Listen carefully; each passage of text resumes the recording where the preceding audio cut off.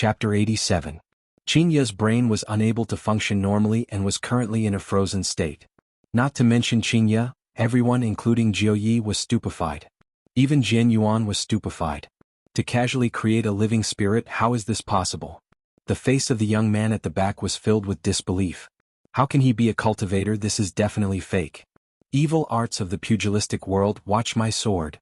The young man immediately pulled out his sword and stabbed towards the Calabash brother. I want to expose his lies and let everyone here know that he is a gigolo. I also want that beauty to know that he is a swindler.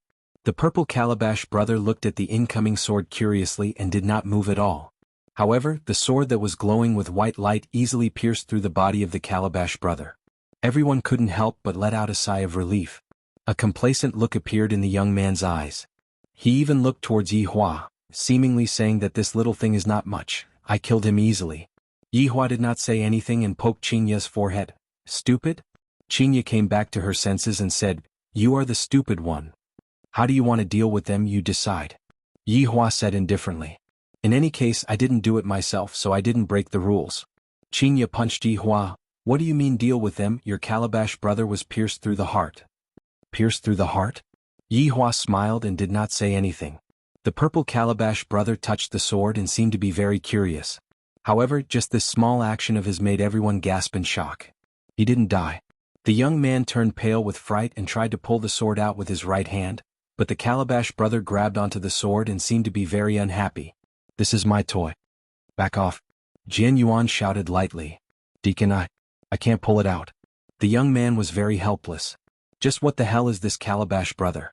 Suddenly, a purple light emitted out from the hand of the Calabash brother, and the sword was instantly wrapped up. The young man revealed a look of shock and immediately let go of the sword. The Calabash brother swung his hand, and the purple sword floated in the air, looking very dazzling. Qingya, do you want them to live or die? Yi Hua asked Qingya, who was absent-minded. Qingya looked at Yi Hua blankly. She was getting more and more confused about Yi Hua. Just what kind of person is he? He knocked on the silly woman's head and said, You look pretty cute in this adorable way. Why did you knock my head? Qingya rubbed onto her head petulantly. You haven't answered me yet. Answer what? They have offended you. It's not like other people did it on purpose. Forget about it, forget about it. Qingya said in a low voice. In the end, Qingya was still just a little woman. After hearing what Qingya said, Yi Hua let out a sigh. Qingya, you should know that offending you is equivalent to offending me. Have you ever thought about it? After hearing that, Qingya remained silent. I'll let it go this time, but don't make the same mistake next time. As the wife of a supreme overlord, not only did she have to consider herself, she also had to consider her husband's face. Qingya bit her lips, not knowing what she was thinking. However, everyone listened to the conversation between the couple. They were simply showing off to the extreme. What did they mean by offensive? Did they think they were emperors? However, they only dared to think about it and didn't dare to say it out. They were afraid that the purple sword in the sky would give them a chill. At noon, the juniors were all annihilated. Could it be that the seniors are going to die together with them at night? Jiuyi finally understood the advice that his big brother gave him before he died. This boss is truly a cultivator, and his strength is even stronger than Jian Yuan, truly formidable. The purple Calabash brother lightly leaped onto the purple sword that was floating in the sky, then began flying around. That small posture of his was like he was skiing, showing that he was having a lot of fun. Mr. has great strength. Jian Yuan cupped his hands and said. Yi Hua said, Didn't you say that you wanted to spar with me? Jian Yuan's heart sunk. This Calabash brother looks very childish, but from the looks of it, his strength has definitely reached a terrifying level. Spar with me is completely seeking death. Mr.'s strength is extraordinary, we are not Mr.'s opponent. We have offended you just now, I hope that Mr. will not blame us. Jian Yuan let out a sigh of relief. A good man should know when to yield and when to advance and when to retreat. What's the use of acting cool for a moment? Yi Hua felt that it was alright to speak like this. According to his temperament in the past, he would definitely ignore his begging for mercy, but thinking from the perspective of a human, he would definitely want to obtain a greater benefit. Since you are sincerely lowering your head and begging for mercy, then I will spare your life. Yi Hua said indifferently. Jian Yuan looked as if he had eaten a fly. How am I begging for mercy? I am just praising you. Alright, that's right, this can only be counted as a disguised form of begging for mercy, but aren't you not giving me any face at all? Right now, Everyone didn't even dare to breathe loudly. Even Jianyuan Deacon has to lower his head and admit his mistake. Then what do we count as? That purple sword that was floating in the sky was like a death sentence. Whoever dares to speak carelessly would have their heart pierced through. Jianyuan Deacon, since the boss has already spared your life, you should smile, don't frown. Jiao Yi suddenly stood up and said with a smile, having the intention of hugging onto Yi Hua's thigh. Why the F*** K am I supposed to smile? Will I beg for mercy? I will never beg for mercy in my entire life. This is the last time I will beg for mercy. Next time definitely won't. No. There won't be a next time. Why did you all butt in? Yi Hua asked curiously. Jianyuan went into a daze, then played dumb and said, Mister, what do you mean? Bio. The purple sword had already appeared in between Jianyuan Deacon's eyebrows. Calabash Brother was lying on the body of the sword, posing like a drunk concubine. If not for the fact that the situation wasn't right, Qinya would definitely laugh out. Jianyuan didn't know why, but his body was already out of control. This sword might was too huge, but it was only released by Calabash Brother who was lying on the body of the sword, and from start to finish, that man had only thrown out a purple flame. Think about what I mean. Yi Hua said unhurriedly, while playing with Qinya's finger. It was rather tender and smooth. Mister, this is... I don't care what reason you have, I will ask and you will answer. Furthermore, there are a lot of people who are smarter than you here. Yi Hua said coldly. If not for Qinya being soft-hearted, she would have already poked his forehead. In any case, it wasn't me who did it, it doesn't count. Jianyuan was sweating profusely. Why am I so unlucky these 2 days? Sailor Moon and Calabash Brother, I actually got bullied by a character from an anime. Can I still have fun? Why is there such a strong person in this Long'an city? After I return this time, I definitely have to report to the sect. I will not stay in Long'an city even if I am beaten to death. Mister, there is a dragon vein under the mountain that they bought. Dragon vein. Yi Hua went into a slight daze, and here I thought that it was something that made them fight over it. To make such a big fuss over a mere dragon vein. Under the dragon vein there are a lot of treasures, pills, orbs, techniques and so on. Jianyuan had the heart to cry and he took out everything. Yi Hua waved his hand and Calabash Brother instantly dissipated. The purple sword also returned back to its original form and fell onto the ground. And those wealthy merchants' eyes were opened wide. There are orbs and techniques, no wonder our Yunfeng sect wants to butt in. Chapter 88. There was no longer any meaning in staying here any longer. Pulling Qinya, who was absent-minded, Yi Hua said, Xiao Jiao, call a car over. Lord Jiao immediately stood up. I'll make the arrangements now. Boss, please wait for a while. The driver will be here soon.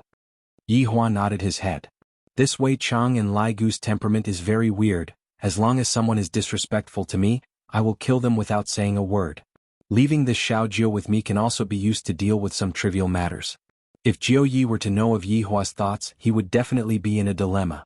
On one hand he wants to hug Yi Hua's thigh, and on the other hand he also wants to hug Yi Hua's thigh to save face. Very quickly, Jiao Ye's Rolls-Royce Phantom arrived, and the driver respectfully opened the door of the car. Yi Hua pulled Qinya, who was absent-minded, and walked out of the side hall. The things that they are talking about are too childish. I am not interested in knowing about it and I don't want to know about it either. Right now, I am only curious about the thoughts of Qinya, this fool. After knowing my strength, you are already stupefied. Let's see if you are still going to be naughty in the future. Qinya was indeed stupefied. Never in a million years would I have thought that the man that I randomly found would be a cultivator. I really don't know if this is good luck or bad luck. Could it be that all cultivators have such a bad temper? Asking his woman to peel crayfish and buy pancakes at every turn? On the way back, the two of them didn't converse with each other at all. Yi Hua was a little impatient. Could it be that this stupid woman was scared silly? Stop at the side. Yi Hua said coldly. The driver didn't dare to say anything else. He had to pull over even if he had to pay a fine. After pulling Qinya, who was still in a daze, Qinya walked to the riverside and gazed into the distance. There were quite a number of couples strolling along the riverside, and there were also many elderly people dancing in the square. The main reason was that the riverside was cool. From time to time, a cool breeze would blow, making one feel relaxed and happy. Yi Hua took out a stick of cigarette and lit it up, then leaned against the guardrail. Meanwhile, Qinya was standing at the side, and the breeze was blowing her beautiful hair, not knowing what she was thinking about. After finishing smoking a cigarette, Yi Hua was a bit irritated. Could it be that I have really become stupid? Speak. Yi Hua said gravely. Qinya took a deep breath, then asked, Yihua, do you know grafting? What do you mean? Yihua slightly wrinkled his brows. If I learn it, I can absorb your inner force. Yihua, what's the point of learning that kind of inferior cultivation technique? Yihua said in disdain. This woman's hair is too long, but her experience is too short. Do you know 3 flower at one's prominence? Yihua's frown deepened. No, then do you know the Nineteen Sutra? Yihua had the thought of smacking Qingya's butt. Ah, not yet. Where's the Dark North divine art? You can't even do that. Buddha's palm headquarters, right? Sigh Yihua, could it be that you have cultivated the sunflower manual? Yihua couldn't bear it anymore and hugged Qingya into his embrace. Don't you know whether or not I have practiced the sunflower treasured book? Qingya let out a breath. Just now, I just wanted to tease Yihua a bit, and upon discovering that he is still the same as before, I can finally be at ease. Just that, with the additional identity of a cultivator, I don't know if I will be able to gain face for myself if I were to tell others about it. For example, other people say, my husband is worth tens of billions. Where does your husband come from? Qingya placed her hands on her waist and shouted out proudly, your husband is nothing, my husband is someone from the cultivation world. If Yihua knew what Qingya was thinking right now, he would definitely give Qingya a lecture. To actually compare yourself with that kind of low-rank job. Are you really someone from the cultivation world? Qingya asked. Yihua didn't know how to reply. What the hell is the cultivation world? If I were to deny right now, would she go back on her words? After all, what I am betting on is whether I am a cultivator or not. However, admitting that I am a cultivator, I feel really low. However, for the sake of teaching Qingya a lesson, I might as well be a little low. Seems like for this woman, my bottom line is getting lower and lower. Yes. Yihua said indifferently. Then, are you very powerful, the kind that can blow up a car with a punch and can even fly into the sky? Yes. Then, can I fly on a sword? Can I fly into space? But there is no oxygen. Yihua, do you not want to breathe anymore? A few black lines appeared on Yihua's forehead. No wonder you were like that night, so you are a cultivator, you must have taken your medicine. Yihua was really angered and said coldly, you can come and give it a try tonight. Tsk, I won't fall for it. Don't think that just because you are a cultivator, I have to hug onto your thigh and listen to your words. Qingya pushed Yihua away, stood in front of Yihua, raised her chin and said confidently. Yihua said gravely, did you forget about your vow? What vow? I don't know what you were talking about. I knew that you would be like this. Yihua took out his phone and played Qingya's recording. If Yihua is really a cultivator, Qingya, promise that I will be obedient in the future. Yihua will be my sky, alright? After listening to her vow, Qingya immediately understood, I was tricked by Yihua again. I won't accept this, you lied to me. Qingya raised up her small fist again, but unfortunately her wrist was grabbed onto by Yihua. Yihua knew that Qingya would go back on her words and said coldly, do you think that your small fist will be able to harm me? Qingya's expression immediately sunk as she said, I know that you are a cultivator now and you are very powerful. I am just an ordinary woman, and I am completely not your opponent. If you want to hit me, then go ahead and hit me. In any case, there is no one in this world who would feel sorry for me. After hearing what Qingya said, Yihua went into a daze. Why do I feel that I am the one in the wrong? If I wanted to hit you, I would have long slapped you into the sky. Look, your expression is that of anger. Go ahead and hit me. In any case, I don't have the strength to fight back. Qingya said faintly. Her resentment soared to the sky, and the people who were passing by were able to sense that heavy resentment. Even if they were separated by a screen, they would still be able to smell it. Yihua resisted the urge to smack Qingya's but, do you really think that I don't dare to hit you? You are a cultivator, you are the biggest, whatever you say goes. Qingya spread out her hands helplessly. Don't compare me with cultivators. Yihua shouted out lightly. Cultivators are nothing, just a fart is enough to crush us to death. Sigh, my husband is using his identity to oppress me. Sigh, Yihua suddenly felt that if he were to tell her a little bit of things, she would be able to soar into the sky. If I had known that this would happen, I would have kept it a secret. To actually say that I am using my identity to oppress me, you are clearly the one who lost the bet. Seeing that Yihua was not speaking, Qingya rubbed her ankle and said lightly, I can't walk anymore. Take a taxi by yourself. Yihua said petulantly, then lit up another stick of cigarette. Qingya snorted coldly, then made a flower-pinching finger gesture.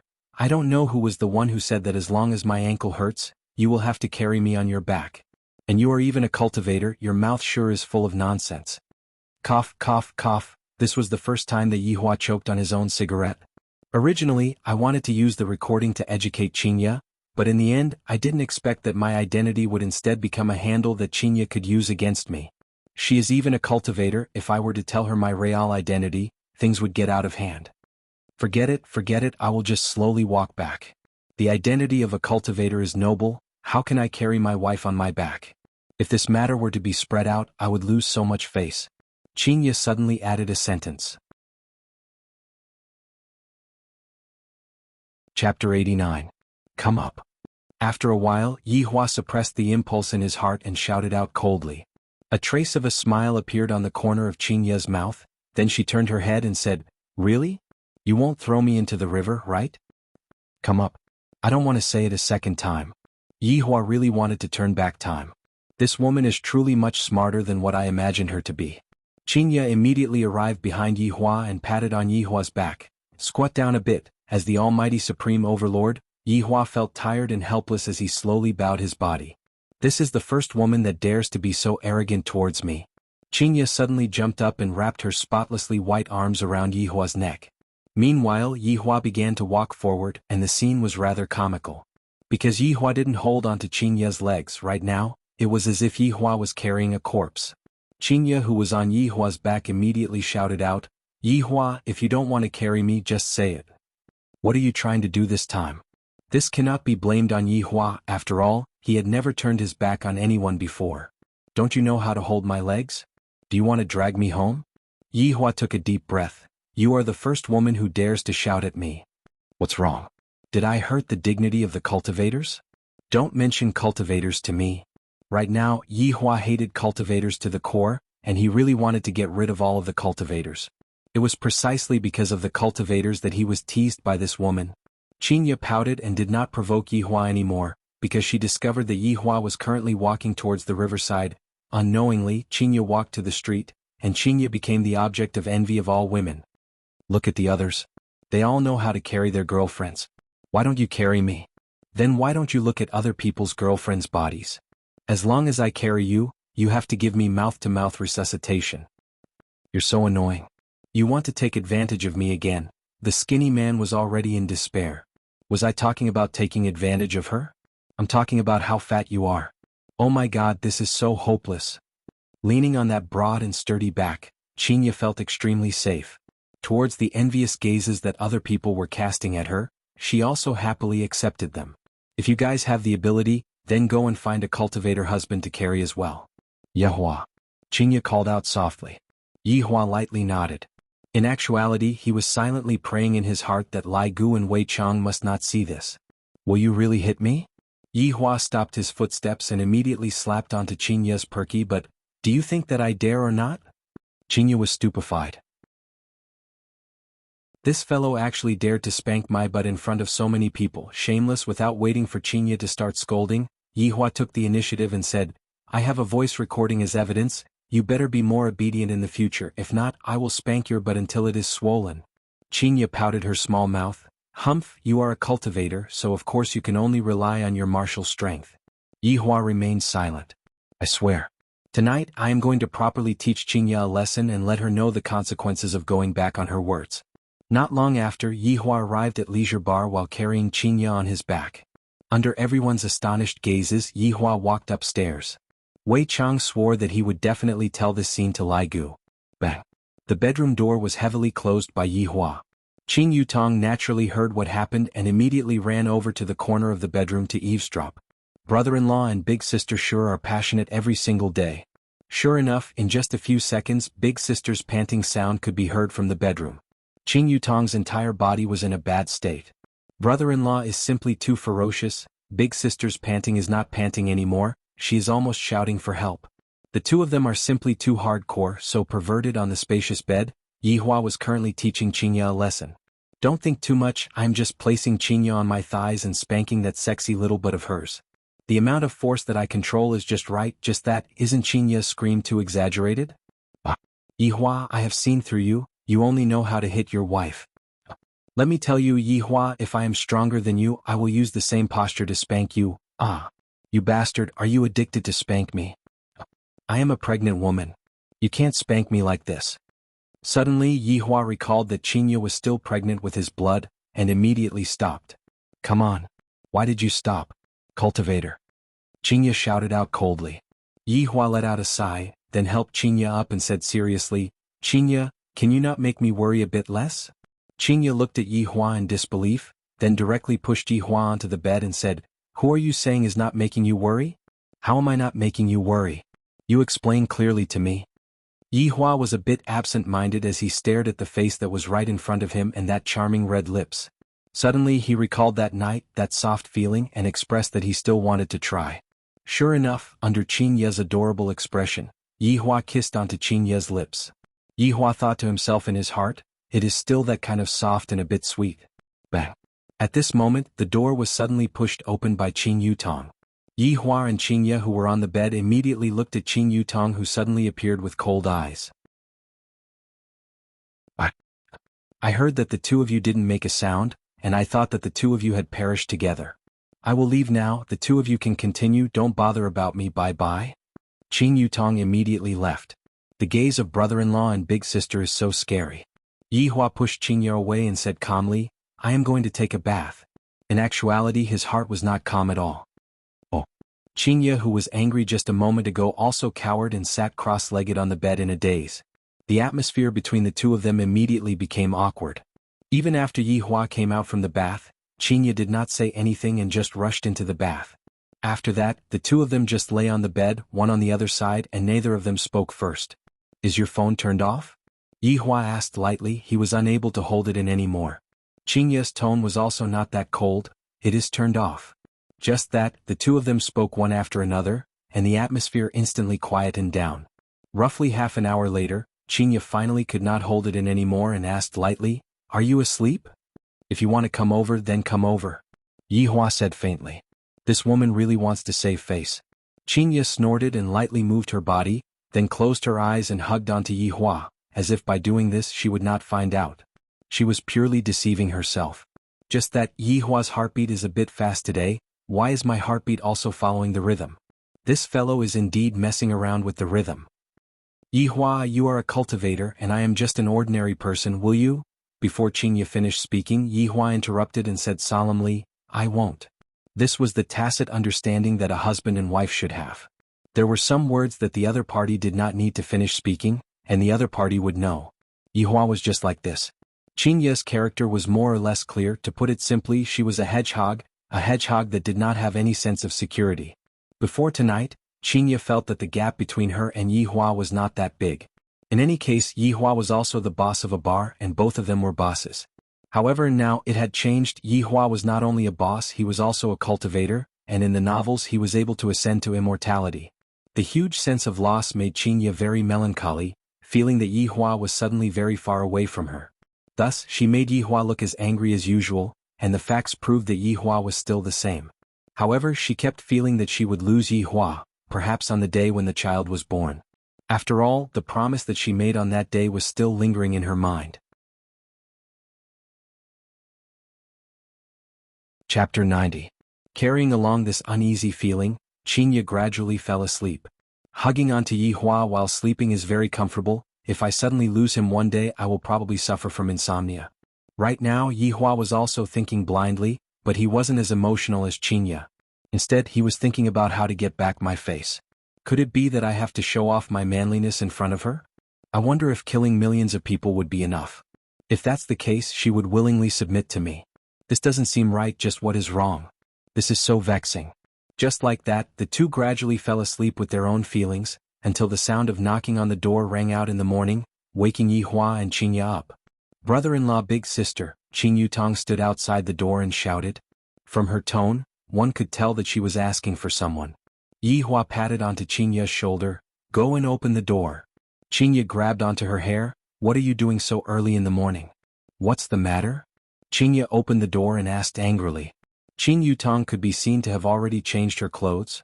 Wearing a big round hat and sunglasses, she should be considered to be fully armed.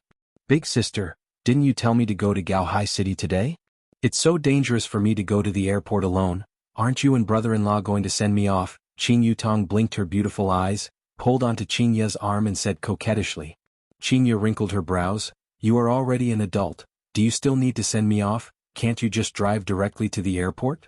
Big sister, you don't even care about your little sister, my heart hurts. Yihua was no longer sleepy, he got off the bed and said, let's just go and send her off and eat breakfast on the way. The corner of Qin Yutong's mouth twitched. I feel like it's all thanks to breakfast. Since the man has already spoken, what else can Qinya say? She went to wash up. 15 minutes later, the two were ready. Qinya on the other hand was very happy right now because there was no need for her to put on makeup, her face was simply too stunning. Thinking back to the meat on that day, Qinya was very curious, could it really be dragon meat? Yutong drive. Qinya threw the car key to her little sister. Qin Yutong knew that it would be like this. The two of them were masters, especially brother-in-law. That expression of his was just like an emperor coming out of the palace. Sitting on the Audi A8, Qin Yutong successfully obtained the identity of the driver, while Qin Yutong and Qinya sat at the back. Qin Yutong, who was driving the car, silently thought to herself. Last night they were clearly quarreling so much, and in the end when I knocked open the door to take a look, I saw that they were actually lying on the bed and kissing. Yutong, for the next few days properly cooperate with us, alright? Don't cause any trouble again. Qinya reminded. Qinya understood her younger sister's personality very well. Yutong was puzzled. Qing said, Yutong, I said. It doesn't matter if it's 1 or 2 days. You have to get it done. Alright, in any case you all just want to chase me away. When is my little nephew coming out? By then we would have already run away from home. Yutong? Qingya Qing. Qinya was filled with melancholy. It was as if she had already seen her child running away from home along with her younger sister. Yi said, I Qing. I by day I. Quiet down, what's there to quarrel about? Yihua said gravely. Quarreling every day, this is giving me a headache. The two goddess-like women pouted and quietened down. Half an hour later, Qin Yutong finally arrived at the airport. Aren't you two coming down to send me off? Yihua and Qinya directly ignored her, and Qinya even went up to the car and stepped on the accelerator, leaving behind Qin Yutong, who had an adorable look on her face. Ah! These two are simply angering me to death, they don't have a bit of sympathy. Let me tell you, I am going to run away from home for half a month. Seems to be a bit long, 1 week then. Let's see if you two are anxious or not. Qin Yutong, who was throwing a small tantrum, walked into the airport and immediately attracted attention. Although she was fully armed, her temperament could not be changed. Don't look at how Qin Yutong was carefree in front of Yihua and Qinya. When she met outsiders, she would change. After all, Yihua and Qinya were her relatives. In the car, Yihua said faintly, let's go out for a walk today. Cultivator, do you want to go on a date with me? Qinya teased, the corner of her mouth unconsciously raised up. Can you remove the word cultivator from your mouth? Can't you speak properly? Yihua felt that telling her that he was a mistake. If he were to directly tell her that he was a supreme overlord, things would get out of hand. Qinya laughed tenderly. Alright, I will remove it from your mouth, alright? After remaining silent for a while, Yihua asked, what do you think of my personality? Qinya was very puzzled. This fellow is not normal today. Do you still have a personality? Those who don't know would think that you are an emperor, your face is cold every day, and you even have problems with the most basic communication. Yihua, are you sick? Autism, you are also a cultivator, you have to hide your identity. Qinya. Yihua shouted out gravely, this woman can't even leave the word cultivator out of her mouth right now. To even say that I am sick, her guts are really getting bigger and bigger. Look, after saying a few sentences of yours, you are jumping up again. As a human, you have to learn to be calm. Don't think that just because you are a cultivator that you are superior to others. You have to learn to integrate with others. Cultivator again. Cultivator again. Yihua really regretted admitting that he was a cultivator right now. After taking in a few deep breaths, Yihua calmly asked, is there any way to solve it? Do I really have to solve it? Qinya found it hard to believe. Yihua couldn't be having a fever today, right? I am thinking too much. Yihua just felt that learning human nature was not something that one could learn on the surface. One had to put it into practice. However, talking to these low-grade creatures, I feel very uncomfortable. I wonder how Wei Chang did it. Yihua lightly grunted, feeling that he had lost a lot of face. I will bring you to a place. I guarantee that you will be able to get rid of those bad habits of yours. Qinya felt that today was really wonderful. Yihua is finally obedient. Bad habits. Yihua said gravely. This is the dignity of a supreme overlord, but when it comes to her mouth, it became a bad habit. Could it be that it is a good habit? Qinya snorted. Half an hour later, Qinya brought Yi Hua to a place that was overcrowded with people, the pedestrian street of Long'an City. Last time I even came here to eat skewers. Why did you bring me here? Yi Hua asked faintly. Don't think too much, come with me. Qinya held onto Yi Hua's big hand and walked into Adi's specialty store. Inside the specialty store there were almost all female salespeople, and when they saw such a handsome guy they all rushed over. When they saw the woman beside Yi Hua, they immediately stopped their footsteps. The woman was so beautiful that it made people feel ashamed of their inferiority. Qinya sized up the sportswear, then looked at the suit that Yi Hua was wearing. Don't dress so solemnly all day when it is time to relax, relax. Yi Hua remained silent. What are you in a daze for, go and buy it? Qinya pushed Yi Hua, letting Yi Hua take the initiative to ask.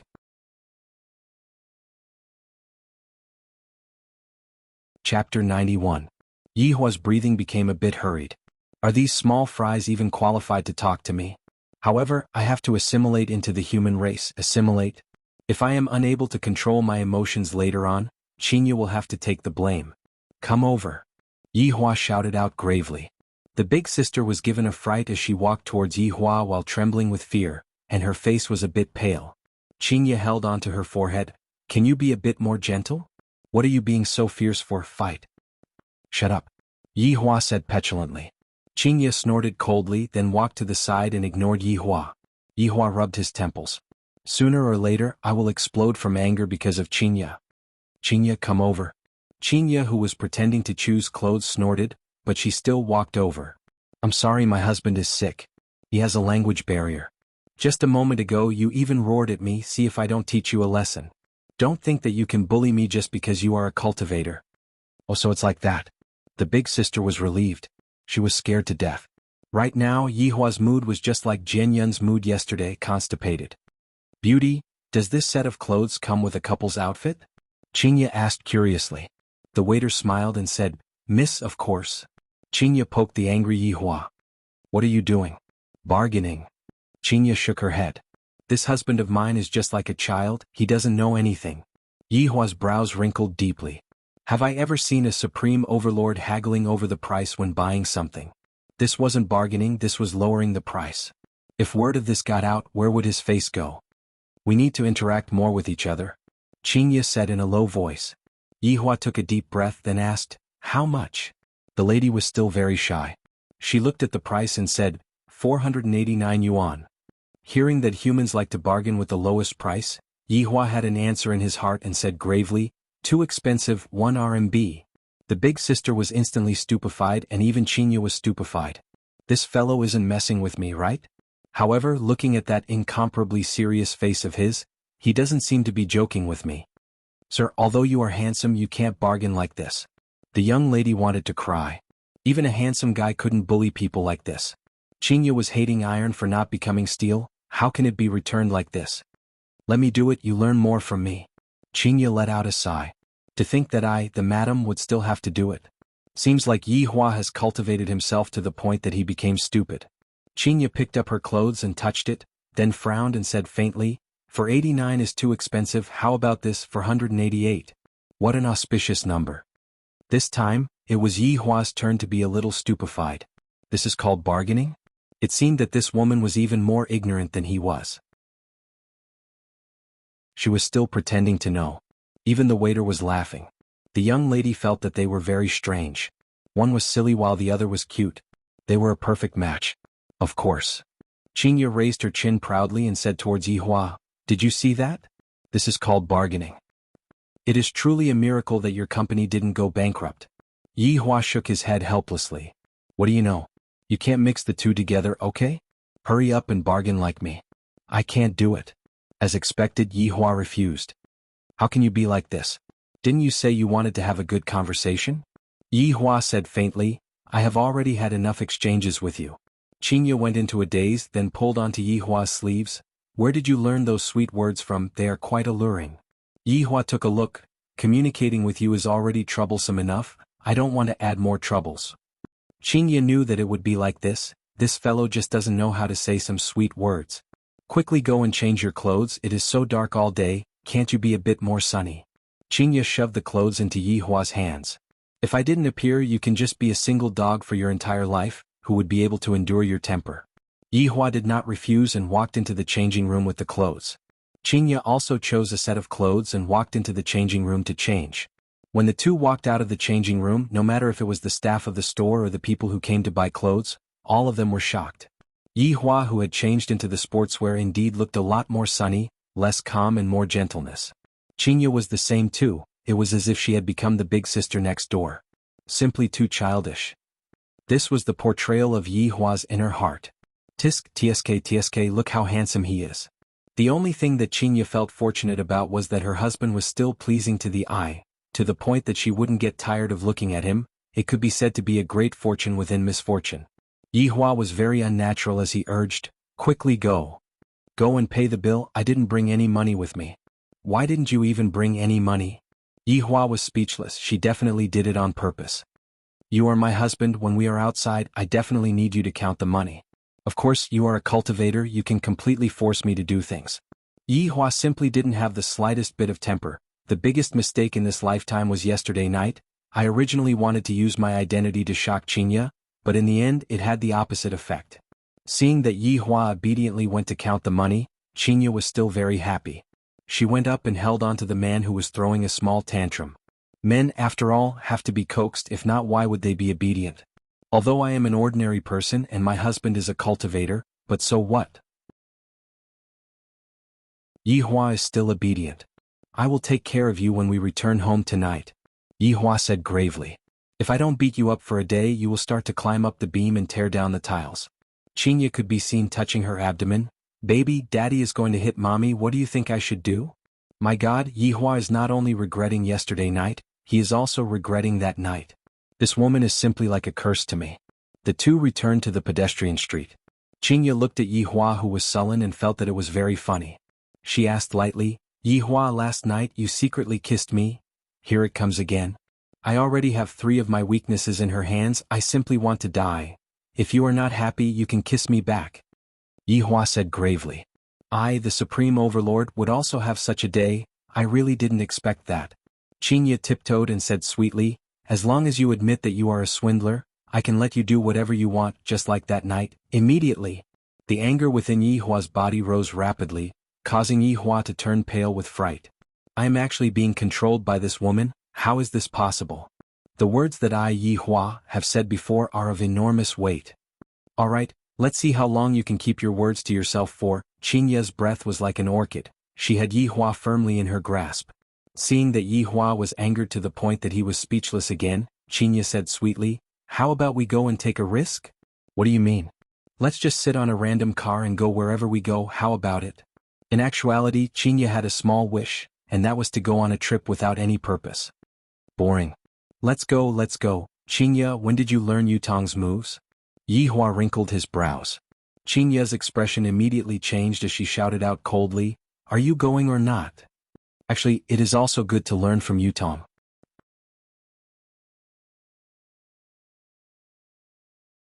Chapter 92. After getting on the bus, Qingye quickly fell asleep while leaning on Yihua's shoulder. It was only at this time that Yihua felt that Qingye was very obedient, and when she woke up, she became like a little demon. After half an hour of driving, the two got off the bus and changed into the minibus. Who knows where this minibus is heading to? Teacher, stop for a moment. Looking at the scenery outside, Qingye couldn't help but shout out. After getting off the car, Qingye stretched her body and said comfortably, the air here is fresh. Yihua lit up a cigarette, expressing that he was very bored. A truck carrying pigs passed by, and the truck carried a strange smell. Qingye's comfortable face immediately turned black, and even Yihua's face was the same. This is the good place that you chose, Yihua said petulantly. Qingye was a little embarrassed. How would I know? Can't you treat me a bit more gently? Hold my hand and close your eyes. What? You want to steal a kiss from me again? Qingye's heart was beating faster. Who wants to kiss you? I'm just changing places. Yihua let out a light sigh. I really don't know what she is thinking about all day long.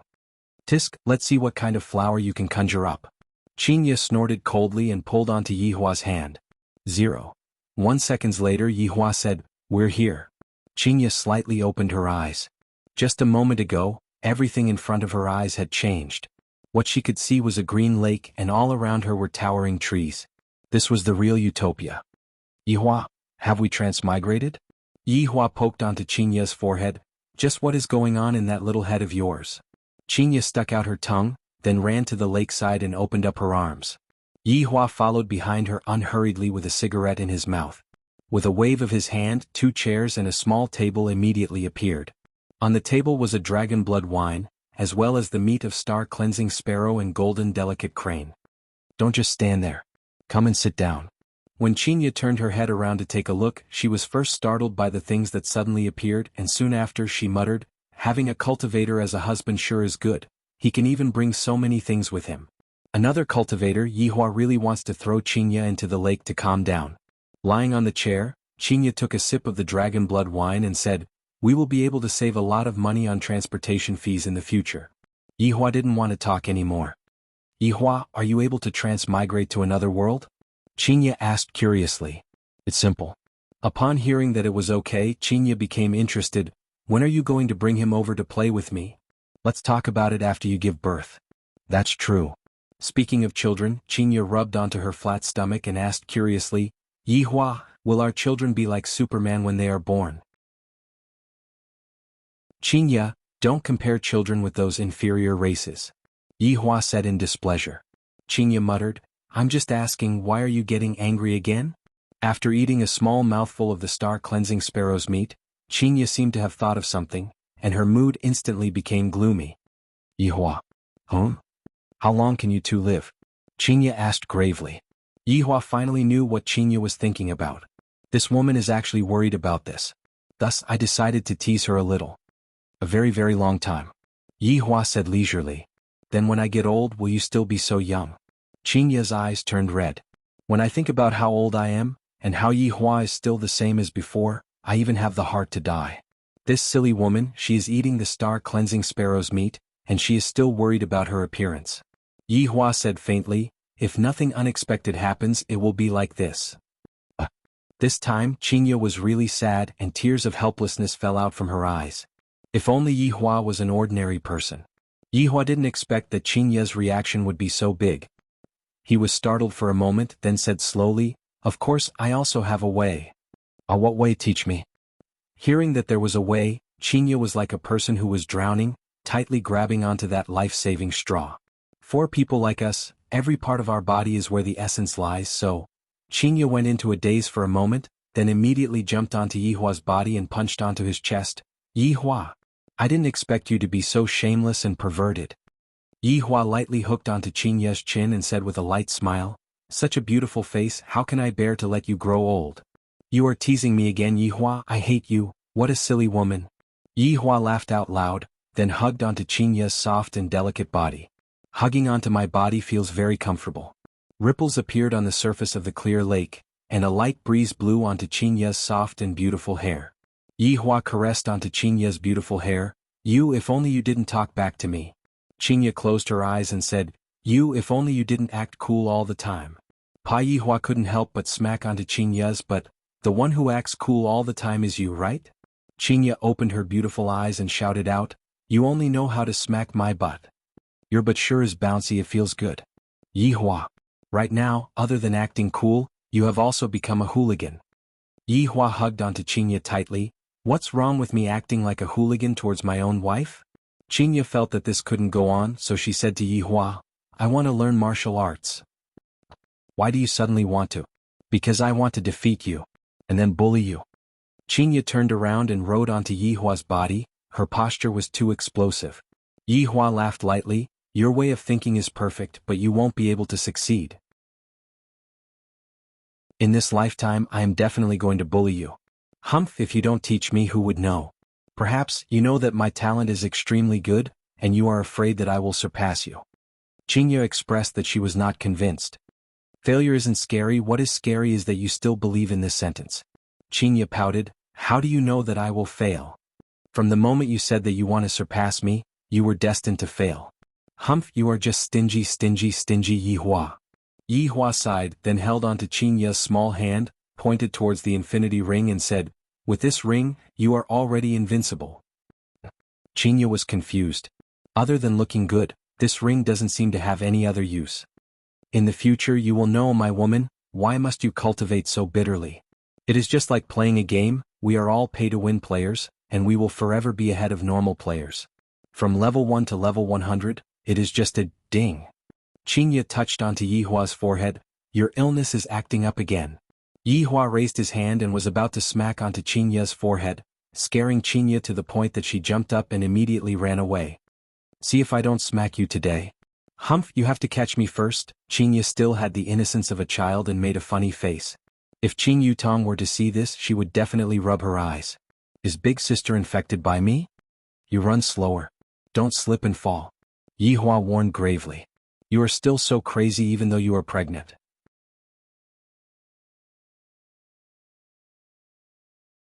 Chapter 93. Suddenly, a cry for help came from the forest. A man covered in blood rushed out. His panicked face made it seem as if there was a great flood or fierce beast behind him. Save me, save me! The man ran towards Qinya, who was in a daze. Unexpectedly, his legs became crooked and he tripped over himself. He slid for a full 3 meters before finally stopping in front of Qinya's feet. His chin was almost bruised. Yihua snorted coldly. How can my woman be touched by someone like you? Yihua, quickly come and save them. Qinya finally came back to her senses and shouted out loudly. Yihua walked over unhurriedly and sized up the man. He discovered that the man did indeed have injuries, but the injuries were not as serious as what he had shown. Furthermore, the fainting that the man was showing right now was just an act. Qing Yuan felt that he was really unlucky today. He heard that this mountain range was extraordinary, so he specially came over to check it out. In the end, he bumped into a disciple of the Cloud sect. Luckily, he escaped quickly, but he also discovered an unknown secret. If this news were to be leaked out, the entire cultivation world would be shaken. The Cloud sect actually secretly dug up a dragon vein. However, he was injured. If he continued like this, he would definitely be caught. Coincidentally, he saw a couple camping by the lake. After observing them for a while, he felt that they were both good people. After all, they were so in love with each other. The beautiful woman was running around like a child, shouting for him to come and catch her. She was really cute and kind. The man doted on the woman very much, so he was probably a kind-hearted person. When he saw someone like him in trouble, he would definitely help. Look at this beauty is anxiously shouting to save me. I am so happy, hurry up and drive me away. What happened? Yihua walked over and asked lightly. I don't know, he just ran out from the forest, quickly save him. Qinya pulled onto Yihua's hand and shouted out anxiously. Yihua appeared very serious and said, Qinya, don't worry, it's nothing big. Qing Yuan, who was lying on the ground, cursed under his breath. What kind of look was that? He was covered in blood, yet he said that he was fine. Only a fool would believe him. Then I can rest assured. Qinya patted on her chest and let out a sigh of relief. Qing Yuan froze. How could you believe such words? Don't believe a man's mouth, believe your own eyes. Qinya naturally believed in Yihua. After all, Yihua was a cultivator. Then why isn't he waking up? Qinya walked over to Qing Yuan's side and asked curiously. He might have fainted from the fall. Just get some water to wake him up. That's right, why didn't I think of that? Qinya slapped onto her forehead. I am truly becoming more and more stupid. Qing Yuan felt that he should wake up. There were wounds on his body and he couldn't touch water. Just as Qing Yuan was thinking, a comfortable feeling spread across his face, and his body couldn't help but tremble. Yihua, it's moving. Moved. But why hasn't she woken up yet? Not enough water. Oh. Qing Yuan was shocked. He couldn't do this, he was about to wake up. Cough, cough, cough. Qing Yuan coughed violently. Perhaps he wanted to make it look more realistic, so he used a little more force. Who knew that he would cough out blood? He couldn't stop coughing. Qinya was frightened by the bloody scene in front of her. Yihua, is he going to die? He's fine. He's just coughing out blood. He'll be fine soon. Qing Yuan's heart crumbled. Who the F***ck would cough up blood like this? How could these two people not know this common sense? 1 minute later. Yihua, why hasn't he stopped? Seems like he has a lot of blood. Qinya, lay him down. Yihua said faintly. Without waiting for Qinya to act, Qing Yuan had already laid down himself. Could it be that Yihua is going to give me artificial respiration? Such a beautiful woman, I'm so happy. What do we do next? Qinya asked curiously. Yihua pointed at Qing Yuan's chest. This person's blood is all accumulated in his chest. If we don't take care of it in time, he might suffocate to death. Ah, so serious. Qinya was shocked. And Qinya, use your foot and step on his chest. Use a bit of strength and he will be able to vomit out all of the extravasated blood. Yi Hua said very earnestly, and Qinya had never seen Yi Hua being so earnest before. Qinya wrinkled her brows. Will it really work? Qinya, look at how much pain he is in, hurry up. Qin Yuan couldn't care so much anymore. These two are simply inhumane. I am already coughing out blood, and they still want to step on my chest. Do they even have a bit of medical common sense? This beauty actually believed in my words. Cough. No. Cough, cough, cough. Qin Yuan wanted to leave. He didn't want to be stepped on by Qinya. Qinya took a deep breath. Mister, don't be anxious. My husband will cure you. Cure your sister. How is he going to cure me? He is going to take my life. You are going to be his accomplice. Bear with it a bit. Qinya closed her eyes and raised her foot. Cough, cough, cough, cough. Qin Yuan went crazy. Even if you want to step on my chest, you should at least open your eyes. Who would step on my chest with their eyes closed? Sure enough, Qinya did as Yi Hua said and heavily stepped on Qin Yuan's chest. As expected, the coughing stopped and Qinya let out a breath. Yi Hua's method is really useful. Yi Hua couldn't help but shiver. The place where Qinya's foot landed was too dangerous. Not to mention coughing, even if it was a heavy injury, one would still faint. Opening her beautiful eyes, Qinya looked at the place where her foot landed and took in a breath of cold air, then immediately looked towards Yi Hua. Yi Hua. I didn't do it on purpose. I just wanted to save him. Yi Hua shook his head. Quickly go and get some water to splash him to wake him up. Qinya, who was embarrassed, immediately took some water and splashed it on him again. When he wakes up, I will definitely apologize to him. I really didn't do it on purpose. Qin Yuan really fainted. Originally, I was still fine. I just wanted them to save me and drive away from here. In the end, I am really not far away from death. After Qinya's unremitting efforts, Qin Yuan suddenly woke up and took a deep breath. Coincidentally, Qinya splashed water on him. I'm finished, I choked. Cough, cough, cough. Cough, cough, cough. I'm sorry, I didn't do it on purpose. Qinya was about to cry from anxiousness. Why did I vomit blood again? Qin Yuan opened his eyes as if he was saying, don't torture me anymore, let me go, we can pretend that we never saw each other. Just that, in Qinya's eyes, this kind of expression completely became a signal for help. Don't worry, this time I guarantee that I will step on the right place. Yi Hua slowly turned around. This is too cruel. Cough, cough, cough, woo-woo. Qin Yuan was in despair. He wanted to struggle to get up and leave, but he was held down by Qinya. You can't leave now, you will die. F***K, if I don't leave now, I will die later on, you murderer. Qinya immediately raised her leg and this time she did not close her eyes. Aiming at the position she kicked down. A stream of blood sprayed out from Qin Yuan's mouth, and his entire body went limp, and his expression was no longer that painful. Qinya, you saved his life. Yi Hua said with his hands behind his back. Qinya let out a breath. What should we do next?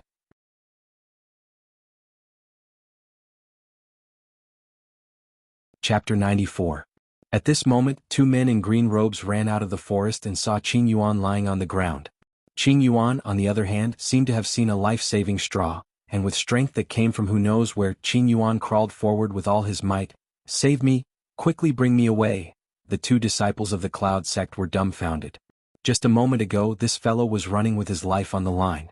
How did he become so withered in just a few minutes? It was as if he had masturbated dozens of tubes. Qinya said apologetically, just now I was saving him and accidentally stepped on the wrong spot.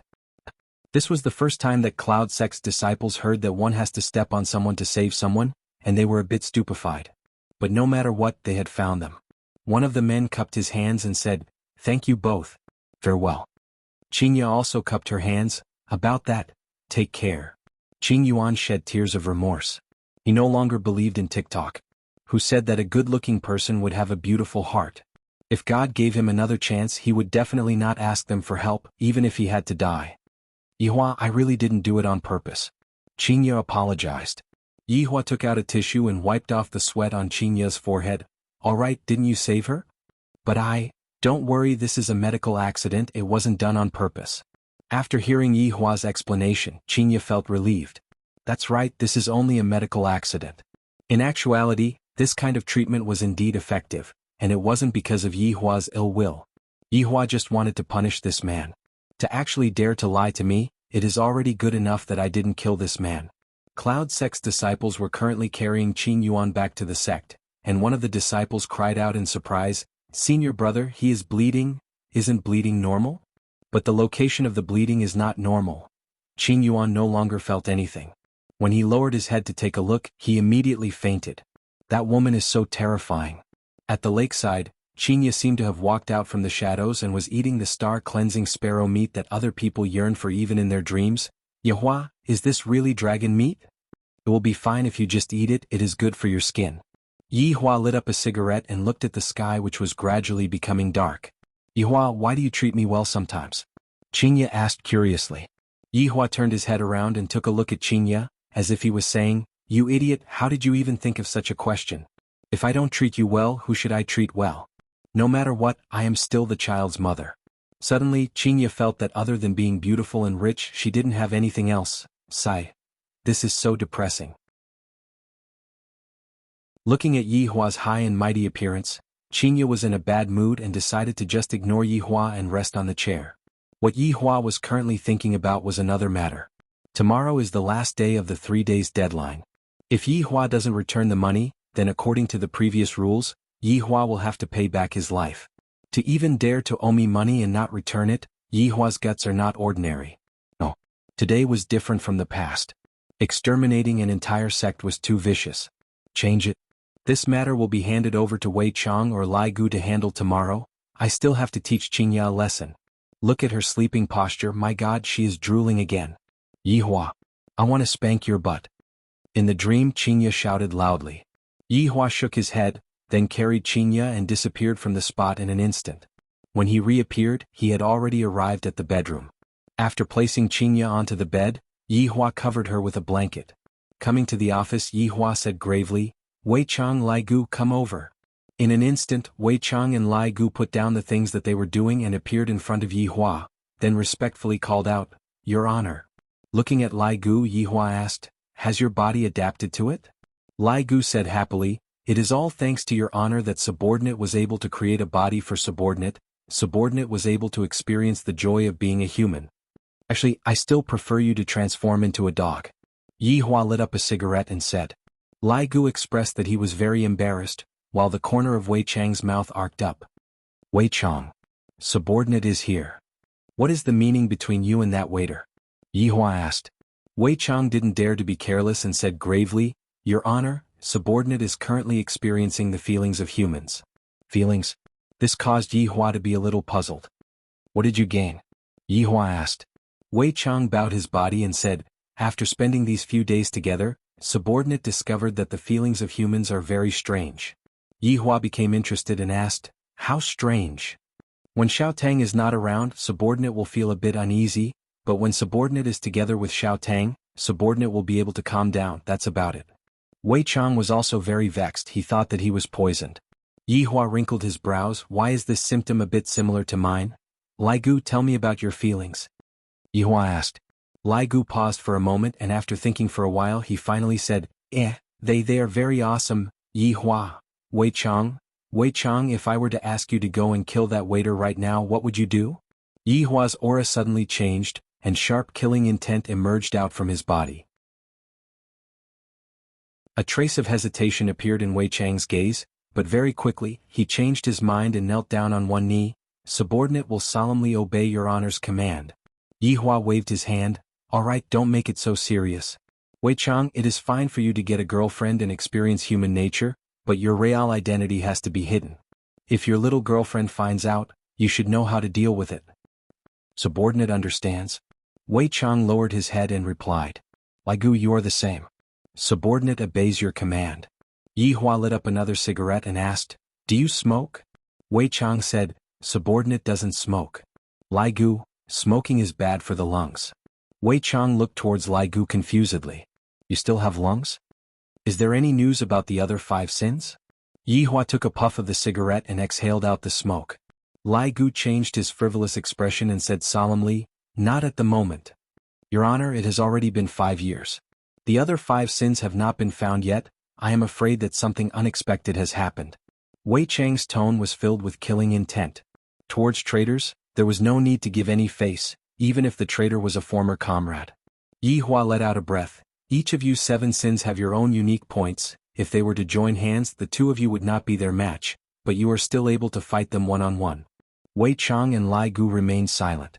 The other 5 sins were powerful. Not only were they powerful, their personalities were also twisted. How could Yi Hua and his 2 subordinates not have twisted personalities as well?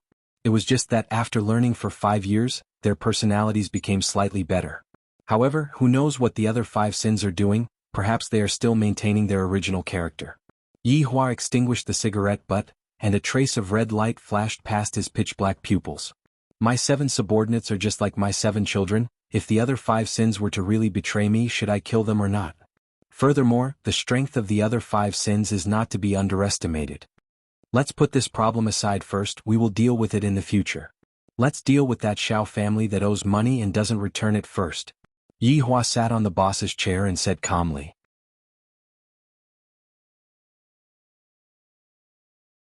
Chapter 95. Lai Gu let out a sigh of relief. This kind of small matter is what Wei Chang likes to do the most. It is still more comfortable for me to lie on the bed. Lai Gu, how do you think we should deal with this matter? Yi Hua asked. The latter paused and swallowed his saliva.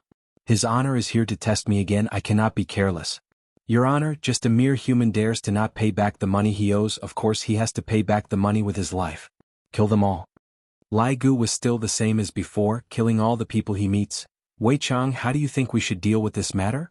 Wei Chang pursed his dry lips. According to the usual routine, I will definitely kill all the people I meet. I can give up the money, but I cannot lose my face. However, his honor will definitely not follow the usual routine, just like that long-out yen. Your honor, those who owe money and don't pay back are the most evil. I suggest that we kill the person closest to them. Yi Hua was somewhat attracted by Wei Chang's suggestion. This is a bit interesting. Tell me about it. Subordinate thinks that what humans fear the most is losing their loved ones. In the past, when we were fighting all over the world, we also saw it, but we didn't understand it. However, after 5 years of understanding, other than money, what humans care about is their family. Lai Gu took a look at Wei Chang. Where did this gluttonous freak find this fallacious reasoning from? Lai Gu looked at Wei Chang. When can you be as sensible as Wei Chang? Yi Hua was gratified. I finally made Wei Chang's IQ online. Subordinate is incompetent. I will definitely properly learn about human nature in the future. Lai Gu thought in his heart, learning about human nature on the bed. Yi Hua continued to ask, Wei Chang, who do you think Xiao Yi cares about the most? Here comes another problem. Wei Chang thought to himself, if it's me, other than his honor, it would be Xiao Tang. That's right. It's a woman. Subordinate thinks that the person Xiao Yi cares about the most is definitely his woman. Yi Hua felt that what Wei Chang said was reasonable. Nothing in life is more important than losing one's true love. Yi Hua went into a daze. What am I thinking about? True love? Wei Chang, you handle this matter as you see fit. Take the money, kill the person too. I will obey your honor's command. Let's do it tomorrow night at 12 o'clock. If he returns the money, then forget it. Yi Hua added. Wei Chang and Lai Gu went into a daze, then knelt on the ground and shouted, Congratulations, your honor. What joy. These 2 fellows had learned the human's flattery skills the most. Lai Gu sighed with emotion. His honor is clearly able to use his martial power, yet he just had to use his brain. As a subordinate, I am truly unable to catch up to him. What Lai Gu said is right. If it was in the past, his honor would have long since ordered us to kill him. But today his honor actually said to spare his life. From this, it can be seen that his honor's control over human nature has already reached the pinnacle. Subordinate is blushing with shame. Wei Chang was so excited that he even sprayed out his saliva, and that expression on his face didn't seem to be bootlicking. Lai Gu, who was at the side, was stupefied. This gluttonous monster's performance is pretty good. You all. Yi Hua laughed helplessly. Compared to the past, the current atmosphere was much warmer. Dong dong dong, Yi Hua, are you inside? Qing Ye's voice rang out. You guys go ahead. Wei Chang and Lai Gu bowed and left, then disappeared from the office. Just at this moment, Qing Ye pushed open the door and walked in. When did we come back? Not too long ago. Yi Hua opened the window and let the smoke disperse a bit.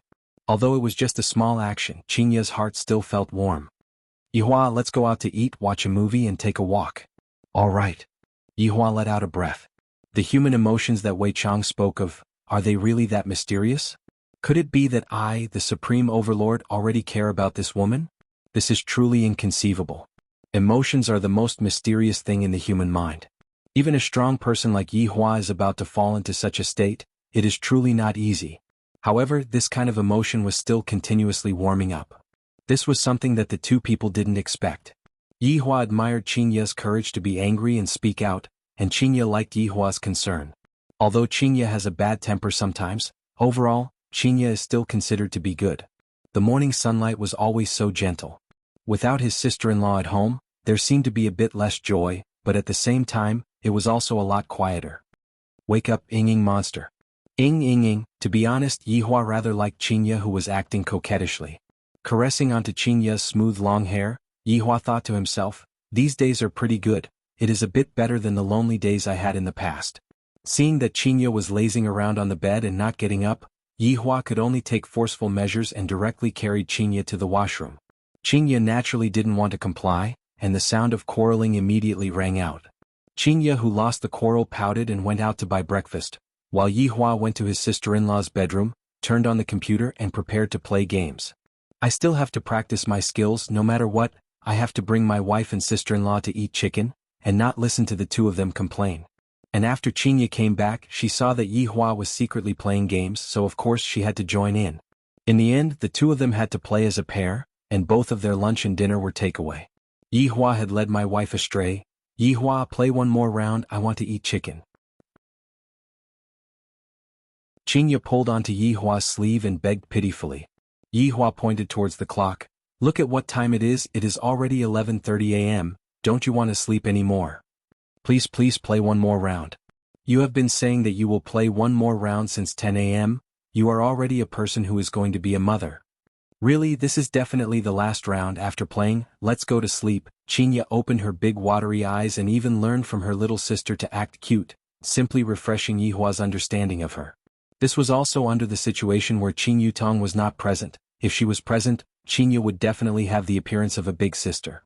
This way she would appear to have a deterrent force, and in the end Qin Ye was slowly accepting Yi Hua. Yi Hua let out a breath. One more round. Thank you, hubby moi. Kiss my face full of saliva. TSK, this beauty here kissed you and you still dislike it. You can play by yourself. Don't, hubby, I know my mistake. Only a capable man can bring his wife to eat chicken, and Yi Hua actually forgot about the proper business. Luckily Wei Chang still remembered. Wei Chang, who was currently on the first floor, looked at the clock. It is almost midnight, I still have to collect what I should collect. Walking to the toilet, he closed the door and called out, Death Mage. Within a villa in Long City, Death Mage was currently drinking beer and watching the match between Germany and South Korea. Isn't it obvious that Germany is going to win? Death Mage decided to gamble one more time, betting on Germany to win. Just when the match had just started, he received a summon from his master. This was the hardest time to make a decision in one's life. Death Mage chose his master, but where did his scythe go? Finally, Death Mage found his scythe at a corner of the kitchen. Dust had already gathered on it. I have to wipe it. I can't let my master find out that I am slacking off. According to my master's orders, I am currently guarding that Long Out Yen.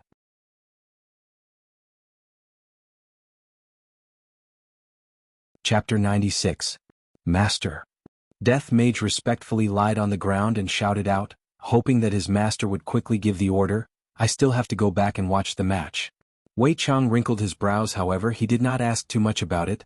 There is a Shao family in Zijin City, and the family head, Shao Yi, owes his honor 50 billion. Go and get the money back. Other than that, kill his most important woman. Do as you see fit. A mere trash dares to owe his honor money, and even caused master to be so vexed. How can killing a single person be enough to appease his honor's anger? I would like to be so bold as to request to kill his entire family. The corner of Wei Chang's mouth twitched. Wasn't this line used by him in the past? It seemed like he really wasn't as bloody as he was in the past. How can you change his honor's orders as you wish? Wei Chang shouted out lightly. What an unruly fellow. This subordinate deserves to die. As soon as it's midnight, you can make your move. Death Mage did not dare to ask too much about it. Why did they have to wait until midnight before taking action?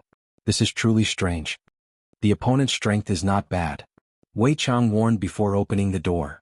Master, Don't worry, subordinate will definitely get back his honors 50 billion and a life. Go. Yes. When Wei Chang walked out of the toilet, he just happened to see Tang Wei walking over. Uncle Wei, Tang Wei called out sweetly as a blush appeared on her cheeks. Xiao Tang, when we close the door, Uncle Wei will treat you to supper. Wei Chang said with a smile. Yi Hua thought that Wei Chang would personally take action, but who knew that Wei Chang had a date at night, and thus called his subordinate over.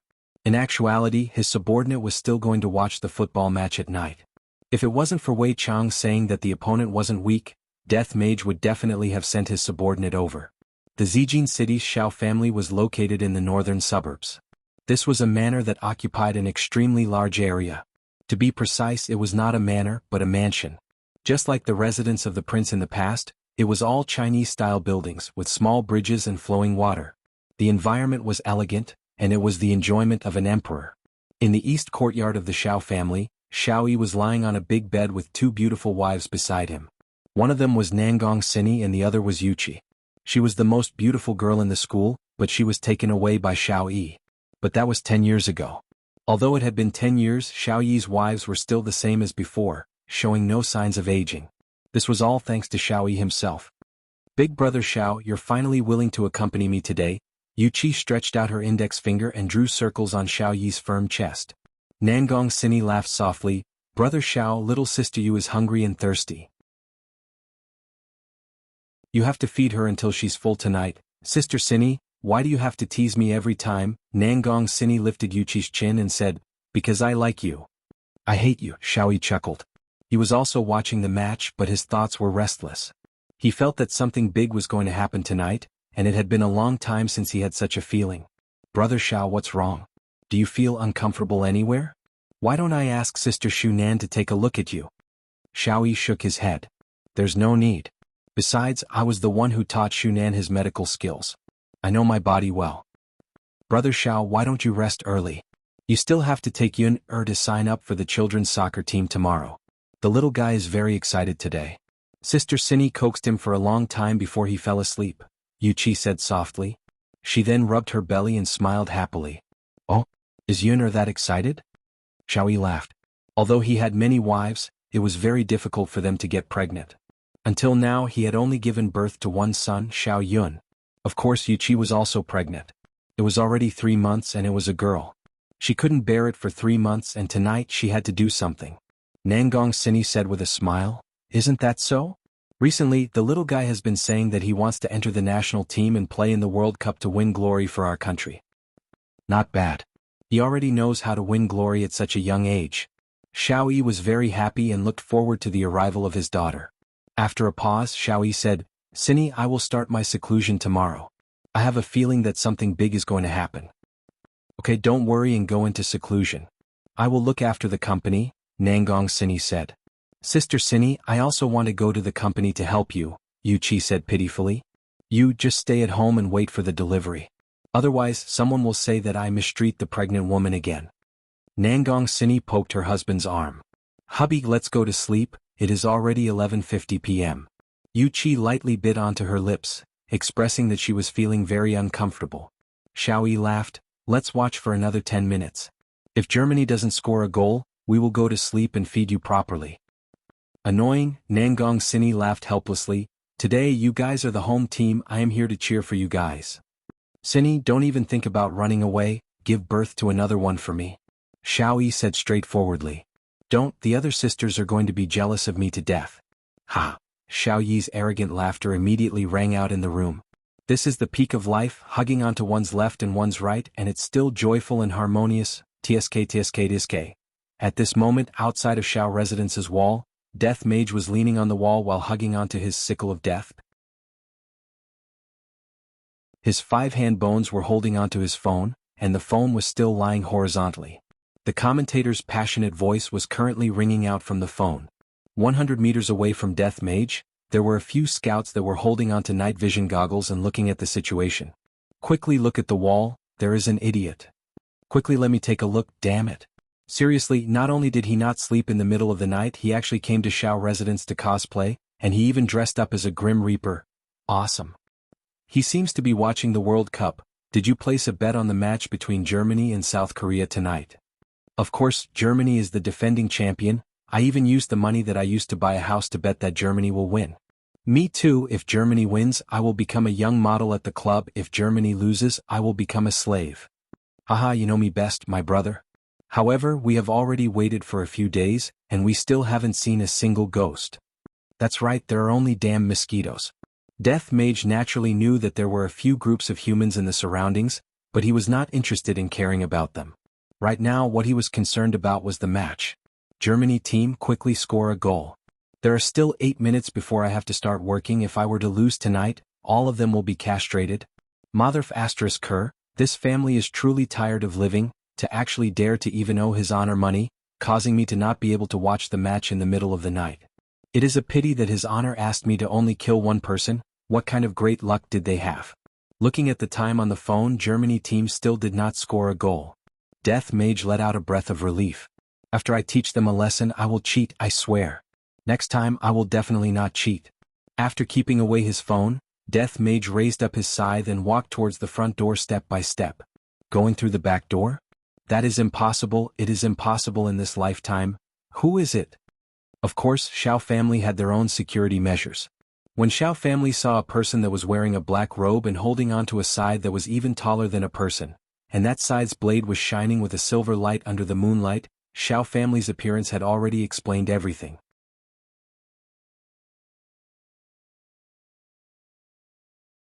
Chapter 97. It was just that the Xiao clan's security did not expect that there would be someone who dared to come here alone.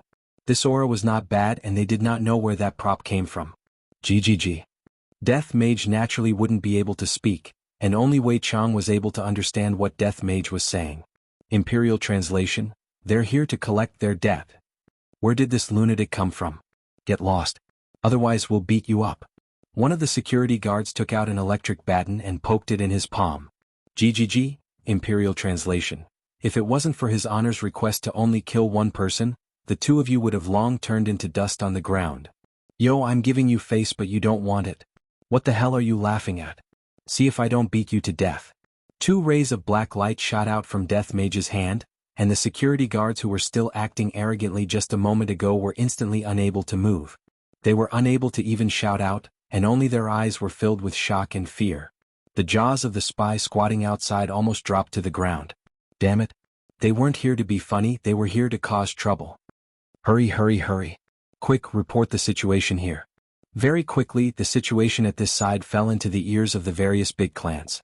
The sky above Zijin City was suddenly covered by a layer of dark clouds, and it was filled with oppression. Death Mage walked past the two of them, and with a push of his arms, the front door of the Xiao family was easily pushed open. When the security guards inside saw that the front door was pushed open by a stranger who was dressed like a grim reaper, without saying anything, they immediately took out their guns and opened fire. Bang bang bang. The gunshot was so ear-piercing in the quiet night. Xiao Yi had just turned off the lights, and Yu Qi's underwear was already down to her knees. Suddenly there was a gunshot. How many years has it been? When did so many gunshots come from the Xiao family? The two wives were also shocked. Nangong Sini immediately turned on the lights. Brother Xiao. Xiao Yi put on his pajamas and frowned. Don't come out, I'll go take a look. Be careful. The two girls warned. They were wondering who had come to the Xiao clan. How audacious of him. However, the gunshots outside became less and less. Soon it became quiet. The two women looked at each other and relaxed. It seemed that Xiao Yi had been taken care of. Let's go out and take a look. Nangong Sini said. Yes. Yu Qi put on her pajamas and followed beside Nangong Sini. When she went out, she saw 4 beautiful women walking over. It seems like they are all Xiao Yi's wives. His luck with women is really not shallow. The 6 wives slowly came to the front yard, and the strange scene made them suck in a breath of cold air. All the security guards seemed to be frozen, motionless, and their eyeballs could move, but all of them revealed a look of fear. In the middle stood a man in a black robe, holding an enormous scythe. Because he was covered by the black robe, his face could not be seen clearly. His husband was standing 10 meters away from him. There was a stone bridge between them, and the sound of flowing water was particularly dull. Xiao Yi's expression was heavy. This person's ability was probably on par with his. Where did such a person come from? Why didn't he know anything about it? Moreover, what was he doing here? What enmity did he have with him? May I ask why you have come to visit so late at night? Xiao Yi shouted in a deep voice. His aura continued to rise. Even if he lost, he didn't want to lose. Death Mage let out a strange sound again, and the 6 beauties couldn't help but feel a chill run down their spines. I'm afraid it isn't appropriate for you to tease me like this. Xiao Yi was a man with a temper. Furthermore, he was an immortal emperor in his previous life, and he was revered by thousands of people. Although he hadn't fully recovered his cultivation, he still had his dignity. Death Mage suddenly waved the scythe in his hand. Xiao Yi thought that Death Mage was going to attack him, and a green long sword condensed in his hand.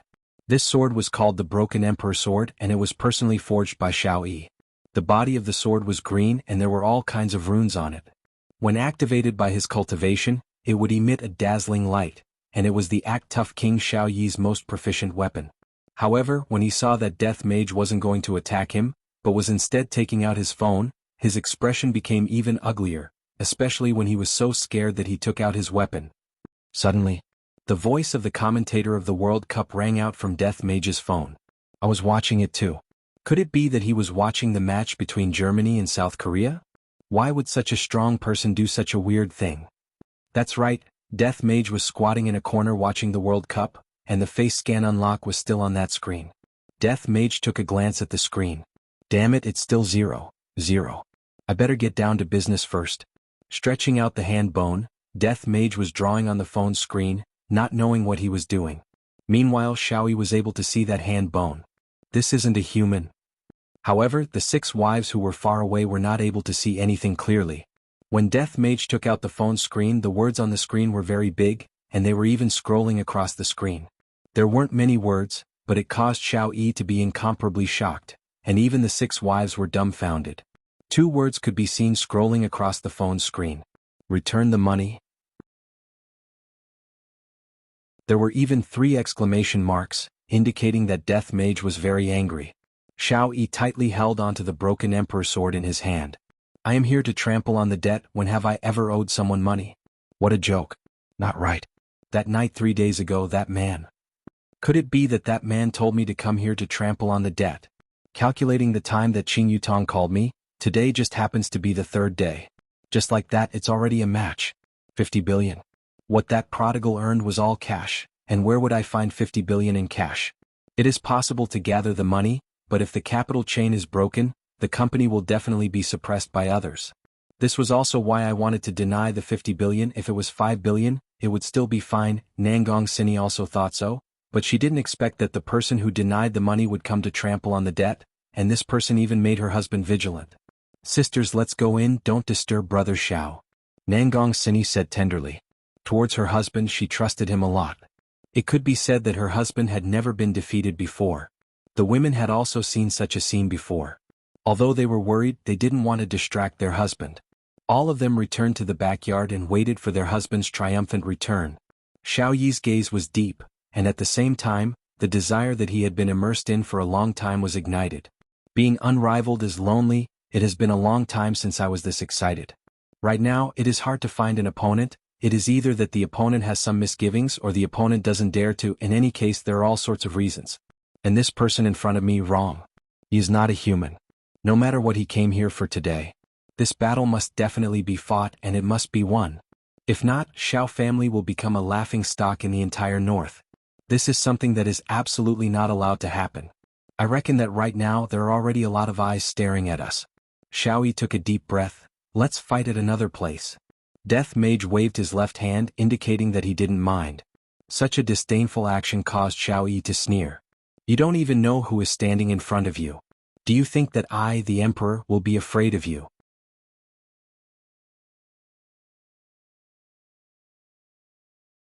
Chapter 98. The 2 of them instantly disappeared from the Xiao mansion. When they appeared again, they were already in the mountains several kilometers away. This place was desolate and uninhabited, and it was extremely suitable for a fierce battle. Just like what Xiao Yi had expected, all of the leaders of the powerful families in Zijin City knew about what had happened to the Xiao family.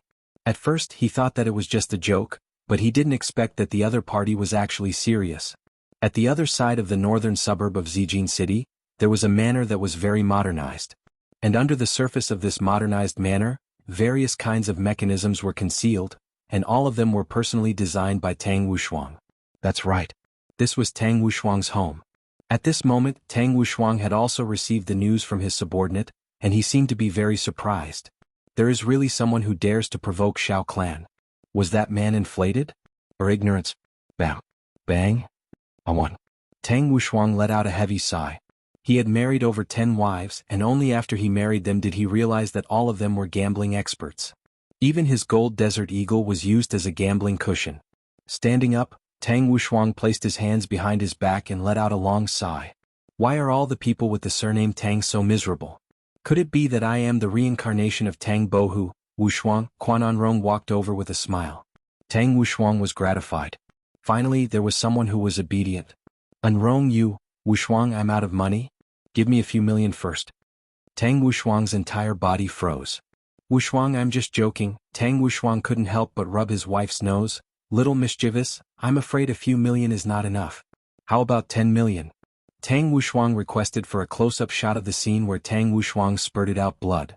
Alright, I won't joke around anymore. Did something happen on Brother Zhao's side? Quan'anrong pinched her husband's face and smiled. What a fool. Tang Wushuang smiled helplessly, and there's news. If I didn't guess wrongly, they should be here to collect the debt. Wushuang, Brother Zhao is so powerful. He should be able to settle this easily. Unrong, do you mean that you don't want me to get involved in this matter? Tang Wushuang wrinkled his brows. He didn't understand the profound meaning behind Enrong's words. Quan'anrong held onto Tang Wushuang's arm and walked out of the chess room. Then they arrived at the garden outside. Firstly, Brother Zhao's strength is very powerful, and even if you were to go, you wouldn't be able to do anything. We won't do something like adding flowers to brocade, and if we are going to do something, we will have to do something like sending charcoal in snowy weather. Timely help? Tang Wushuang's brows became very deep. Brother Zhao's reputation in the circle is very big, even surpassing yours. Wushuang, although you don't say it, I can see that you still care about it. Quan'anrong looked at her husband's expression and continued, Tonight, if Brother Zhao is safe and sound, we will pretend that we didn't say anything. If anything happens to Brother Zhao, Wushuang, this is your chance. But Tang Wushuang fell into a multiple-choice question, and it was very hard for him to make a decision. Wushuang, if Brother Zhao really falls tonight, you really have to prepare for a rainy day. Zijin City will undergo another big reshuffle. All the big families, hidden families, sects, the world of cultivators, the world of special abilities, and those who live under the wings of the Zhao family will have to make new choices. But I don't want to betray Brother Zhao. After all, he saved my life. Quan'anrong sighed. How could she not know? But to help her man reach the top, she would have to sacrifice a lot. Wushuang, I'm not asking you to betray Brother Zhao. You just need to be a good person. In an instant, Tang Wushuang understood what his wife meant. If Brother Zhao were to be defeated tonight, then the entire Zhao family would be without a leader, and with the identity of Zhao Yi's brother, he would be able to support the Zhao family once again. Not only that, he would be able to obtain benefits from this, and furthermore he wouldn't lose his reputation, and other people would even praise him for being loyal. Wushuang, don't think too much. Brother Zhao is very powerful. There are countless people who want to take him down, but none of them succeeded. It's very difficult for the thing we're talking about to happen. If it happens, it'll be your chance. Of course, you don't have to choose this path. After all, it's just a suggestion. Quan'anrong kissed her husband's cheek and walked into the house, but suddenly stopped as if she had thought of something. Wushuang, you still have a master. Zhao Yi doesn't have this. Tang Wushuang's body trembled. Master. How could he not know that this was a rare opportunity to swallow up the Zhao family? Then the whole Tang family would be flipped upside down. At that time, the Bai family would be nothing, and there would still be those aristocratic families eyeing them covetously. But the prerequisite was that Zhao Yi had to die. The probability of that was even lower than winning the lottery. And in the western suburb of Zijin City, there was a castle. Looking at it from afar, it looked very much like the vampire castle that was shown in the movies. Furthermore, if one wanted to enter the castle, one had to pass through a drawbridge. This was the place where the Bai family lived, and the woman who lived here was Bai Cixin, who was known as the Beauty of the North. In the living room of the castle, 2 men and a woman were sitting on a sofa that was as red as blood. The woman was Bai Cixin. Just like her name, her skin was extremely white, and even the clothes she was wearing were white as well. On her head, there was a white scarf, which added a sense of mystery to her. On her delicate hands she was wearing a pair of white gloves. And she was sitting on the main sofa, and the two men were sitting on both sides of her. There was no need to talk about the status of the family. Right now she was holding onto a teacup, and with her bright red lips she was tasting the newly grown Maojian tea. Debao, don't buy this kind of tea anymore in the future. You know that I'm used to Dahongpo tea. Bai Cixin lightly placed down the teacup. She didn't care about how much this tea was worth at all. In Bai Cixin's heart, there was only good and bad tea. Wang Debao laughed embarrassedly. Wife, recently, Dahongpo tea is in short supply. If you want to drink it, you will have to wait for a while. Look for the person who is hoarding the goods. Bai Cixin said faintly, killing intent surfaced in her tone.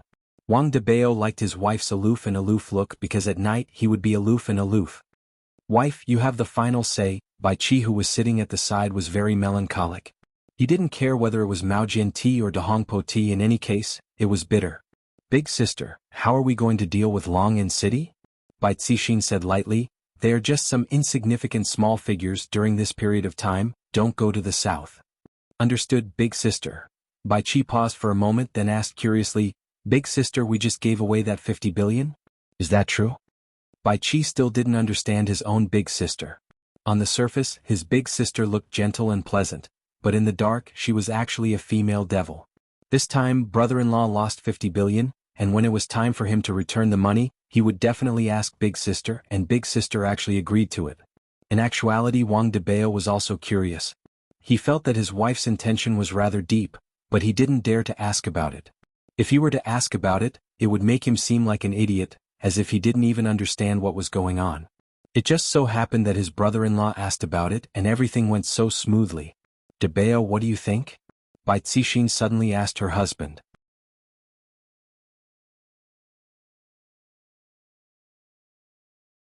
Chapter 99. Wang Debao's fingers subconsciously started trembling, and both of his legs were trembling. Why did she suddenly ask me this question? She's not playing by the rules. How can us men understand the wife's farsightedness? The wife's thoughts are as fine as a needle and meticulous. How can a husband dare to guess the wife's intentions blindly? In any case, everything that the wife says is right. Even if she is wrong, she is still right. Wang Debao felt that he had never felt so refreshed before. His bootlicking was done in one go and there was no pause in the middle. Bai Qi couldn't help but give a thumbs up. Brother-in-law's desire to live actually made his choice of words a lot sharper. Awesome. Bai Cixin lightly tapped onto her husband's forehead and said indifferently, when did I say that I will really give them the 50 billion? Ah. The use of the 50 billion will be tonight. Whether it is worth it or not will also be decided tonight. If it is not worth it, then we will take it back. Zijin City will not have a Qing family anymore. If it is worth it, then it couldn't be any better. The two men were stupefied. My dear wife is wise. Big sister is formidable. The two bootlickers. Perhaps the world might change tomorrow. Xiao family and Tang family seem to be in an alliance, but who would be willing to lower their head to the other? This is truly becoming more and more interesting. Bai Cixin shook her head, then rubbed her thumb and index finger together. Let's wait for the result tomorrow morning. Bai Qi, you should sleep early. Hubby, let's go back to our room. Okay, Wang Debao said happily, there is nothing more pleasurable than being able to press down on my wife. Looking at big sister and brother-in-law leaving, Bai Qi couldn't understand, why does big sister like Wang Debao? This is truly depressing. However, not only Tang family and Bai family were discussing. Right now, many big figures had woken up from their dreams and were waiting for the result so that they could prepare for their next move. The debt collection this time around was not only a matter of money, it was also related to the interests of a lot of people. Among them, there was more than 50 billion, and Yi Hua's carelessness caused ripples to appear on the surface of the calm lake. The ripples were gradually forming into ocean waves. The temperature in the mountains was a bit low, but the killing intent that was being emitted out from Xiao Yi's body caused the temperature to drop once again. The tense atmosphere continued to condense, and a wave of killing intent spread out in all directions. Although the broken emperor sword in Xiao Yi's hand was not unsheathed, there was a sharp and fierce sword qi that was pressing towards Death Mage. Although Xiao Yi was only wearing a nightgown, Xiao Yi was like a king. As long as he waved the broken emperor sword in his hand, heads would roll and blood would float around. However, this kind of aura was completely useless against Death Mage. However, Death Mage was a ranged fighter while Xiao Yi was a melee fighter. It was clear that Death Mage was at a disadvantage. Adding on the fact that Xiao Yi was not an ordinary person, he had a lot of battle experience. It was very easy for him to find the opponent's weak point and deal a fatal blow. However, the Death Mage was not just for show. Although the Death Mage had developed a bad habit of betting on football matches, its battle prowess was not to be underestimated. Wei Chang had even said before that the number of experts that had died in the hands of the Death Mage were innumerable, because they had all committed the same mistake, and that was underestimating their enemies. But this time, Death Mage's opponent was an immortal emperor. Although he hadn't reached the peak, it was enough to make him suffer. Furthermore, this time, it wasn't that others were underestimating their enemy, it was Death Mage who had started to underestimate his enemy. Because Death Mage felt that there was no one powerful enough on this planet, even if it was the person in front of him. I don't care if you're here for your debt or your life. Today you will become a dead soul under my sword. Xiao Yi was not an ordinary person, and he wouldn't wait for his opponent to make the first move. A bright light burst out from Xiao Yi's eyes, and in the blink of an eye, a sword light flew towards Death Mage. Like a ghost, the sword light flew straight towards Death Mage's forehead. When experts were fighting, they definitely wouldn't use their strength at the start. Instead, they would use probing attacks just like what Xiao Yi was doing. Don't look down on Xiao Yi. If it was Tang Wushuang, he would have to deal with Xiao Yi properly. Although Death Mage looked down on Xiao Yi, he didn't dare to easily receive Xiao Yi's sword attack. What Master said is indeed correct. This man's strength is indeed formidable. No matter if it is his strength or his speed, this man has already seen through the next sword attack. Xiao Yi's gaze became serious. As expected, this man is an expert.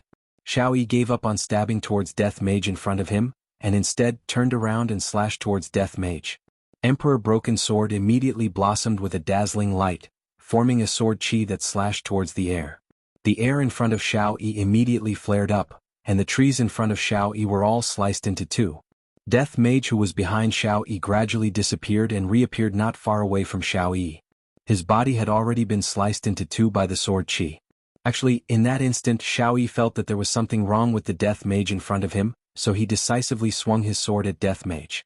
Looking at the Death Mage who was sliced into two, Xiao Yi once again felt the loneliness of being invincible. This Death Mage is already the most formidable opponent that I have met in these few years, and he actually almost tricked me. Luckily, I reacted fast enough, otherwise I would have made a fool out of myself. This person is not that great, but tomorrow, it should be my turn to go and trample on the debt. This debt is much bigger than 50 billion. Qing family. You guys better prepare to receive my Xiao Yi's fury. Beep. Just when Xiao Yi started fantasizing about himself torturing the Qing family, a black lightning struck towards Xiao Yi. Xiao Yi didn't have enough time to dodge, so he used his sword to block the attack, and the runes on the hilt of the sword released a light shield. The black lightning instantly collided with the light shield. There was no bright light, the two of them disappeared at the same time, and it seemed like the light shield was cancelled out. Xiao Yi's expression was gloomy, and looking at the black figure who was not far away from him, he raised his arm and pointed his index finger at Xiao Yi. That disgusting sound came out from his mouth, as if he was laughing at Xiao Yi. However, Xiao Yi was indeed fooled. The one that Xiao Yi killed just now was only an illusion, and Xiao Yi's real body was nowhere to be found. Furthermore, a layer of the runes on the broken Emperor sword had also been used up. Immediately, Xiao Yi's nightgown fluttered even though there was no wind, and the aura that Xiao Yi was emitting was still continuously rising. Even the leaves on the ground were starting to float into the air. When Death Mage saw Xiao Yi who was in front of him, he became interested. Xiao Yi is the strongest human that I have seen in the past 5 years, just that, the smell that Xiao Yi is emitting is very nauseating. Heaven Punishment Sword Art, Brahma Heaven's Will. When had Xiao Yi ever been deceived like this before? Xiao Yi decided to take out his trump card and end the battle quickly. The broken Emperor sword seemed to have sensed its master's fury and soared into the sky. In this pitch-black night, the broken Emperor sword shone like a star. A terrifying power quickly gathered at the tip of the broken Emperor sword, and the sky immediately changed color, and a rumbling sound suddenly rang out, piercing through the entire world. Death Mage raised his head and looked at the sky, then fiercely stabbed the death scythe into the ground with his right hand. Boom. The rumbling sound caused Xiao Yi's expression to sink even further. My opponent's strength is actually this strong as well. That stab from the side just now caused the entire ground to shake. Death Mage stretched out 5 of his fingers, and black threads were coming out from all 5 of his fingers. GGG, Royal Translation, Cave of Darkness.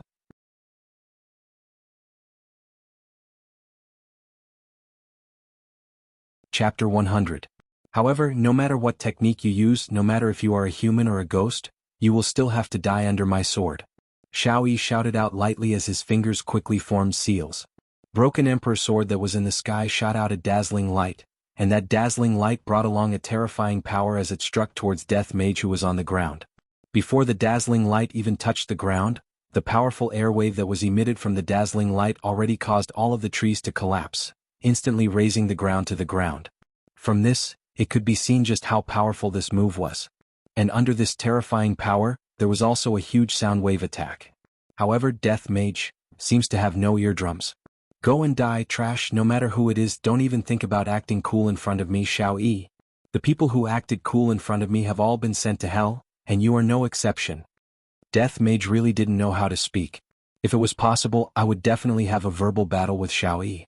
You are still acting cool like this, I will beat you up. Looking at the terrifying dazzling light that was coming towards him, Death Mage controlled the Cave of Darkness and used it to block in front of him. Then he secretly took out his phone and looked at the result of the match. The first half has ended. Germany and South Korea have yet to score a goal. I wonder who will score a goal first in the second half. I am truly looking forward to it. The sound that came out from the phone wasn't loud, but Xiao Yi heard it. He still has the mood to watch the World Cup. He is ignoring me, ignoring my aura, ignoring my technique, and even more so, ignoring my ability to act cool. If that's the case, there are only two results today: either you die or I die. Death Mage quickly kept his phone, then faced Xiao Yi's big move with a serious expression. After all, I have to respect others, I can't trample on others' dignity, and I can't sneakily watch the World Cup while others are using big moves. Go and die. Xiao Yi shouted out. Seems like he was really angered by Death Mage's actions. However, the dazzling light shot into the cave and then, everything returned to normal. A cold wind blew onto Xiao Yi's nightgown, and also blew onto Death Mage's black robe. Right now, Xiao Yi's stupefaction should be accompanied by a sad eru, only then would it be able to bring out the stupefaction in Xiao Yi's heart. This is impossible. Just who are you? Xiao Yi shouted out gravely. GGG, Imperial Translation, your dad. After Xiao Yi heard this, his face alternated between white and red. He was still teasing him. His eyes narrowed and his hands quickly formed seals. Congratulations, you've successfully angered this emperor. Heaven Punishment Sword Technique, Buddha's Fury 9 Lotus. The broken emperor's sword, which was floating in the air, shone brightly, and the body of the sword trembled violently. Bang! One divided into two and then more and more. In a split second, the 9 broken emperor swords floated above the Death Mage, locking onto the Death Mage from all directions. Furthermore, the 9 broken emperor swords were condensing a power that was even more frightening than before. When this power was formed, the entire space around the Death Mage was violently distorted. Just like Xiao Yi's handsome face, it was incomparably malevolent. Xiao Yi hadn't used this move in a long time. He felt that no one in this world could block it. When he was an immortal emperor, he used it and the opponent disappeared without a trace. One could see how powerful this move was.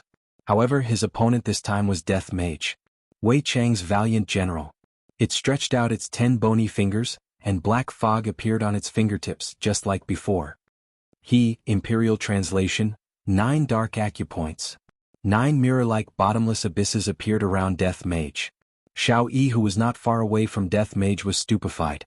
Just a moment ago, the mirror that Death Mage summoned out swallowed my attack, and this time I have to continuously shoot out 9 times. And to think that Death Mage summoned out 9 mirror-like things as well. Just what the hell is this? Why are they able to swallow my attack? However, this time it is different. The might of every single one of the mirror-like things is much stronger than before. No matter how deep your black hole is, I have to pierce through it. As expected. 9 mirror-like light beams shot down from the sky, and the entire sky became as bright as day. The scene was rather spectacular. Even the few people who were floating in the sky a few miles away from Death Mage sucked in a breath of cold air when they saw this scene. As expected of the Xiao family's family master. But, after the 9 mirror-like light beams shot down, the night was still night, the crickets were still chirping, and the people who were stupefied were still stupefied. Xiao Yi rubbed his eyes. After the 9 mirror-like light beams shot down from the sky, not even a fart was let out. How is this possible? Even the weakened version of Buddha's Fury 9 Lotus wouldn't have such an effect. Death Mage let out a strange laughter once again. Don't misunderstand, this is not a mockery. Well, that was a mockery. Death Mage suddenly opened up both of his arms, and a strange black mist suddenly blossomed out from his body. The black mist corroded the ground like a virus, causing Xiao Yi's face to turn pale with fright. The black mist was like a tentacle that was trying to attack him. Xiao Yi did not have the time to think and immediately dodged. Tentacles of Darkness. This was one of the Death Mage's ultimate spells. It had a very strong corrosive power and penetrative power. As long as one was entangled by it, they would suffer a fate worse than death. Moreover, this was a tentacle and it was big, thick and round. Xiao Yi had never seen such a technique before. He had clearly cut it off, but the tentacles immediately grew back. No matter how he dodged, there were always many tentacles blocking his way. As an immortal emperor, Xiao Yi was like a monkey running around. His sweat quickly soaked his robe. In a split second, Death Mage grabbed hold of Xiao Yi's weak point and controlled his tentacles to form a big fist and punch towards Xiao Yi. Bang! Xiao Yi's body flew out like a cannonball, breaking all the trees along the way. Boom! Xiao Yi fiercely crashed onto the side of a mountain, causing the entire mountain to sway, and all the birds and beasts on the ground to jump in fright. Death Mage picked up the scythe of death that was stabbed into the ground and slowly walked towards the place where Xiao Yi had fallen. Today's mission was not to kill him, but to kill his woman in front of him. I reckon that this kind of feeling will definitely be extremely pleasurable. How did Master think of such a move? More and more people gathered over. They did not enter the battlefield and chose to watch from a few miles away. Some of them were enemies, but for this kind of incomparable battle, they temporarily put aside their grudges. However, from the looks of it, Xiao Yi's opponents were not weak at all. Among these people, there was a man and a woman who were wearing light muslin, and with just a look, one could tell that they were cultivators. Senior Marshal Brother, Xiao family might be in trouble, we should go back and report this to the sect head. Junior Marshal Sister, the sect head had already come to an agreement with Bai family, there is no need to worry. Bai family. Senior Marshal Brother, Bai Zixin is not a good person cooperating with them, Junior Marshal Sister, although Bai Zixin is vicious, we still need Bai family's resources. After this battle we still have to make a trip to the south. South? Why are we going there? Of course, it is to bring treasures. Curiosity appeared in the Junior Marshal Sister's eyes. What kind of treasures would require them to take the risk to sneak into the south? Everyone was incomparably shocked. Originally, they thought that Xiao Yi would be able to win easily, but from the looks of it now, Xiao Yi's strength had increased by another level. Xiao Yi was completely suppressed by Xiao Yi, and they had never seen Xiao Yi being beaten to this state before. Seems like Zijin City is really going to change. However, as an immortal emperor, how could he not have a trump card? That would be looking down on immortal emperors too much. Right when Death Mage was slowly walking towards Xiao Yi, his body suddenly stopped and he dodged to the side. However, he was still too slow, his left arm was neatly cut off and fell onto the ground. Right now, Xiao Yi was wearing a golden gown and silver armor, and his hand was holding onto a golden longsword. Although there was a trace of blood on the corner of his mouth and his complexion was not very good, in the end Xiao Yi was still forced to take out his trump card. When the experts who were watching from afar saw that golden longsword, they couldn't help but break out in cold sweat.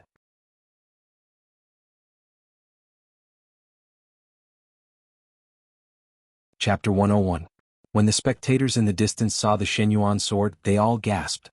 A few years ago there were rumors that the Shenyuan sword had appeared. Who would have thought that it would fall into Xiao Yi's hands? If it wasn't for the fact that he was so strong today, no one would have thought of this. This Xiao Yi really hid his strength deeply, and that armor he was wearing was definitely not ordinary. This trump card was simply a king's trump card. Looking at his opponent, he had lost an arm due to his carelessness. Other than the black robe and the sickle in his right hand, he had nothing else on him.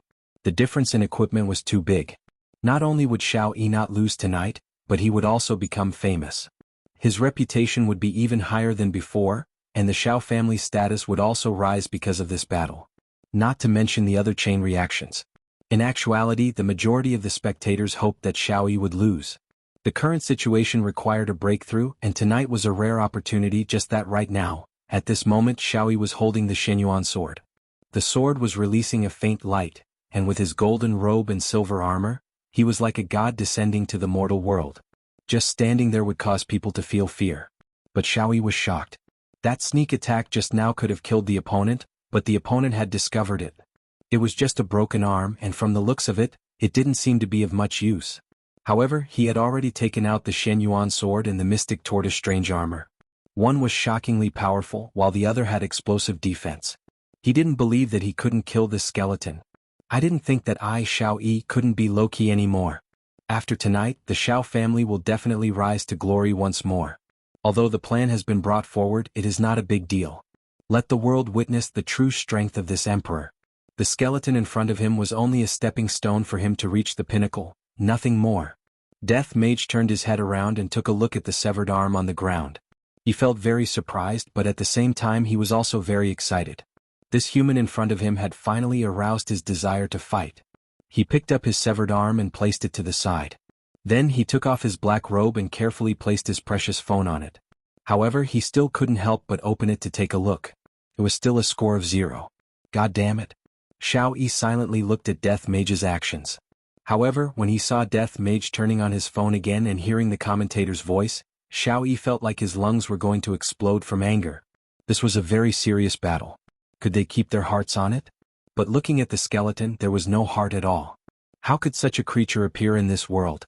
It was unimaginable. The spectators also felt a chill down their spines. They had seen skeletons before, but they were just small evil spirits that could be poked to death with a finger. However, the skeleton in front of them had refreshed their worldview. Could it be that it was a Bone King? A divine artifact like the Shen Yuan sword could only cut off one of its arms. Unbelievable. With the death scythe in his hand, Death Mage walked towards Shao Yi and stopped 10 meters away from him. GGG, Royal Translation. Since you're good at close combat, I'll play with you. The Death Mage was definitely a high-ranked magician, and his specialty would definitely be magic attacks. However, the Death Mage was a bit of a slouch. Actually, every magician had the heart of a warrior in their heart. Royal Translation, High-Level Power Enhancement. Royal Translation, High-Level Speed Boost.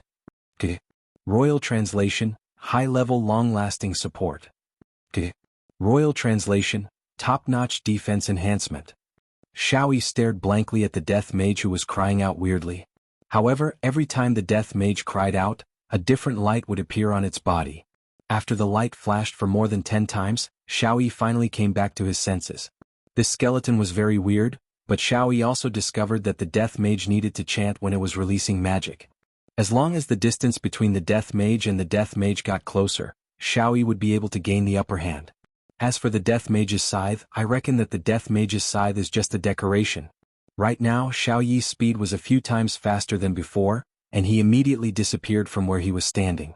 A trace of red light flashed past Death Mage's hollow eyes as he raised the death scythe in his hand high up. Boom! A majestic black light soared into the sky and broke through the dark clouds above.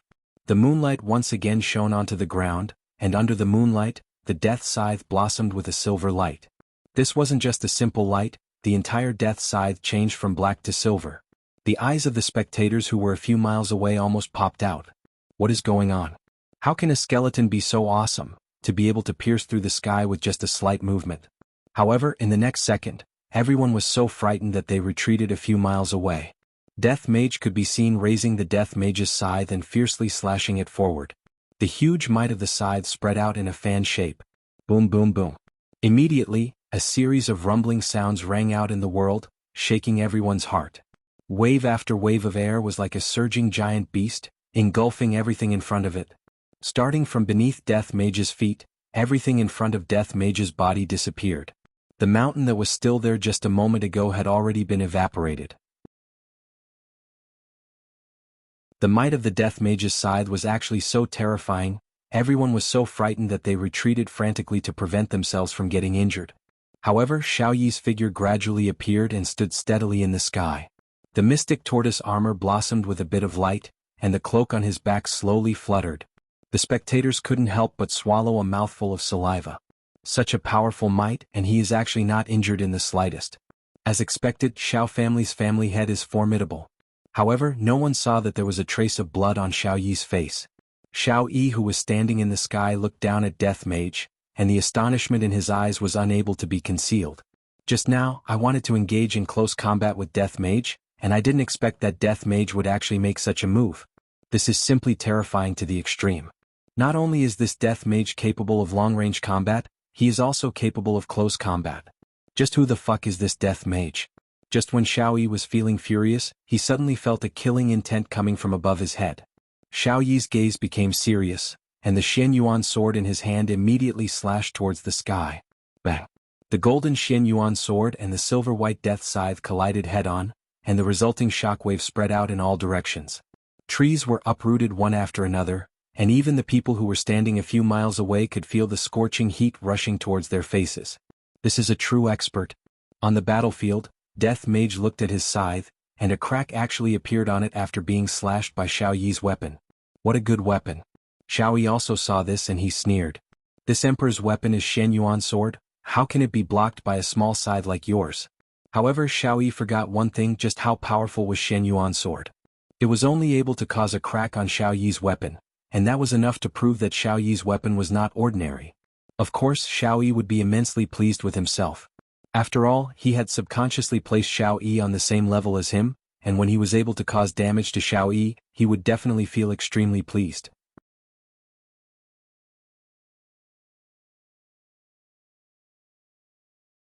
Chapter 102. When it comes to close combat, Xiao Yi was indeed a veteran.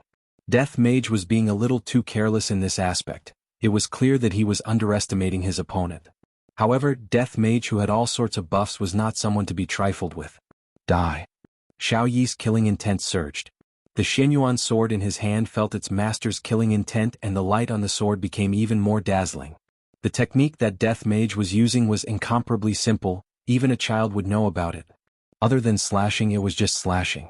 Right now, the two of them were competing to see who would reveal a flaw first. However, both of them were people who had been through hundreds of battles, so how could it be that easy for them to reveal a flaw? Not a single person could be seen in the entire battlefield, and one could only hear the deafening loud sounds, and the ground that was collapsing in all directions. The people who were watching the battle were all stupefied. To demand a debt to this extent, there really isn't anyone else who can do this. The two of them immediately separated from each other. The scythe in Death Mage's hand was already severely damaged, and the blade of the scythe was uneven. Furthermore, a few of Death Mage's ribs had been broken, and his situation was not very good. Furthermore, Death Mage seemed to have exhausted a bit of his strength. However, Xiao Yi was not in a good state either. His golden robe had already been torn into pieces, and the mystic tortoise strange armor that he was wearing was filled with cracks, just like a spider web. Without the defense of the mystic tortoise strange armor, how would Xiao Yi be able to withstand Death Mage's crazy attacks? Furthermore, Xiao Yi's current situation was more or less the same as Death Mage's. After a long period of consumption, Xiao Yi was starting to show signs of fatigue. The amount of spiritual qi in his body was also running out. He quietly took out a pill and stuffed it into his mouth. Xiao Yi felt his spiritual energy slowly recovering, but it was useless. He had to finish the battle quickly. Ha! Xiao Yi shouted, and the Xianyuan sword in his hand shone brightly again. Xianyuan art, furious slash. Xiao Yi's eyes immediately turned golden, and his entire body leapt up high into the air. The sword that he was holding with one hand became a two-handed sword, and the powerful pressure that he emitted caused the ground that Death Mage was standing on to collapse. This time Xiao Yi didn't attack Death Mage but the weapon in Death Mage's hand, because Xiao Yi felt that Death Mage's weapon was on the verge of breaking. As long as Death Mage's weapon was cut off, Death Mage's disadvantage would be revealed. This was the difference between their equipment.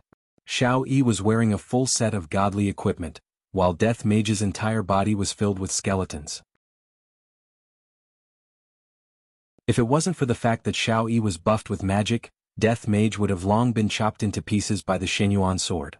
However, Death Mage also knew that he did not have much mana left, and his mood was exceptionally terrible. This damned human actually made me so miserable. Boom.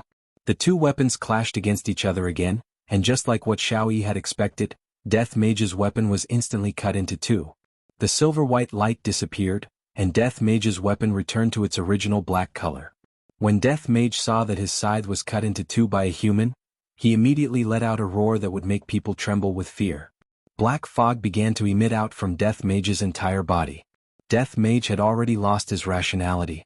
If Master were to find out that he still ended up like this after dealing with a human, where would his face be? Where would his honor's face be? Damn humans, go to hell. Use your blood to wash away your shame. A huge amount of magic power burst out from Death Mage's body, and the people who were a few kilometers away immediately felt as if a small mountain was pressing down on their bodies. Without caring about anything else, they immediately activated their movement techniques and immediately ran for their lives. However, when they were running for their lives, every single one of them coughed out a few mouthfuls of blood. And Xiao Yi, who was the closest to Death Mage, was able to sense the craziness of Death Mage even more clearly. His gaze was filled with shock and fear. I never thought that Death Mage would be this abnormal. If Death Mage had used his full strength from the start, I might not have been able to defend against him. But now, Xiao Yi quickly stuffed a few pills into its mouth. Right now he could only fight with his life on the line. If it didn't die, then he would die. Xianyuan Art, Blood Sacrifice. This was the move that Xiao Yi did not want to use the most. It was a move that would cause him to lose 3,000 of his life force. Although he could instantly increase his strength, the side effect was that his lifespan and cultivation would decrease. If he were to use this move, he might not even be able to defeat Tang Wushuang. However, he had no choice but to use it. Xiao Yi grabbed onto the Xianyuan sword with his left hand, and fresh blood immediately gushed out from the Xianyuan sword. The Xianyuan sword was like a gluttonous child as it continuously sucked the blood out of the Xianyuan sword. Xiao Yi's complexion quickly turned pale. However, in just an instant, a power that could destroy the heavens and earth surged out from his body. This power made Xiao Yi feel as if he was back in the past. Xianyuan Art, Divine Destruction. Xiao Yi's body could be seen emitting a golden light, and it actually merged with the Xianyuan sword. The Xianyuan sword flickered with a multicolored light, and the sword chi spread out in all directions, bringing with it an aura that could crush everything in the world. The temperature in the surroundings suddenly rose, and the aura of a monarch was being emitted from the Xianyuan sword, causing people to have the urge to worship it.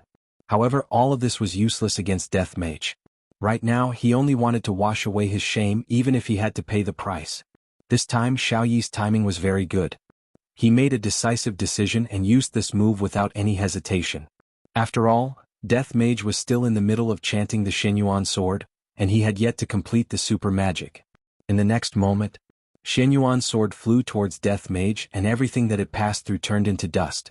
Soon after, the Xianyuan sword fiercely collided with the edge of the black mist, and a dazzling light immediately blossomed out from the Xianyuan sword, lighting up the night sky once again.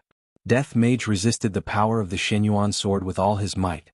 However, he had lost his left arm, and adding on the fact that his magic was exhausted, he was completely unable to resist against Xiao Yi, who had used a forbidden technique. Xianyuan sword slowly pierced through the layer of black mist and headed straight towards Death Mage, who was within the black mist. Your Honor, Master. Subordinate has failed in his task. The scorching heat emitted out from Xianyuan sword instantly turned Death Mage into dust, and after the black mist dispersed, the world returned back to normal. Splash, splash, splash. Heavy rain suddenly started pouring down from the sky, and the rain fell onto the ground that looked like tofu dregs and onto a person's body. The black tortoise bizarre armor that Xiao Yi was wearing was already completely broken apart, and only the shoulder guard was left. Right now Xiao Yi was supporting himself with Xianyuan sword, and blood was flowing out from his mouth non-stop. I didn't expect that layer of black mist to be so powerful, to be able to heavily injure me once again, making my situation even worse. Luckily, I managed to kill the black mist without any mishaps. Just that, the injuries that Xiao Yi received will probably take at least 10 years to recover. Cough, cough, cough. Xiao Yi let out a violent cough, and with every cough, blood would spurt out from his mouth. Xiao Yi's entire body was pale and powerless, just like a corpse. Although he managed to kill Death Mage, he wasn't any better off. Even his strongest defense, the Mystic Tortoise Bizarre Armor, was shattered, and not to mention the side effects of the forbidden technique, Xiao Yi paid a painful price in exchange for victory. Congratulations to Xiao Family Head for defeating a strong enemy, we admire you greatly. Congratulations to Xiao Family Head, we admire you greatly. Xiao Family Head's heroic bearing is extraordinary, we admire you wholeheartedly. A few figures landed beside Xiao Yi, and Xiao Yi had no choice but to prop his body up and pretend to be very relaxed. Furthermore, he even had to carry a smile on his face. However, this smile of his caused the injuries within his body to worsen, causing him to be unable to vomit blood out. Right now, I am very weak. If they want to attack me, I don't even have the strength to fight back at all. Furthermore, who doesn't want to possess a treasure like Xianyuan sword? To be able to kill such a strong enemy is more than enough to prove everything. Xiao Yi straightened his back and coldly swept his gaze across everyone. The latter couldn't help but take a step back. I didn't expect that this Xiao Yi still has strength.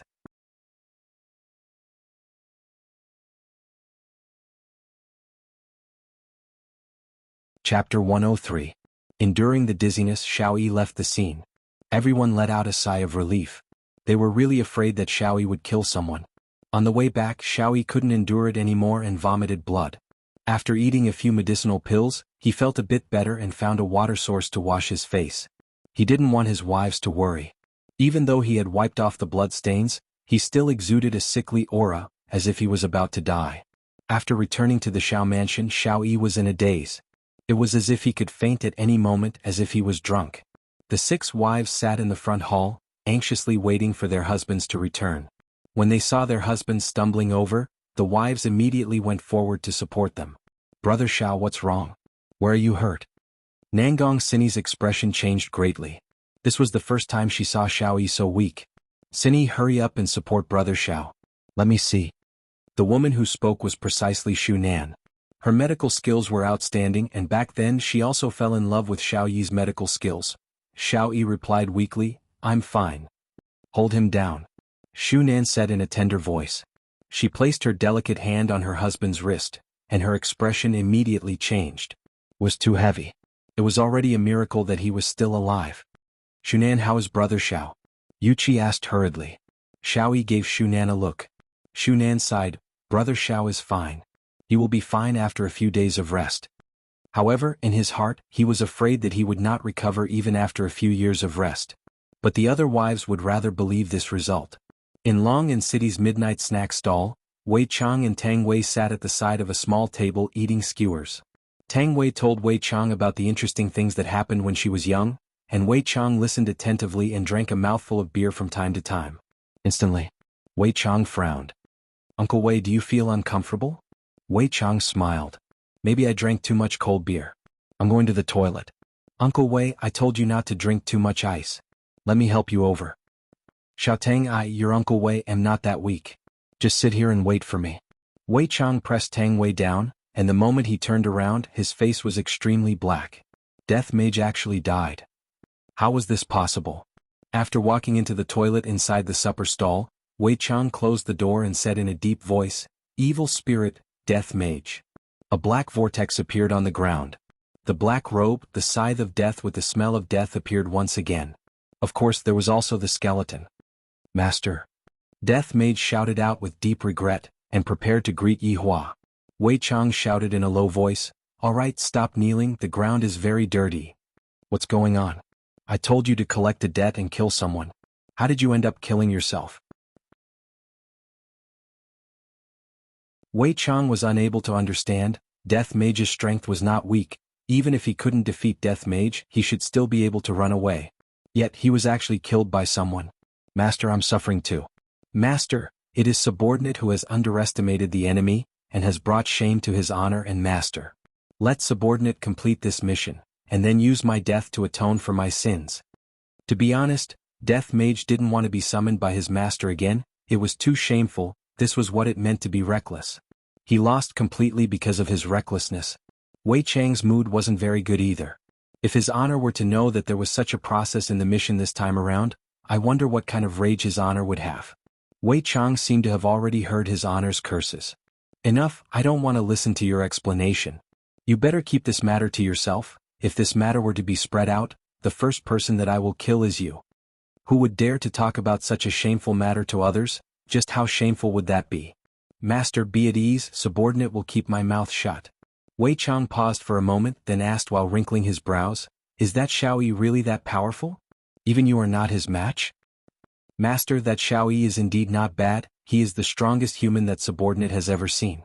However, Subordinate did not lose to him, rather, Subordinate lost to him." Death Mage said embarrassedly. "This is all because Master's requirements are too high. I can't kill Xiao Yi, I can only cripple Xiao Yi. Controlling Xiao Yi is very difficult." Wei Chang couldn't help but slap onto Death Mage's skull. "Who did you learn this kind of conduct from? I will give you one last chance. If you are still unable to complete this mission, then you will have to stay in purgatory forever. I will obey Master's command. Death Mage held back a stomach full of anger. This damned human actually caused me to be reprimanded by Master. If it wasn't for Master only ordering me to kill one person, I would have definitely slaughtered all of them. Go. Seeing that subordinate had disappeared, Wei Chang rubbed onto the bridge of his nose. In the end, didn't his honor still lose because of being reckless? Sigh, which of the 7 sins isn't reckless? In actuality, Death Mage can't be blamed, his understanding of human nature is too little. Perhaps, it is time for him to find a girlfriend. Death Mage expressed that I am not interested in women, I am only interested in balls. Knock knock knock. Uncle Wei, is your diarrhea very bad? I bought medicine for you just now. Tang Wei knocked on the door and shouted out tenderly. Hearing Tang Wei's voice, Wei Chang, who had a bad temper, gradually relaxed. Opening the door, Wei Chang smiled and said, Xiao Tang, I am fine now. Uncle Wei, why does your complexion look so bad? Let me bring you to the hospital. Tang Wei touched onto Wei Chang's cheek and said with concern. Wei Chang held onto Tang Wei's small hand. There is no need to go to the hospital, I will send you back first. Are you really fine? Tang Wei was still very worried. Wei Chang pinched onto Tang Wei's nose. I am fine. When Death Mage arrived at the scene of the accident, once again he discovered that the damned human had disappeared, and his phone was destroyed as well. Death Mage was simply about to go crazy. That is an Apple X that I bought while enduring the pain in my heart. Not only does this damned human want to pay me back 50 billion in a human life, he also wants to pay me back my Apple X. After finished speaking, Death Mage disappeared from where he was and arrived at the entrance of Xiao residence. The 2 security guards were stupefied. At the front hall, Xu Nan was currently helping Xiao Yi bandage up his external injuries. Xiao Yi's internal injuries could only be slowly nursed back to health. Cindy, I will be going into closed-door training soon, and I won't be able to accompany you and Yun to register for the tournament tomorrow. Xiao Yi said gravely. After going through this battle, Xiao family will definitely reach new heights. However, I have to recover my strength as soon as possible. Nangong Cindy said concernedly, Brother Xiao, you can go into closed-door training with a peace of mind, I will take care of the matters at home. And with you two here I can be at ease. Xiao Yi stretched out his hand and touched onto his beloved wife's cheek, and doting could be seen within his gaze. Meanwhile, Nangong Cindy was enjoying her husband's caress very much. GGG. Immediately, a strange sound transmitted into the front hall. The tender expression on Xiao Yi's face froze, and the 6 wives turned their heads and looked towards the entrance. Sickle. Black robe. It was a strange sound. Death Mage walked towards the front hall step by step, and stopped when he was 5 meters away from the front hall. The atmosphere in the front hall immediately froze. Xiao Yi looked at Death Mage, who was walking towards him foolishly, and his mind was in a daze. Didn't I turn Death Mage into powder? How long has it been since then? Why did Death Mage come out again? Or could it be that Death Mage has a brother? GGG, Imperial Translation. Are you surprised? Are you surprised? Xiao Yi couldn't be any more familiar with this kind of sound. Why did Death Mage come back to life? Why is it like this? In order to kill Death Mage, I paid a painful price. Why did Death Mage come back to life in an instant? No, this isn't fair. The heavens aren't fair.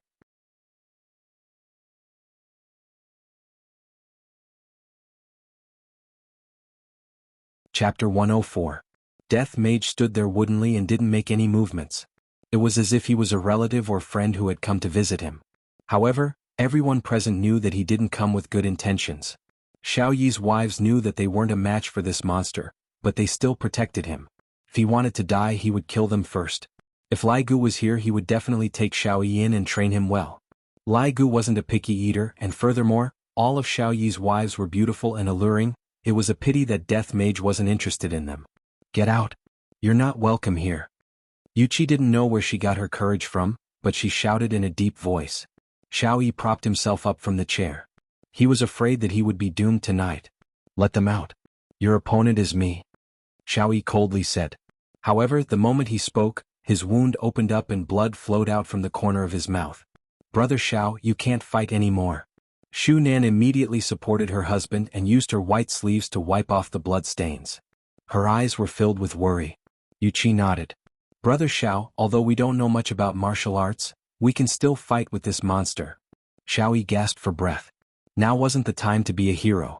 He had to run as fast as he could. Why are you so disobedient? Let's go. Xiao Yi cried out in pain. He didn't know that he would have such a day. In the past it was always him who made others suffer, but now it was his turn. Was this heaven's retribution for him? Nangong Sini supported her husband and said softly, "Brother Xiao, even if we die, we will die together." Yes, that's right. The eyes of the 6 women were firm. They did not wish to be born on the same day, but they wished to die on the same day. Why are you doing this, Sini? Take good care of Yun. Yuchi, be a good girl and give birth to your daughter. Xiao Yi's tone was almost pleading. However, the girls had already made up their minds. If they were to die, they would die together. Do you want me to kneel down and beg you? Xiao Yi roared angrily and immediately spat out a mouthful of blood. Yuchi's white pajamas were instantly dyed red. Brother Xiao, Brother Xiao. Right when the two of them were reluctant to part with each other, Death Mage finally moved. Stretching out his hand, Death Mage pointed towards the phone that was on the table. Everyone was shocked. Xiao Yi said in a deep voice, "Give it the phone." Nangong Sini picked up the phone and passed it to Death Mage. When Death Mage held onto the phone, he discovered that it was not unlocked, so he gestured to Nangong Sini. This handphone belonged to Shu Nan. Looking at the skeleton in front of her, she did not feel any fear in her heart. She picked up the handphone from the skeleton's hand and scanned her own face, then heavily threw the handphone onto Death Mage's hand. GGG, Imperial Translation. He has character. He reached out his hand and tapped on the screen of his phone and the screen lit up. It was still scrolling. It was still the same word. Pay back the money. Everyone was startled. I had originally thought that the other party was here to take revenge, but I didn't expect that the other party was still here to return the money. Why is he so stubborn? Xiao Yi heaved a sigh of relief. If it was just money, then it was fine. Sini, prepare the money. Xiao Yi said weakly. Nangong Sini frowned. We don't have that much cash. Even if we want to raise money, it's not something that can be done in a short while. Then we'll use real estate to pay for it, Xiao Yi said. Although it was not worth it, it was the only hope to save his family. Nangong Sini nodded her head. Suddenly she felt that Wang Debao was too much of a mechanism. A few days ago I was still laughing at him for being stupid, but I didn't expect that he was actually a smart person. Regret, I blame myself for randomly coming up with this idea. Wait a moment, I'll go and write the transfer letter. Nangong Sini said coldly. Death Mage actually nodded his head, causing everyone to let out a sigh of relief. As long as the problem could be solved with money, then it wouldn't be a problem. Suddenly, Death Mage saw a television that was placed at the side. Under everyone's astonished gaze, Death Mage walked over, turned on the television and selected CCTV 5. However, the match had just ended, and when Death Mage saw the score on the television, his entire person felt bad. Forget about being killed once, I even lost the ball. I even lost all of my belongings. I can't tolerate this anymore, I'm going to castrate those useless humans, they can't even win against South Korea. Xiao Yi was feeling very bad right now. From the start until now, the other party had already watched the World Cup 4 times, and 2 of those times were even during the World Cup. Why is it so attached to the World Cup? Why did I lose to such a strange opponent? Why?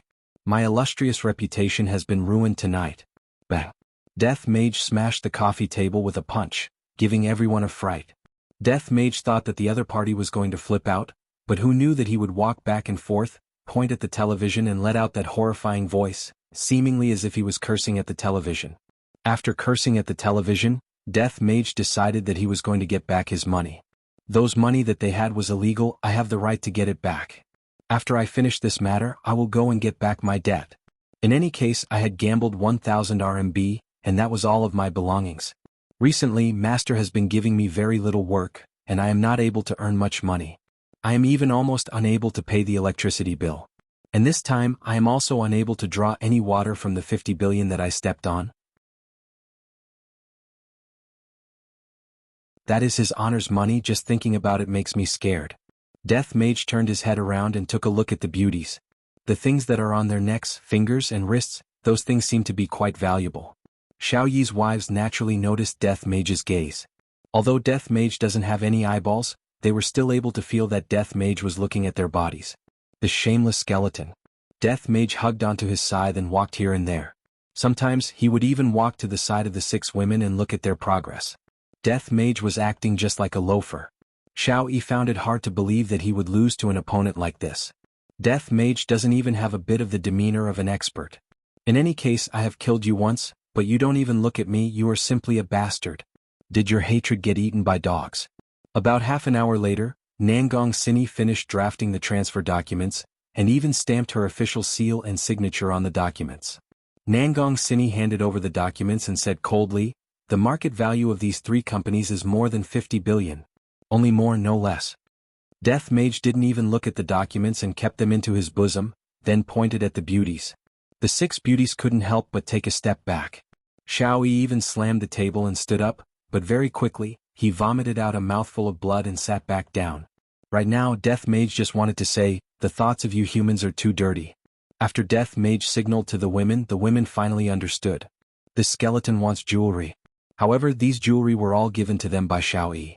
Although they were a bit reluctant to part with these jewelry, but no matter how reluctant they were, they still had to hand over the jewelry. Death Mage happily kept the jewelry, then picked up his phone and tapped on it again. He was preparing to do one last thing. Death Mage took out his phone. Collect interest. Xiao Yi and the others cursed at Death Mage for being shameless. These 3 companies are all worth more than 50 billion, and yet, Death Mage still wants to collect interest. However, when Xiao Yi saw the last few words on the phone, his heart sunk. One life. Death Mage seemed to have forgotten something as he typed out another message.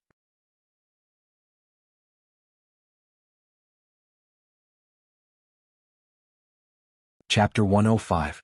Death Mage recalled his master's instructions. It seems to be like this if I didn't remember wrongly. Xiao Yi's entire body was shaking. This was going too far. He actually wanted him to kill the person he loved the most. Otherwise all of them would die. Xiao Yi opened his bloodshot eyes wide and suddenly shouted, "Bastard! I'll fight it out with you. Even if I die, I'll drag you down with me. Brother Xiao, don't move anymore, you will die if you continue like this." Shunan knew that her husband's injuries must have worsened again. "Don't pull me, I want to perish together with it." Xiao Yi rolled and crawled over to Death Mage's side, then grabbed onto Death Mage's bones and shouted angrily.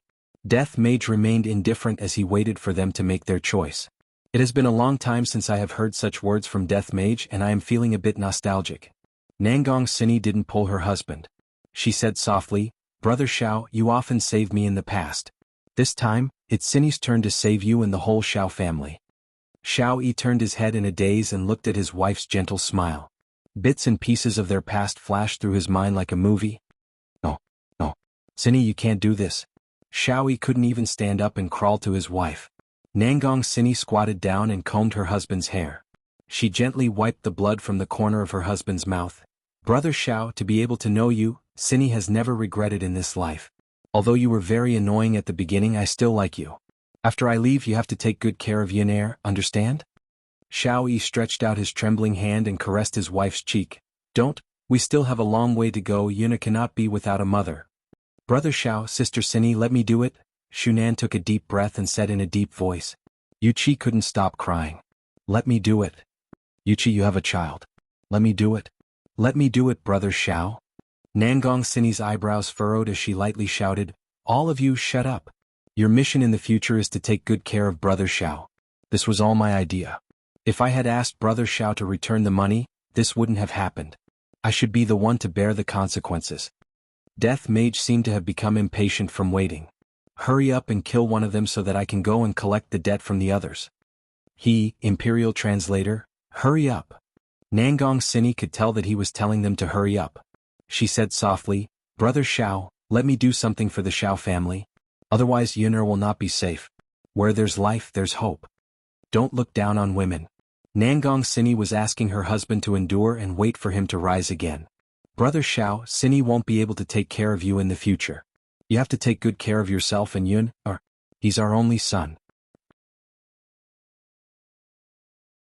Nangong Sini, who had always been strong, couldn't help but burst into tears when she thought of her son. As an immortal emperor, Xiao Yi had never cried before.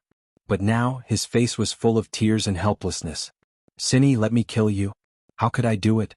Xiao Yi cried out in pain. Blood flowed out from the corner of his mouth and his eyes were bloodshot. Nangong Sini immediately stood up, picked up the Xinyuan sword at the side, and then placed it in her husband's hand. "Brother Xiao, since things have come to this, do you want to see us all die? Do you want to see Yun'er die? Do you want to see the child in Yuchi's belly die? Since when did you become so indecisive?" Xiao Yi had never felt that the Xinyuan sword was so heavy. He looked at his wife and said, "I can't do it, I really can't do it." Just when the Xiao family was reluctant to part with the Xinyuan sword, a black whirlpool appeared in the hall. A figure walked out from the whirlpool and his entire body was wrapped in black mist. The Xiao family was all stupefied. Who is this? However, in the next second they were even more shocked. Death Mage retreated a few steps and knelt on the ground. With both of his hands on the ground, he respectfully shouted, "Master!" That's right, the person who came was Wei Chang. He had just sent Tang Wei home and realized that his subordinates were not done with their business. Did something happen again? Thus he specially came over to take a look. Xiao Yi only felt that the world was spinning. This skeleton was already very powerful, and it actually made the black mist so respectful. Then what realm was this black mist at? Xiao Yi had never felt that he was so insignificant before. He felt that this black mist could kill him with a single finger. Just who are they? It's impossible that they are the people that man called over. How could this kind of expert be controlled by others? Wei Chang nodded.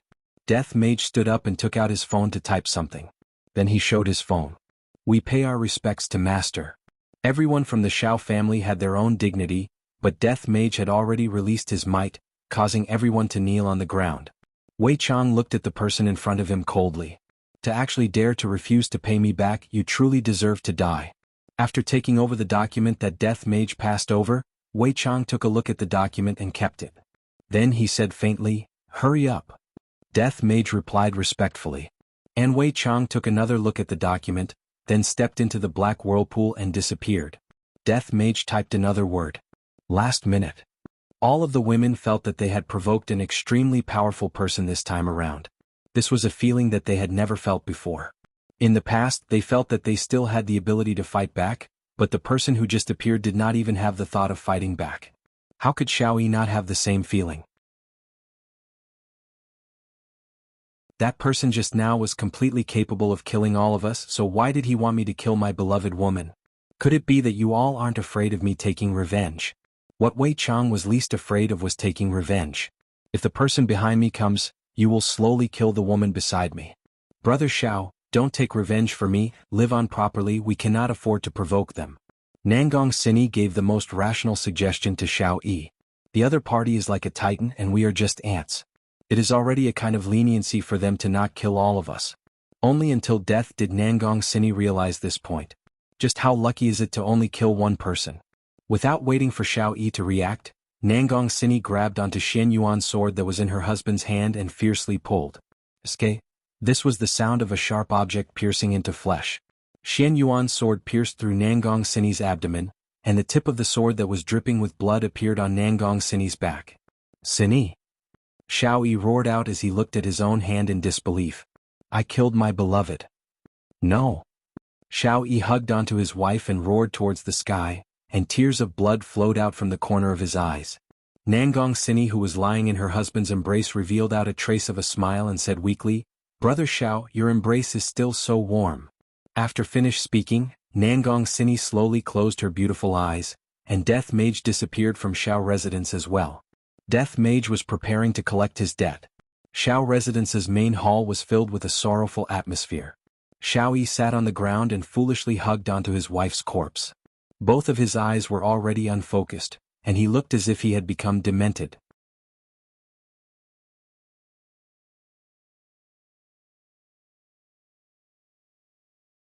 Chapter 106. Because of the angle, Xiao Yun didn't see his mother, who was in his father's embrace. Daddy, I miss mommy. Hearing his son's words, tears of regret flowed out from Xiao Yi's eyes. Shu Nan immediately carried Xiao Yun and pretended that nothing happened, then said with a smile, Yun, mommy went out tonight to earn money for Yun. Xiao Yun pouted his small mouth. Mommy also said that I will accompany Yun to sign up for the children's soccer team tomorrow. Yun, be good, I will accompany you to sign up for the soccer team, okay? Daddy is very tired today and I need to rest tomorrow. Shu Nan comforted Nangong Sini's only son, but every word that she said made her heart ache. And Yun'er is very good. When mommy comes back, let mommy watch Yun'er's match. Mommy will definitely watch Yun'er's match, and I will also cheer for Yun'er. The corner of the little fellow's mouth raised up. Mommy will definitely be proud of Yun'er. When Shu Nan carried Xiao Yun and left, mournful cries rang out in the living room. Xiao Yi carried his beloved wife's corpse and looked at the pitch-black sky outside. After a long while, Xiao Yi said gravely, "Cindy's death will not be announced to the public. I will find a way to save her. As for the hatred of killing my wife, absolutely irreconcilable. If I admit defeat so easily, then I wouldn't be an immortal emperor." Xiao Yi swore that when I recover to my peak strength, I will settle all the old and new grudges together. As for why he concealed the news of Xiao Yi's death, Xiao Yi didn't want anyone to know that someone killed his beloved wife, and that he was powerless to do anything about it. If Wei Chang knew what Xiao Yi was thinking right now, he would definitely use his honor's words. A salted fish will always be a salted fish, even if it turns over, it will still be a salted fish. Xiao family was destined to have a tragedy tonight. However, in the eyes of Wei Chang and the others, this kind of ending was extremely fortunate. If it was in the past, Xiao family would have already been exterminated. As for keeping Xiao Yi alive, it wasn't that Yi Hua didn't think about it. After all, life is as dull as water, and it is still possible to occasionally have some fun. I just hope that Xiao Yi will work hard and not let me down. However, as a supreme overlord, Yi Hua was currently facing a headache. Qinya was actually lying on his chest and talking in her sleep. "Yi Hua, I'm going to spank your butt, you high and mighty fellow." Qinya hugged onto Yi Hua's body like a koala bear while clamoring. From time to time, Qinya would punch onto Yi Hua's body. Although the punches were very light, it was enough to wake Yi Hua up. This foolish woman, she actually dares to say such unrealistic words. How can my butt be something that you can hit? Even when I am sleeping, you are still so restless. God knows where the blanket has been moved to. Yi Hua let out a sigh, then lowered the temperature of the air conditioner by a bit, then covered that alluring and lovely body of hers. After that, he stood up and walked into his office, lit up a cigarette and looked at the full moon. "Your Honor."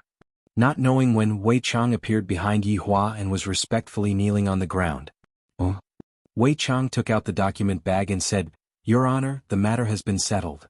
Yi Hua silently took a puff of the cigarette, then puffed out a lump of smoke. At first glance, the smoke actually formed a skull, but very quickly the skull dissipated. Compared to money, what Yi Hua cared more about was whether the mysterious person was dead or not. Who did she kill? Xiao Yi's true love, Nangong Sini. Yi Hua thought back to the woman who was at the banquet that night, and he didn't have any good impression of her. "If your honor is not satisfied, subordinate can go and kill a few more of them," Wei Chang said coldly. "I feel that your honor doesn't seem to be satisfied." "No need, don't forget our identity, we are law-abiding people. Your honor is wise, subordinate is truly enlightened." Yi Hua flicked the cigarette ash. "Oh right, how is Long Out Yin's side? Subordinate has arranged for people to watch over him, he won't be jumping out to cause trouble in a short period of time." Yi Hua extinguished the cigarette and said faintly, "Just let them work hard for a bit, if not, they won't know what true despair is." Wei Chang's eyes shone. His honor has really changed. In the past, his honor would always push his way forward, but now he knows how to strategize. "Your honor's good fortune is as boundless as the heavens, subordinate is far inferior to you." Yi Hua patted onto Wei Chang's shoulder. "Heavens? Hee, go back and sleep early, don't let your little girlfriend wait for too long." Wei Chang didn't explain. "As an overlord subordinate, even I don't know how to open my mouth, so I asked Lai Gu." And Lai Gu's answer was very straightforward. "If you take off your pants, then do it." Could it be that you are going to wear your pants and do it? Wei Chang couldn't be as straightforward as Lai Gu. Xiao Tang is a good girl, how can she be compared to those celebrities? Originally, I had that thought tonight and I had even prepared the condoms, but in the end, didn't an accident occur? Forget it, I feel so vexed, I should just ask his honor to give me an idea. Lai Gu is too unreliable. Your honor, subordinate has a question. I hope that your honor can enlighten subordinate. Yi Hua, who was preparing to return, turned around and asked curiously, "What is it?" Wei Chang stammered, feeling a little embarrassed. Looking at Wei Chang's expression, Yi Hua became even more curious. This kind of expression doesn't seem to be something that should appear on Wei Chang's face. "Speak." Wei Chang threw caution to the wind and asked, "Your honor, I want to do that with Xiao Tang, how can I do that? How can I make Xiao Tang agree to do that with subordinate?" Yi Hua was a bit stupefied. That is mating." Luckily the lights were switched off, if not, Yi Hua would be able to see Wei Chang's red face. Yi Hua thought that it was something important, but it turns out that it is mating. However, how can Wei Chang use such a word to describe it? But thinking about it, Wei Chang's true body was originally a monster. Yi Hua paused for a moment. When a subordinate is in trouble, as the boss, of course I have to step forward and solve it. I do have some experience. Wei Chang was overjoyed. I hope that your honor can guide me. Just push him down directly. I didn't expect that his honor would be the same as Lai Gu, simple and crude. The idol dramas that I watched aren't like that, they are very bashful. Subordinate understands. Wei Chang could only accept it humbly. In this aspect you have to learn more from Lai Gu.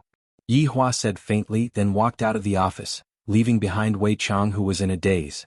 Seems like his honor is also unable to solve my problem. Perhaps I can only seek help from the madam. This is so annoying. Lying back on the bed, Qinya, who was beside Yi Hua, asked in a low voice, "You went to smoke again?" Qinya changed her posture and hugged onto Yi Hua, then asked faintly, "What do you want to eat tomorrow morning?" "Zilong bao." "And?" Yi Hua moved slightly and hugged onto Qinya's shoulder. "Right now, I have already come to a conclusion. This woman will only be obedient on the bed as long as she gets off the bed. It seems like she will change into another person." Thinking about it, Yi Hua once again fell asleep. Not knowing how long had passed, the sound of splashing water rang out beside Yi Hua's ears. It actually started raining heavily early in the morning. Yi Hua's right hand moved and his brows wrinkled. "Where is she?" Immediately Yi Hua opened his eyes, and the woman beside him actually disappeared. This caused Yi Hua's heart to sink. The bedroom door was suddenly pushed open. Why is it raining while buying breakfast?" Qinya pouted her small mouth and complained. Qinya's beautiful hair could be seen dripping wet, her shoulders were completely drenched, her beautiful face was filled with water droplets, and her delicate hands were carrying Zilong bao and kelp soup that was already packed. Perhaps because she was jogging, a lot of soup had spilled out.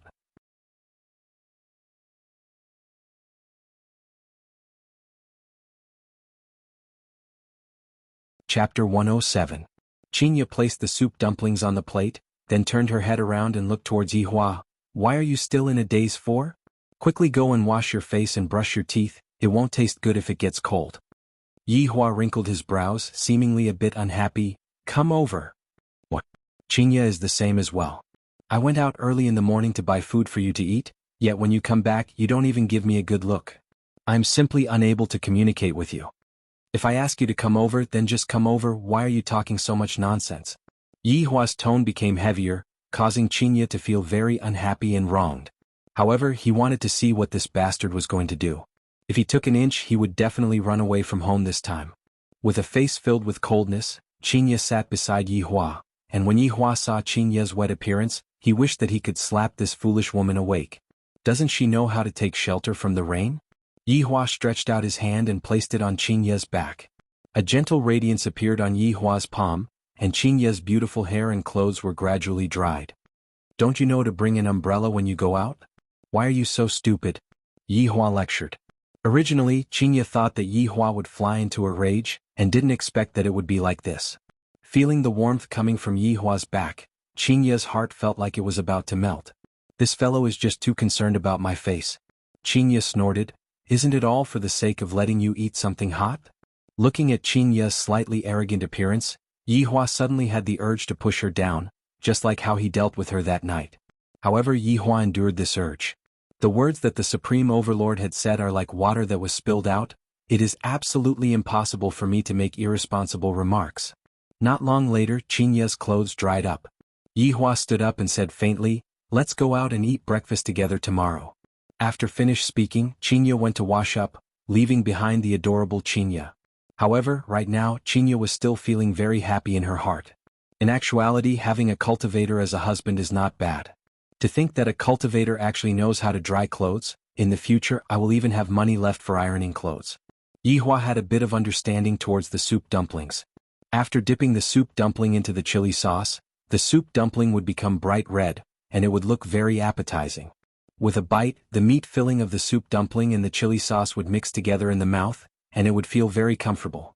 However, eating a steamed bun and drinking a mouthful of kelp soup was a perfect match. In actuality, the reason why Yi Hua was willing to stay in this world and not leave was also because of food. "Yi Hua, bring me along after breakfast," Yi Hua asked faintly. "Addicted? How can this be called addiction? When I can eat chicken on my own, it will be a great success." "I'm still addicted." It's not addiction. You're really addicted. Yihua, do you want to quarrel again? I'm bored anyway. Let's quarrel first. Qingya, this fellow was much gentler yesterday, but he was still the same today. He even said that he was bored and quarreled first. What kind of husband and wife would quarrel for no reason? I'm already full, you can eat by yourself. Qingya pouted coquettishly, then turned around and walked towards her little sister's room. Yihua drank a mouthful of kelp soup, then said faintly, "You are still addicted to it." After eating and drinking to his heart's content, Yihua picked up the documents from the office, then went to Qing Yutong's room. As expected, Qing Yutong was sitting alone in the room, and Qing Yutong had a serious look on her face. His results were not bad. He actually managed to get to 15. His chances of getting chicken dinner were very high.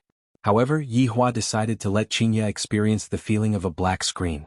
Casually walking past the power source, Qingya, who was extremely nervous, suddenly went into a daze. Why did the screen turn black? When she turned her head around to take a look, she discovered that her man's leg was touching the power source. Yihua. Oh, I accidentally kicked it. Yihua turned his head around and looked elsewhere. I'm going to fight it out with you. Qingya immediately jumped onto Yihua's body, seemingly wanting to suffocate Yihua to death. Do you know how it feels now? This was the revenge of a supreme overlord. Qingya punched onto Yihua's chest with her small fists. Yihua took out the document bag and waved it in front of Qingya's eyes. Take a look. Humph, what is this? Qingya jumped down and took over the document bag from Yihua's hands. Don't think that by gifting me a few things, I will be able to forgive your actions just now. You have to bring me to eat chicken dinner for an entire day. Qingya pouted her small mouth and mumbled. However, when she saw the contents of the document bag, she was completely stupefied. Pointing at the document bag, then pointing at Yihua, she was shocked to the point that she couldn't speak. Yihua sighed. Just this little thing and she is already shocked to this extent. After a while, Qingya calmed down. Yihua, shall family return the money to us? Is this true? Could it be that this is fake? That's not right, they won't return the money to us. They aren't prepared to return the money to us, so I asked someone to go and check the accounts. Fortunately, they are tactful and returned the money to me. Yihua sat beside Qing Yutong's bed and said with a lukewarm tone, but there was a suspicion of him bragging, which was commonly known as acting cool. Acting cool again, but you asked someone to go and check the accounts, is this really good? Nothing happened, right? If there's anything we can talk about it properly, don't fight. Qingya asked with concern. Yihua laughed lightly. Do I look like that kind of person who would casually make a move? Yihua, actually, I quite like it when you aren't acting cool. Qingya, actually, I prefer you when you are on the bed. Go to hell, scoundrel. Qingya placed the document bag at the side, then squatted down and plugged in the power source and actually started eating chicken dinner again. This made Yihua feel that it was strange. Doesn't this woman view money as her life? Shouldn't she be changing her clothes and going to handle the procedures? Are you very curious? Qingya said faintly. Indeed. Qingya held onto her chin and said faintly, if subordinates are not used to do things, then what's the use of having subordinates? Hearing that his woman had such a realization, Yihua felt very gratified. Finally, he started to realize this point. What are you spacing out for? Quickly come and play with me. I really shouldn't have let her play games. Zijin City, Tang family. Tang Wushuang's expression was grave as he smoked his cigarette non-stop. The ashtray was filled with cigarette butts. Seems like he didn't sleep at all yesterday. Wushuang, I didn't expect that Xianyuan's sword would actually fall into Brother Zhao's hands. Quan Anrong said gravely. Tang Wushuang let out a heavy sigh. That's right, back then when Xianyuan's sword appeared, it created a reign of terror. I didn't expect that Brother Zhao actually took Xianyuan's sword behind my back. Wushuang, do you have any thoughts about what happened last night? The news that the spy sent over was that Brother Zhao won, but it was a Pyrrhic victory. However, after the fight ended, that person appeared again. Tang Wushuang was unable to understand what was going on. Logically speaking, the second time that person appeared, he should have killed Xiao Yi, but he didn't. Could it be that he really took the money and left? Quan Anrong took out a document bag and handed it over to the man. Wushuang, take these and go and see how Brother Zhao is doing. Tang Wushuang took a look at the things inside the document bag, and his brows wrinkled deeply. No matter what, that night, you and Brother Zhao gambled together, we can still afford to lose this bet. After closing the document bag, Tang Wushuang said gravely, Anrong, are you afraid of that person as well?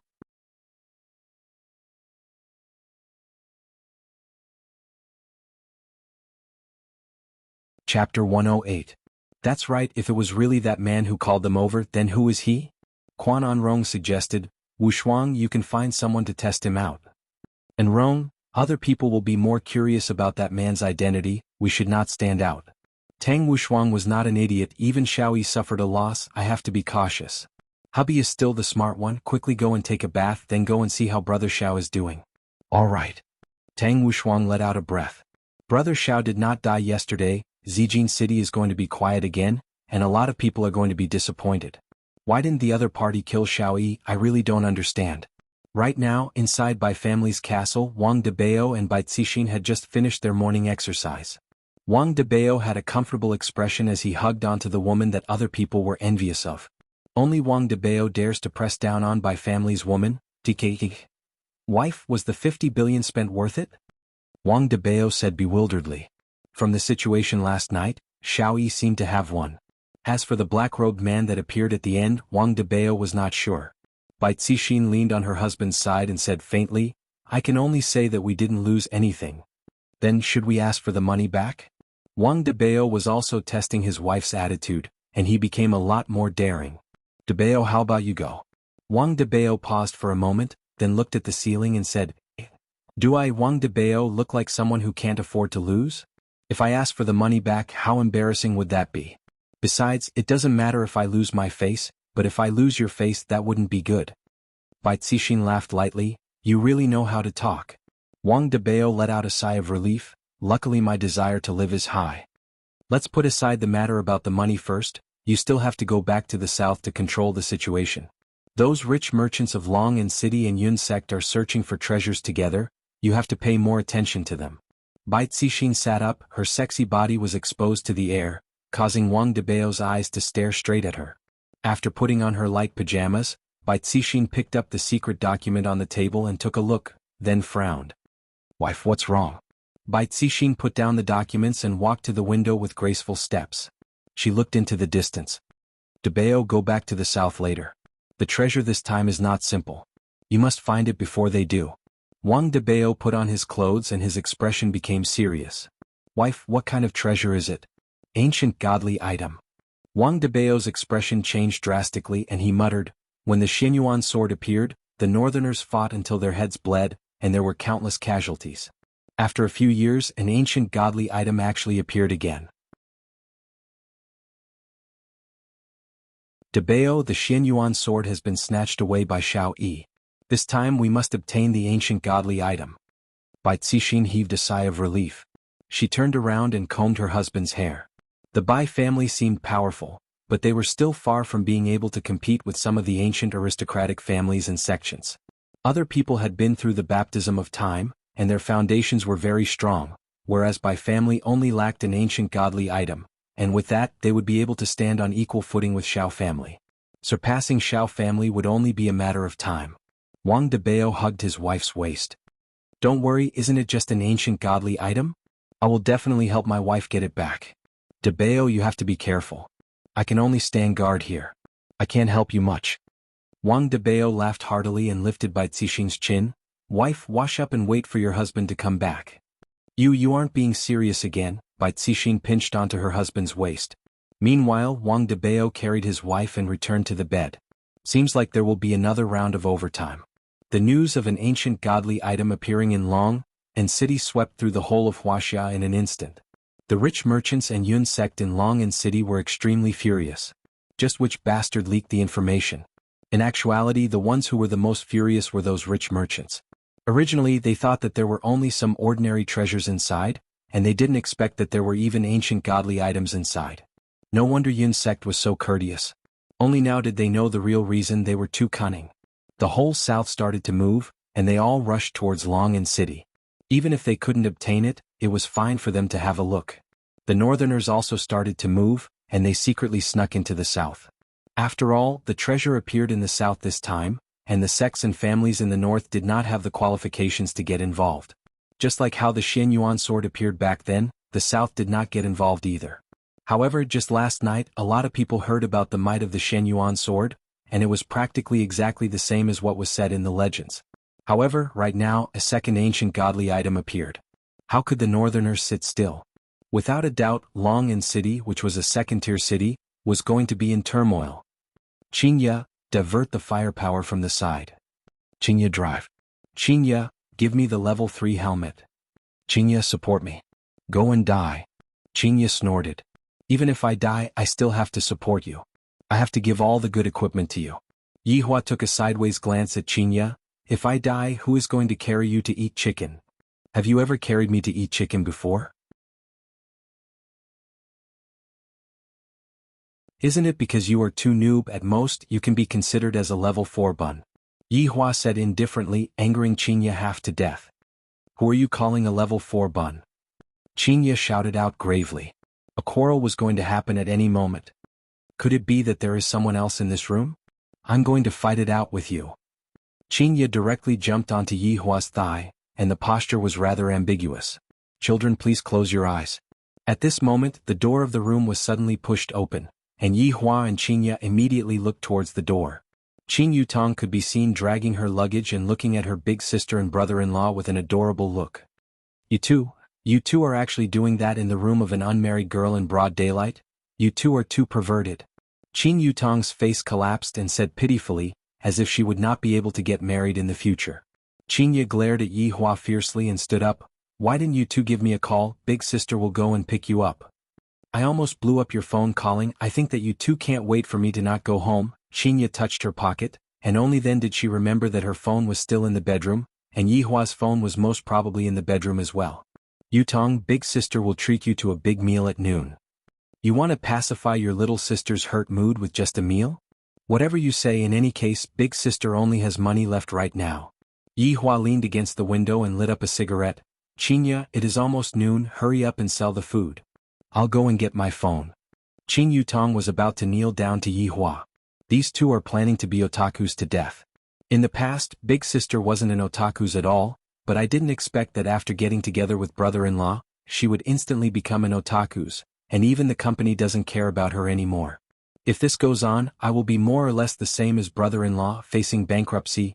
Qingya found her phone on the table in the bedroom and opened it to take a look.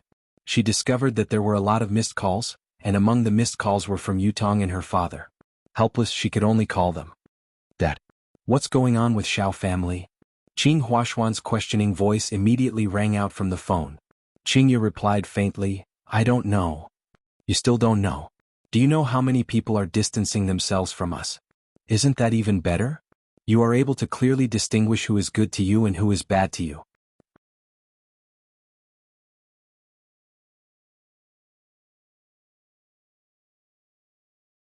Chapter 109. Alright. Good. Now that your wings have grown, don't you? If you have the ability, then don't go back home for your entire life. On the other side of the phone, Qing Huaxian was practically roaring. If you don't want to go back, then I won't go back. Qingya was someone who was susceptible to coaxing but not coercion. The more it was like this, the more Qingya resisted. After hanging up her father's phone call, Qingya's mood wasn't that good. If I compare Yihua with my father, I suddenly discovered that Yihua is much better than my father. At least Yihua wouldn't berate me because of other people. After adjusting her mentality, Qingya walked towards her little sister's room. What do you want to eat? I'll treat you. KFC. KFC family bucket. Qing Yutong raised her hand and said while smiling. Qingya shook her head. These two are just children. In any case, I am a person who has a net worth of 100 billion, and yet, the two of you only eat KFC. Seeing that big sister finished picking, Qing Yutong blinked her beautiful eyes. Brother-in-law, big sister, how about we go for a round? I have the same intention. Yihua said faintly. You think I'm afraid of you? 3 consecutive players immediately went online, and of course they would be playing in a party. On the way, the cold and aloof Yihua and Qingya had always been silent, and only Qing Yutong would be chattering and flirting with other people. And this time was no exception. They met a passerby. This round was a mirage, and the 3 people appeared very quickly. Qing Yutong was already impatient to tease people. Little brother? Big sister? Qing Yutong shouted out sweetly. If the other party was a big brother, he would definitely become a level 4 backpack for me. Even my brother-in-law has a big sister to become a level 4 backpack, so I naturally want to have someone to run errands for me. After waiting for more than 10 seconds, the other party did not reply, and Qing Yutong thought to herself that something is wrong. Could it be that the other party is a female? Big brother, do you have a microphone? Qing Yutong asked. Finally, the passerby replied just that. This sentence made Qin Yutong's face turn black. "Aunt, hello?" Yihua and Qinya were both wearing earphones and they were able to hear each other's voice. Yihua let out a sigh. This is really like that saying, you will never know who your teammates are.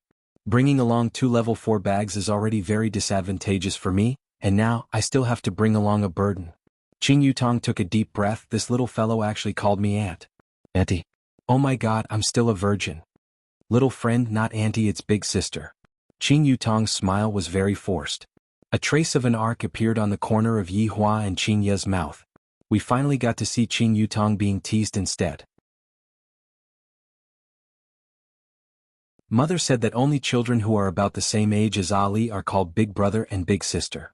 Auntie, your voice is so nice, it's about the same age as mother, so you must be much older than Ali. In an instant, a few black lines appeared on Qin Yutong's brows, especially when she heard the phrase, a lot bigger. She made herself look like an old witch. But this little guy is not bad. He knows how to flatter me and say that my voice is nice. Little fellow, how old are you to actually play games? Have you done your homework or not?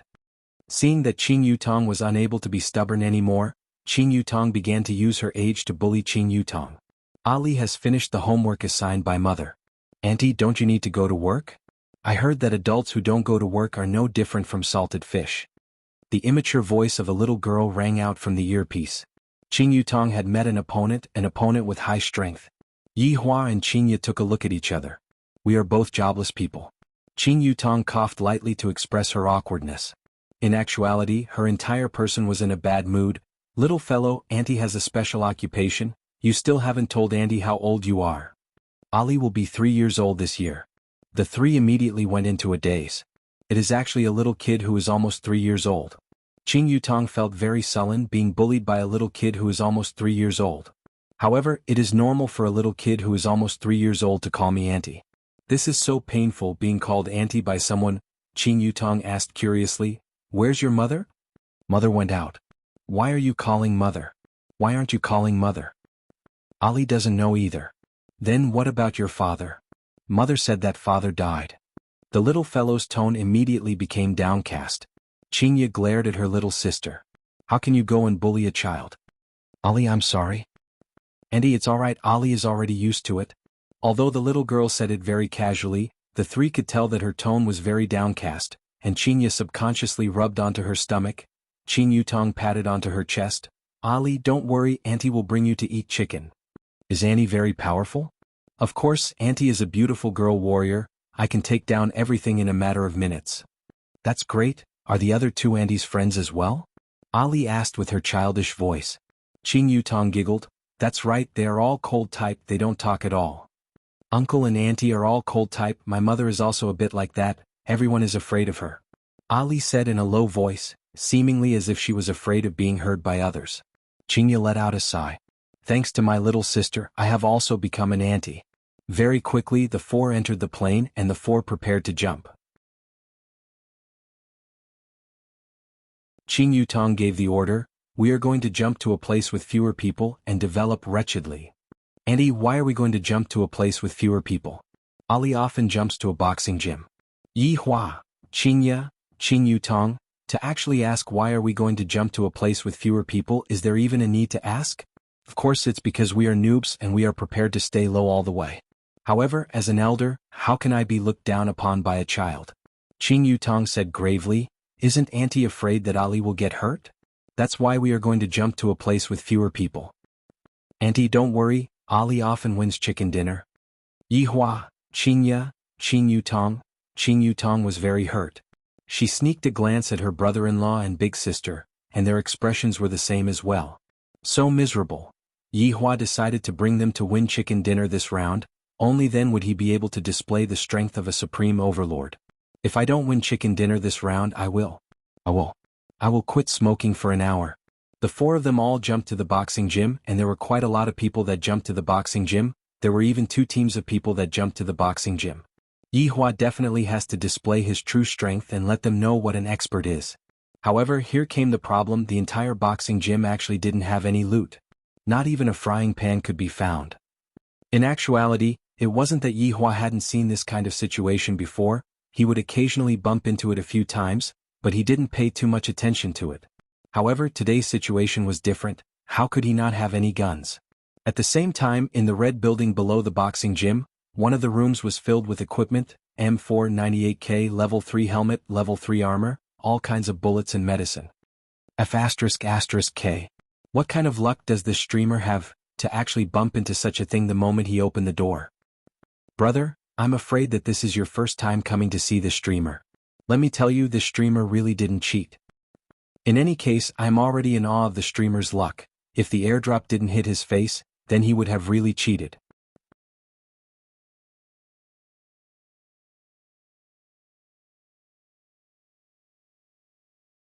Chapter 110. Yihua, who was in the boxing dojo, was very annoyed. The two salted fishes were actually chasing after him and beating him up. This is also a game. If it was in reality, I would turn the two of you into a pool of blood. Brother-in-law, I'm here to save you. Qin Yutong suddenly jumped out from an unknown place and punched towards Qin Yutong. Yihua saw that half of his health bar was gone. This must be a spy sent by the enemy, right?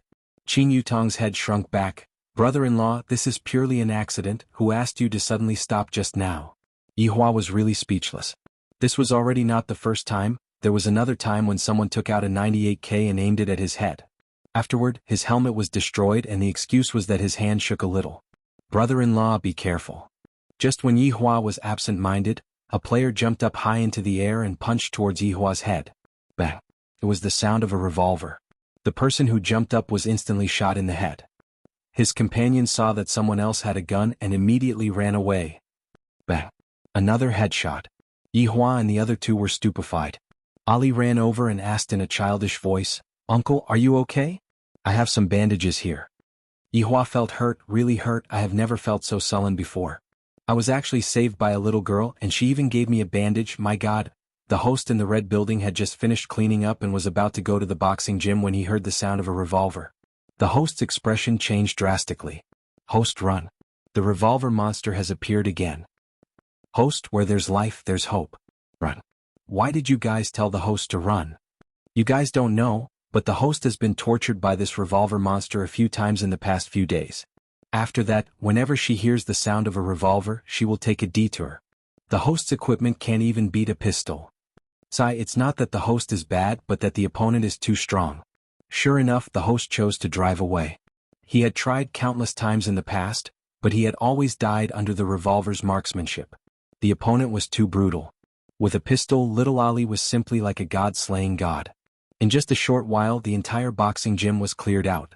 Yihua, who was holding onto his wife and sister-in-law, looked at the boxing gym blankly, and a feeling of powerlessness emerged from the bottom of his heart. Next, it was little Ali's turn to perform. Uncle Andy, please stay in the car. Let Ali charge first. Dong dong dong.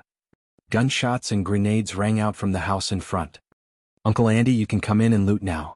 Yihua was very hurt. Qingya and Qin Yutong liked Yihua very much. This child is too interesting. Ali, why don't you let Aunt charge together with you? It's so dangerous for you to go alone. Qingya also started talking to Ali. Ali was very cheerful and her sweet voice was very lovable. Ali said in a childish voice, if Uncle and Auntie come, Ali will be distracted. Yihua, Qingya, Qin Yutong, from the looks of it, Ali had treated the three of them as burdens. Yihua was too hurt, and he didn't even want to continue playing anymore. To actually be treated as a burden by a little girl. Ali could be seen driving the pickup truck and the pickup truck was completely silent. Uncle Andy, why aren't you talking? Was it because their equipment was too bad? Ali will snatch the airdrop for you. Looking at Yihua's expression, Qingya laughed out.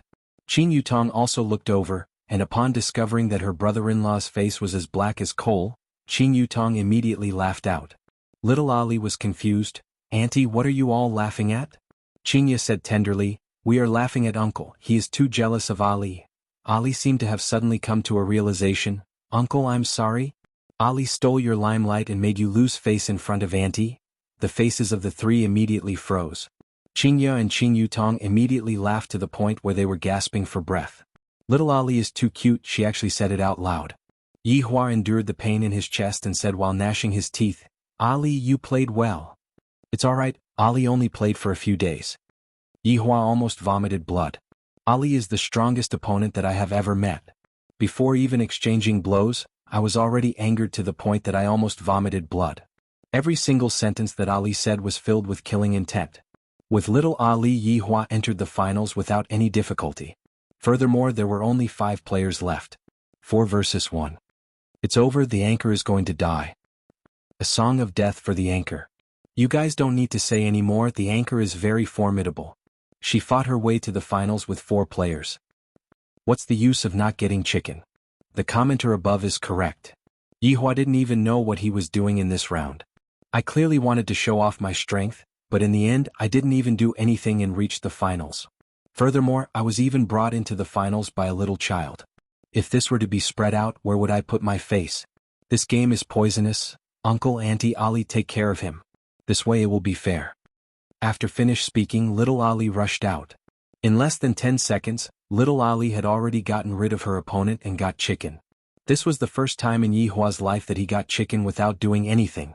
Qingye and Qing Yutong were extremely excited. The anchor is so miserable, he got beaten up. That's right, he is too weak, I'm unsubscribing. The anchor's heart was also collapsing. It is my fault that my opponent is too savage. Don't leave, as long as I don't meet with a revolver monster, I will definitely get chicken. Qingye and Qing Yutong excitedly hugged each other and celebrated. Meanwhile, Yihua's face was cold and unhappy. Little Ali, tell Auntie what is your name? Qingye asked curiously. Qing Yutong directly gave up on her brother-in-law and went to hug onto little Ali's thigh. That's right, Ali will bring Aunt to eat chicken. But mother said that I can't tell strangers Ali's name. Little Ali said pitifully, as if he was very afraid of his mother. Qing Yutong said tenderly, is Auntie a bad person? Of course I'm not a bad person. Then tell Auntie your name, little Ali. After a moment of silence, Ali's cute voice rang out, Uncle, Auntie, my name is Donghuang Li. Just as Ali reported his name, a woman's voice came from the headset. Ali, why are you playing games again? Have you finished your homework? When Yihua heard this voice, his brows slightly wrinkled. Little Ali went offline. Qingye and Qing Yutong were depressed, and they were really worried for little Ali. Her mother seemed to be very strict, and it could be seen from her tone just now. The takeout hasn't arrived yet? What's their phone number? I want to go and file a complaint. Yihua had a stomach full of anger but had no place to vent it. I actually got a chicken without doing anything. Seeing Yihua's angry look, Qingye and Qing Yutong couldn't help but laugh. Qingye consoled, Yihua, she is just a child, look at you, I'm sorry. I can't help but want to laugh again. Big sister, I beg of you, don't laugh anymore, my abs are about to come out. The 2 sisters took a look at each other, then once again burst out with laughter.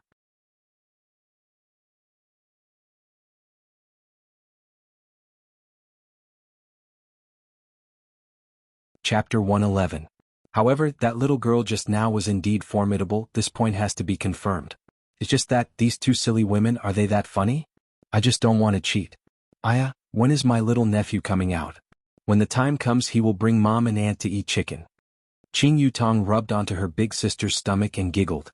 Qingye revealed out a beautiful smile. It would be great if the little fellow was as obedient as that little girl just now. He wouldn't be like his father. What are you talking about? He should be like me. Yihua said gravely. Qingye snorted, seeing how pitiful you are, I won't bicker with you. At this time the takeaway arrived. After eating a spicy chicken burger, Yihua walked down the stairs. The 2 sisters smiled but didn't say anything. After all, being dealt a blow by a little girl who wasn't even 3 years old was indeed quite hurtful. Walking down to the bar counter, Yihua mixed the wine that he liked, then lit up a cigarette. After taking a puff, he took a sip of the wine. This is life, the vexing matter is gone in an instant. After taking the wine and the cigarette, Yihua sat in the booth and slowly sunk into deep thoughts. Being invincible really feels so empty. Even if I win, I won't be able to make my heart feel happy. In the past, I still had opponents who were on par with me, and some of them were even stronger than me. The excitement in battle was so refreshing, but now, I really miss my previous opponents and also those overlords who formed a group to kill me. I wonder if they are living well now. If they are living too well, then I will find a time to make them not living so well. Since I was dealt a blow by that little girl, I can only vent my anger on you two. If you two want to blame someone, then blame little Ali. While thinking, Yihua fell asleep. Not knowing how long had passed, a voice rang out beside his ear. Your Honor? Your Honor? Yihua wrinkled his brows. Noticing that Wei Chang was standing beside him, he let out a breath of relief and sat up. Lighting up a cigarette, he looked at the time and said, "Why are you here already at 5? Your Honor, subordinate just finished a meeting with Xiao Tang and I don't plan on going back." Wei Chang bowed and said respectfully at the side. Yi Hua stood up and picked up the cigarette box on the table. "Did you push her down?" A subordinate feels that this matter needs to be handled carefully. Yi Hua nodded his head and said faintly, "Not bad, you know how to think." "Thank you for your praise, Your Honor," Wei Chang said with a smile. To be able to receive his honor's praise is such an honorable thing. Xiao Tang is truly my lucky star. While smoking, Yi Hua prepared to go upstairs. However, just when he stepped onto the stairs, he seemed to have thought of something and shouted out, "Wei Chang, come over, I have something to ask you." Wei Chang jogged over. "Your Honor, do you have anything to tell me?" Yi Hua leaned on the railing of the stairs, then asked with his brows wrinkled, "Do you still remember that woman from 3 years ago?" 3 years ago? Wei Chang muttered. "Why did Your Honor suddenly ask about this matter?" Wei Chang asked curiously. Yi Hua puffed out a mouthful of smoke. "It's nothing, I just suddenly thought of it." His Honor is reminiscing about the past. His humanity is getting better and better. Subordinate congratulates His Honor. Pausing for a moment, Wei Chang continued, "Compared to Your Honor's first woman, Madam is much luckier." Yi Hua's interest was piqued. He straightforwardly sat at the side and listened to his subordinate's analysis.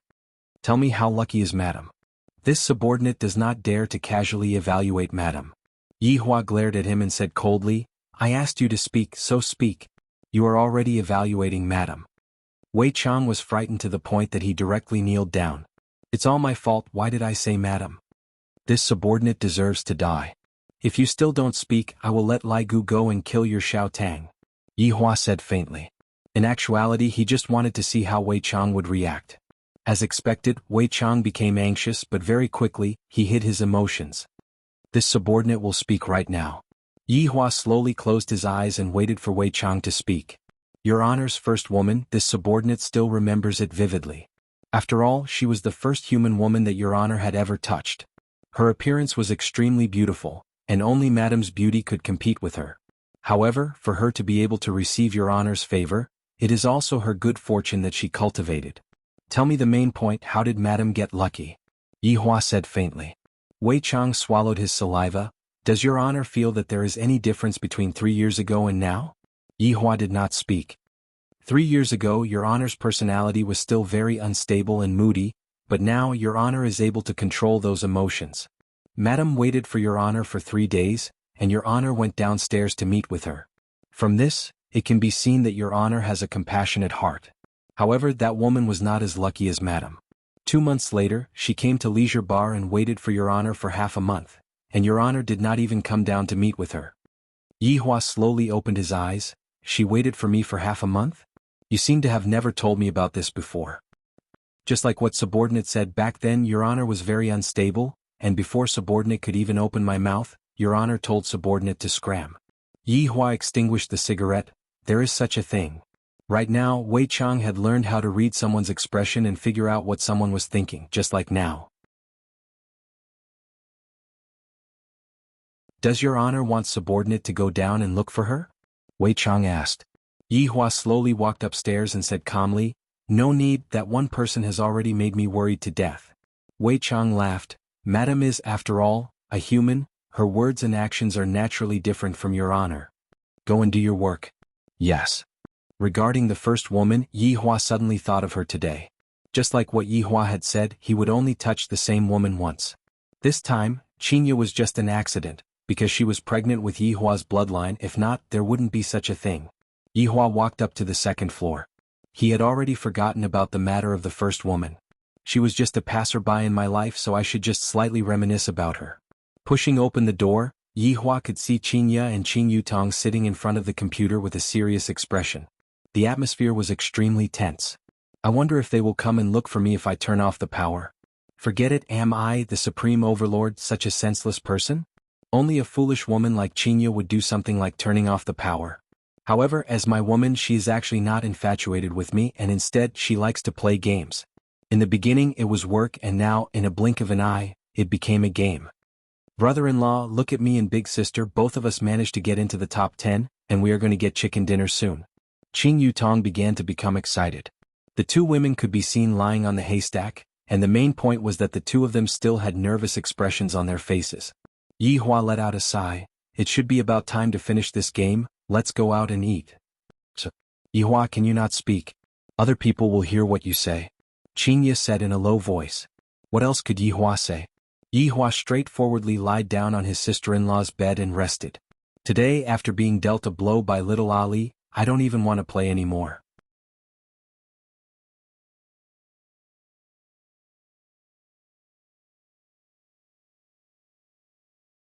Chapter 112. Yutong, how about we play another round? Qing Ye was unwilling to admit defeat. End the last round.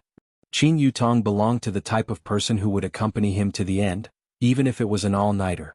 It was the last round again. Yi Hua had already heard the last round countless of times. I really can't bear it anymore. Even if it is a childish thing, I still have to do it today. Yi Hua. Brother-in-law, how can you be like this? After unplugging the power, Yi Hua's face was filled with comfort. Even if you don't eat, my child still wants to eat. Isn't it just the last round? So stingy. Qing Ye pouted her mouth and went back to her room to change her clothes. I can't possibly wear pajamas when I go out, right? Qing Yutong looked at her brother-in-law and said tenderly, Brother-in-law, why aren't you going out yet? Could it be that you want to see sister-in-law change her clothes? Yi Hua took a glance at Qing Yutong, and Qing Yutong immediately crossed her arms around her chest and said shyly, Brother-in-law, big sister is still at the side, don't look at me like that. He's not bad looking. Of course. It's just that he's a little silly.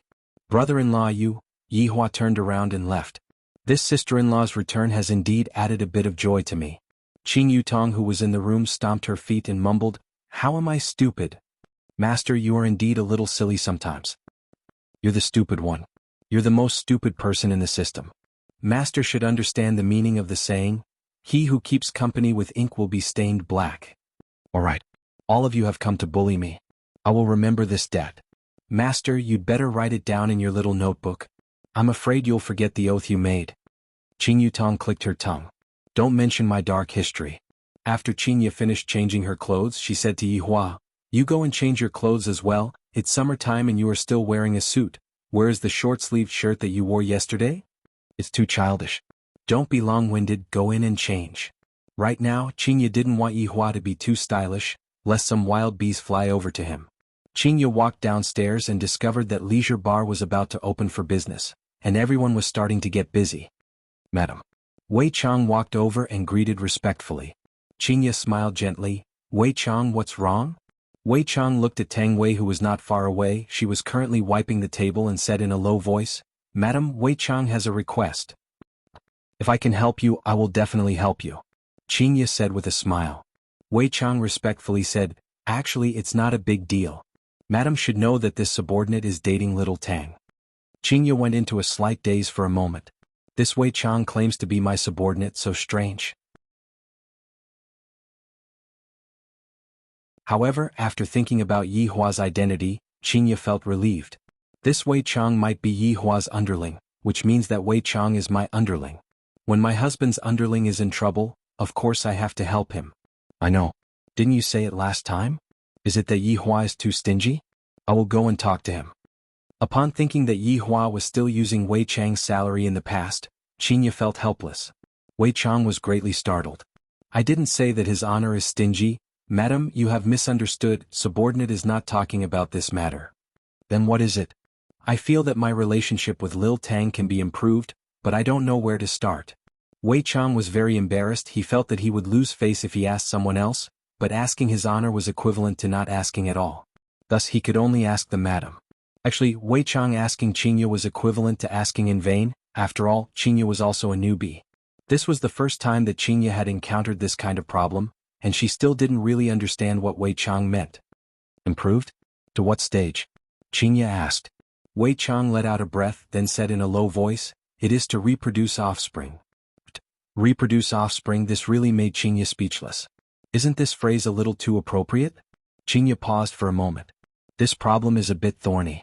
Thinking back to my own experience, I don't seem to have any process. Yi Hua just pushed me, then when the conditions were right, success would follow naturally. If that's the case, then I can conclude the strategy of a man. Qingye said with an appearance of someone who had been through the same thing. Wei Chang, a man has to take the initiative, he just has to push her down directly. Wei Chang, who had a face full of anticipation, immediately froze. His honor is like this. Even Madam gave the same answer. They really don't have any mood at all, just watch an idle drama, that romantic atmosphere. Seems like both his honor and Madam don't have any mood at all and went straight to the point. I, Wei Chang, am a man with mood. How can I be so casual about it? Seems like I can only rely on myself for this matter. Thank you, Madam, for your pointers. Qingye took a glance at the diligent Tang Wei and said, Lil Tang is a pretty good girl, don't let her down. This subordinate will follow Madam's instructions. Qingye really wasn't used to this kind of thing. Does everyone in the cultivation world speak like this? Goosebumps appeared all over his body. Sis, what are you guys talking about? Qin Yutong bounced down the stairs, and when Qingye saw her little sister's face, she immediately blushed with shame. Wei Chang bowed as a form of greeting before retreating. Qingye's eyebrows wrinkled. Why did you change into my appearance again? Big sister, you are beautiful. Qin Yutong held onto Qingye's willowy arm and said with a smile. What Qingye said was right. Qingye merely snorted. Not long after, Yihua walked down the stairs. This was the first time that Qin Yutong saw her brother-in-law wearing a short-sleeved shirt, and she teased, Brother-in-law, you are so childish. Yihua took a glare at Qingye, and the image of his main body was completely gone. With a smile on her face, Qingye walked forward and held onto her husband's arm. All right, let's go and cook hot pot. Qin Yutong immediately held onto her brother-in-law's other side. All right, let's go and prepare hot pot. Qin Yutong. What are you doing? What do you mean what? This is the etiquette of holding hands, do you know? Big sister, you are out. Yihua would naturally seize the opportunity to take revenge. You are indeed out. Just you wait. The three walked out of leisure bar while bickering. Wei Chang looked at his honor and thought to himself, his honor's change is really big. This is all thanks to the madam. At this moment, Tang Wei walked over slowly and called out tenderly, Uncle Wei, Xiao Tang, what's wrong? Uncle Wei, the light at my side is broken. The light is broken, huh? It's fine. Uncle Wei will go and fix it for you after work. All right. Not far away from the alley, there was a hot pot restaurant called King Song's Mansion's Hot Pot Restaurant. The name King Song's Mansion wasn't just for show. In the past, only the nobles could afford to eat at the hot pot, and right now, everyone could feel how fast the nobles' mouths were. Luckily, Yi Hua and the others left the house early. If not, they would have to line up at the restaurant. Even so, there were no more private rooms left, and they could only eat at the main hall. If it was according to Yi Hua's conduct in the past, he definitely wouldn't eat at the main hall, because it would lower his status. However, it was different now. After all, he had done things that were lower than his status before. For example, at the beginning when he bought a Chinese jianbing for the sake of adding an extra egg, he even argued with the aunt for a long time. Add an extra egg for me. 1 egg is 2 RMB. You still want money. It is your honor to be able to eat at your restaurant. Young fellow, it is your honor to be able to eat my Chinese jianbing. Yi Hua expressed that he was unconvinced. After arguing for half an hour, the aunt finally said, Don't think that just because you are handsome, you can do whatever you want. Aunt is also beautiful before, I don't fall for this.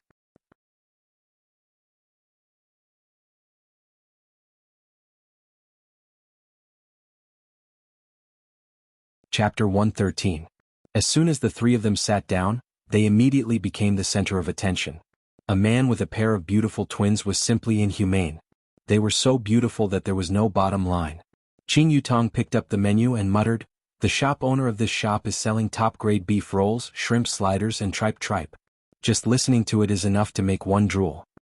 Just order whatever you want, big sister will treat you. Qingye was very generous. In any case, she could be considered as someone who was poor to the point that she only had money left. Qin Yutong rolled her eyes at her big sister. Even if I were to eat here for my entire life, I still wouldn't be able to finish spending your money. Yutong, you've already taken your photo. If you still plan to stay at your brother-in-law's place, you'll have to pay for your living expenses. Big sister, why are you the same as brother-in-law? Both of you are so stingy. Qin Yutong pouted her small mouth and said, Even though you have so much money, you still want to collect living expenses. Yi Hua was unjustly implicated. When have I been petty? You still say you're not stingy? Brother-in-law, why don't you take out the meat from that day and eat it? You can only eat it once a week. Yi Hua said faintly. I don't want to eat it once a week. I want to eat it every day. When the customers that were sitting around heard Qin Yutong's complaint, they almost wanted to flip the table. I can't endure it. Her sister-in-law wanted meat, but her brother-in-law said that he would only allow it once a week. Her sister-in-law was not happy and wanted it every day. The main point was that the older sister was smiling without saying a word. How could she mess around like this? *CK, where are my Italian cannons? Bombard this affectionate couple. Yihua said faintly, not giving. As expected. The sound of chopsticks breaking resounded around them. His sister-in-law was not satisfied, but as her brother-in-law, he refused to give it to her.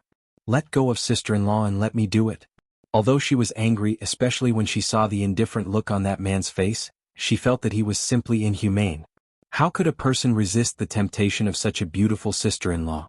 In actuality, Yihua felt that after being hugged by a woman like Qinya to sleep every day, he would naturally become immune to it. Some people did not win at the starting line, but directly appeared at the finishing line. Right when the three of them were waiting for the dishes to be served, a boy suddenly ran in and found a table that was not far away from Yihua, and that table just happened to be occupied by a man and a woman. Qin Yutong said sneakily, I think this boy is definitely here to catch adultery. How did you know? Yihua asked faintly. Qin Yutong pointed outside. Just now, I saw him riding a bicycle over. Just when Qin Yutong finished speaking, the voice of a boy could be heard from the other side. Why did you do this to me? I used a bicycle to pick you up for 3 years. This man will pick you up in a Bentley for 3 days. You want to break up with me? Are you worthy of me? The girl said apologetically, I'm sorry actually when he came to pick me up on the first day I was already. The man clutched his chest and retreated weakly. He didn't expect that he had overestimated himself. It turned out that he didn't need 3 days. 1 day was enough. After witnessing everything, Yihua said faintly, Snow White told us one thing, 7 shits are not comparable to a kiss from a tall, rich and handsome man. Qingya rolled her eyes at Yihua. Humph, what should I say then? It can only mean that you have good eyesight. Yihua said with a faint smile. Narcissistic. Brother-in-law, you have also watched Snow White before? Upon hearing about cartoons, Qin Yutong became interested. Yihua said faintly, I have, it was too realistic so I didn't watch it a second time. Bang. Just as Yihua was about to discuss about Snow White's plot with Qin Yutong, that boy was knocked onto the ground by a punch from the tall, rich and handsome man, and that girl just couldn't bear to watch on and looked outside the window. Yihua, that boy is so pitiful. Yihua took a look. Weaklings are not worthy of sympathy. If the boy who fell onto the ground fought back, Yihua would still feel that this boy was not bad, but he didn't, he just covered his face and used his gaze to kill the boy without moving. Qinya, put away your sympathy. Yihua began his lesson. Qinya snorted, why don't you have any sympathy at all? Did you stew that dog of yours? I wanted to stew it a long time ago. Yihua said faintly. It's just that when a bone dragon is stewed, it really doesn't taste good. Suddenly, Qin Yutong slammed onto the table, startling Yihua and Qinya. Qin Yutong could be seen standing up with a righteous look, pointing at the rich second generation and shouted, how can you hit someone? Even if he is uglier than you. But hitting someone is also wrong. The corner of Yihua's mouth twitched and Qinya directly covered her face. Are you going to help someone or are you going to hit someone when they are down? Master is being an idiot again? Yutong, what are you doing? Sit down. Qinya persuaded, fearing that her little sister would cause trouble. Qin Yutong snorted, big sister, you don't have to persuade me, helping the weak is everyone's responsibility. The boy who fell onto the ground originally didn't feel that it was shameful, but after being scolded by Qin Yutong, he immediately felt his face getting hot, wishing that he could find a hole to hide in. Yihua said, alright, if Yutong wants to act cool, then just let her go. It's fine if you don't care about it, but you even allowed her to act recklessly.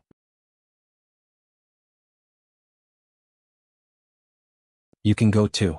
Last time when we were buying a house, weren't you very good at acting cool? Yihua laughed lightly, but this angered Qinya quite a bit. The child in my stomach will definitely be born with fire attribute. Yihua, do you want to quarrel with me here? Do you still remember what you called me that night? Qinya immediately admitted defeat and scolded Yihua for being shameless, for always using this joke. Qin Yutong walked forward and helped up the boy whose face was completely red, and when the boy saw that it was actually such a beautiful woman who stood up for him, he felt like he was about to become drunk. Just that, the next sentence that Qin Yutong said almost made the boy vomit blood.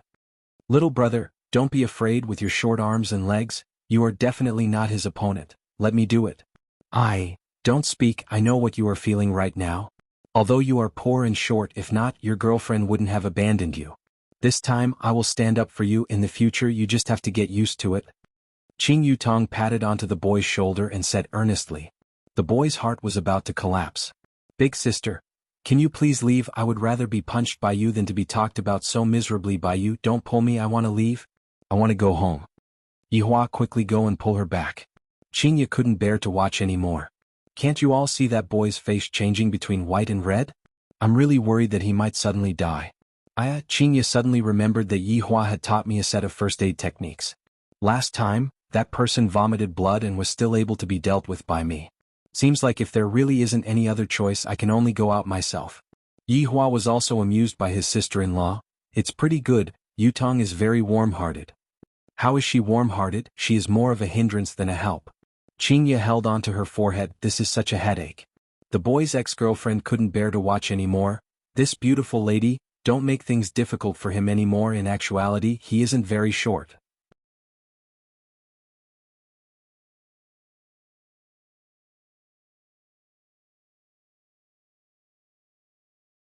Chapter 114.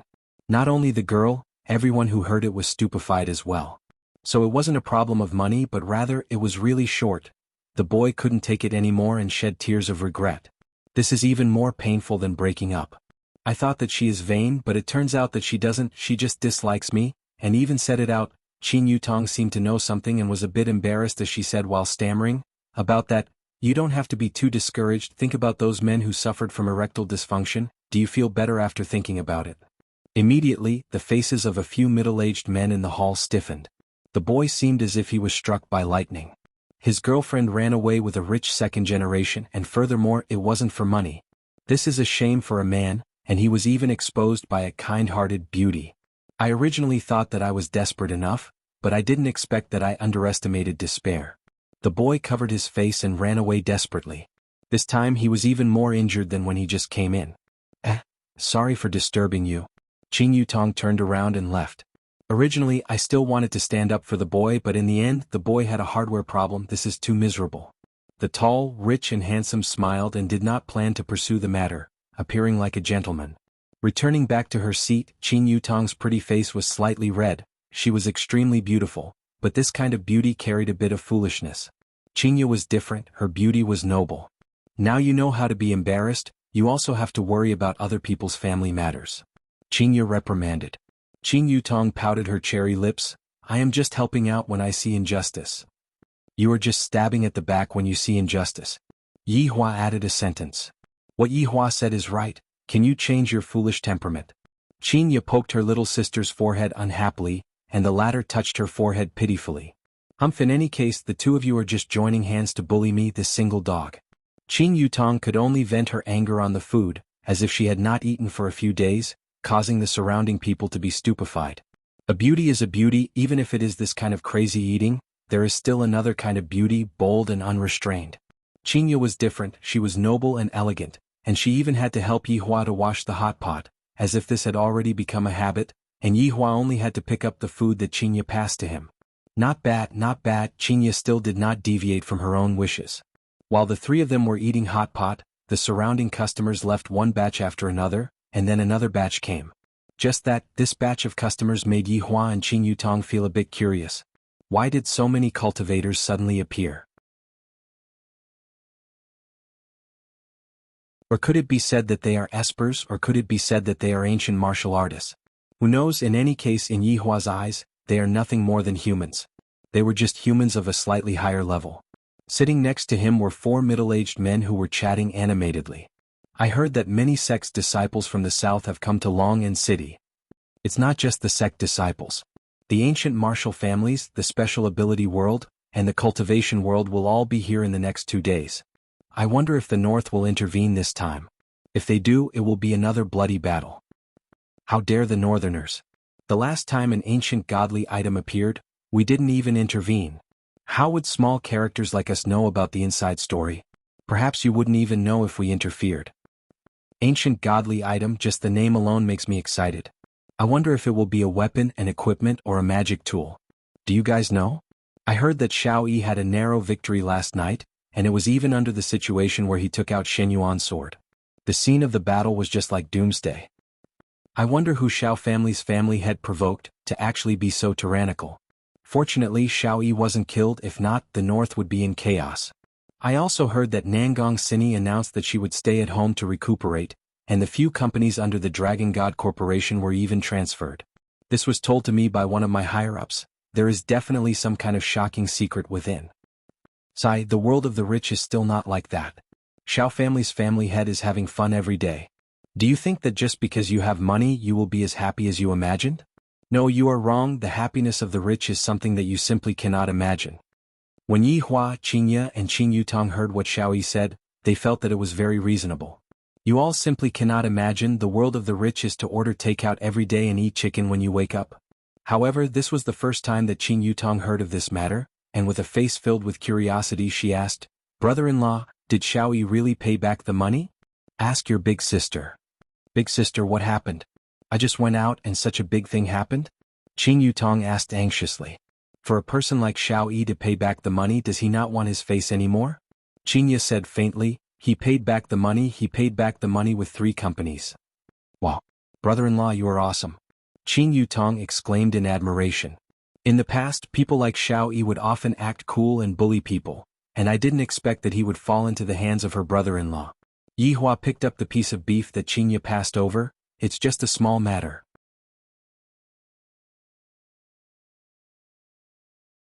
Brother-in-law, you are acting cool again. Tell me about the process. You didn't even ask me to go and check the accounts. You are not a good friend. Yi Hua said faintly, small matters like checking accounts can be left to the servants. Qin Ye and Qin Yutong took a look at each other, acting cool again. Yi Hua, is the ancient godly item that they are talking about the treasure that they talked about last time?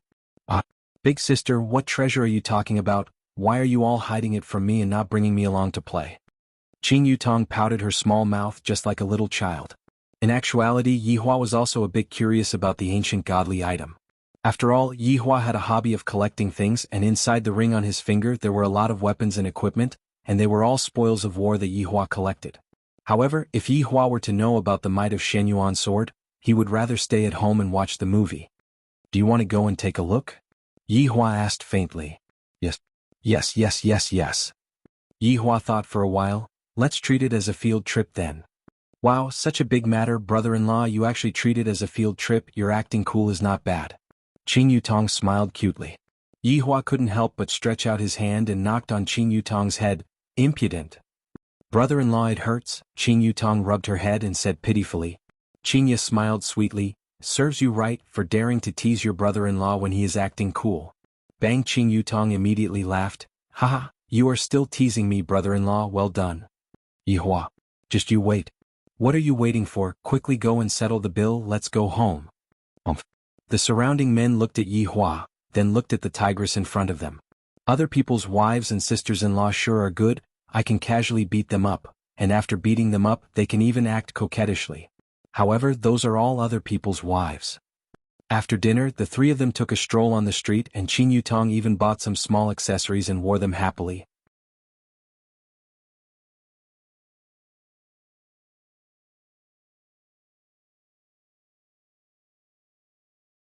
Chapter 115.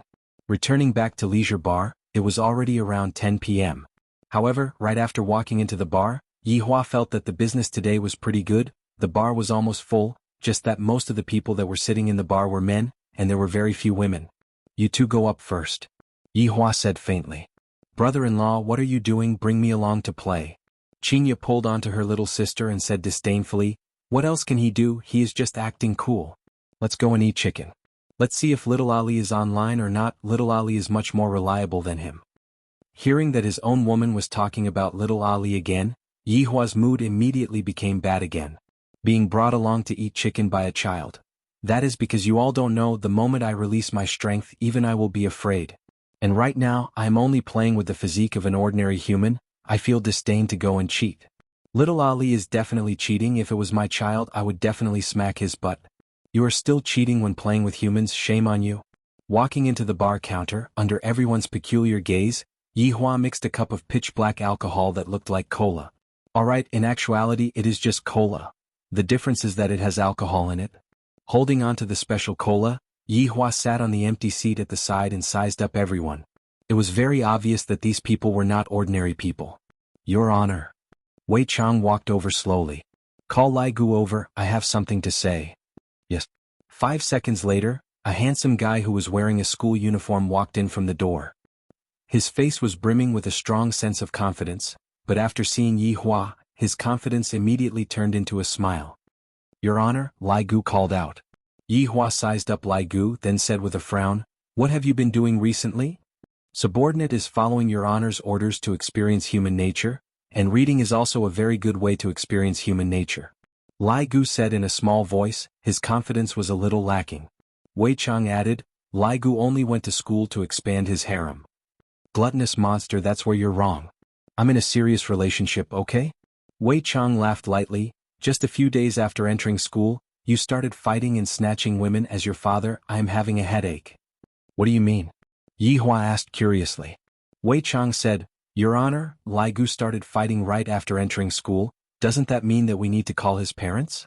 Subordinate and Xiao Tang just so happened to be on a date, so Subordinate went to pretend to be Lai Gu's parents. Haha. Yi Hua laughed out loud. Lai Gu said angrily, I swear I will quit school tomorrow, it's boring. Yi Hua coughed lightly, it's up to you. However, what I want to say is that after a few days, everyone should go out and have a walk together. It has already been 5 years and we have yet to go out together. Thinking back to the past, Wei Chang and Lai Gu's expression changed. They knew that His Honor was thinking about the time in the past.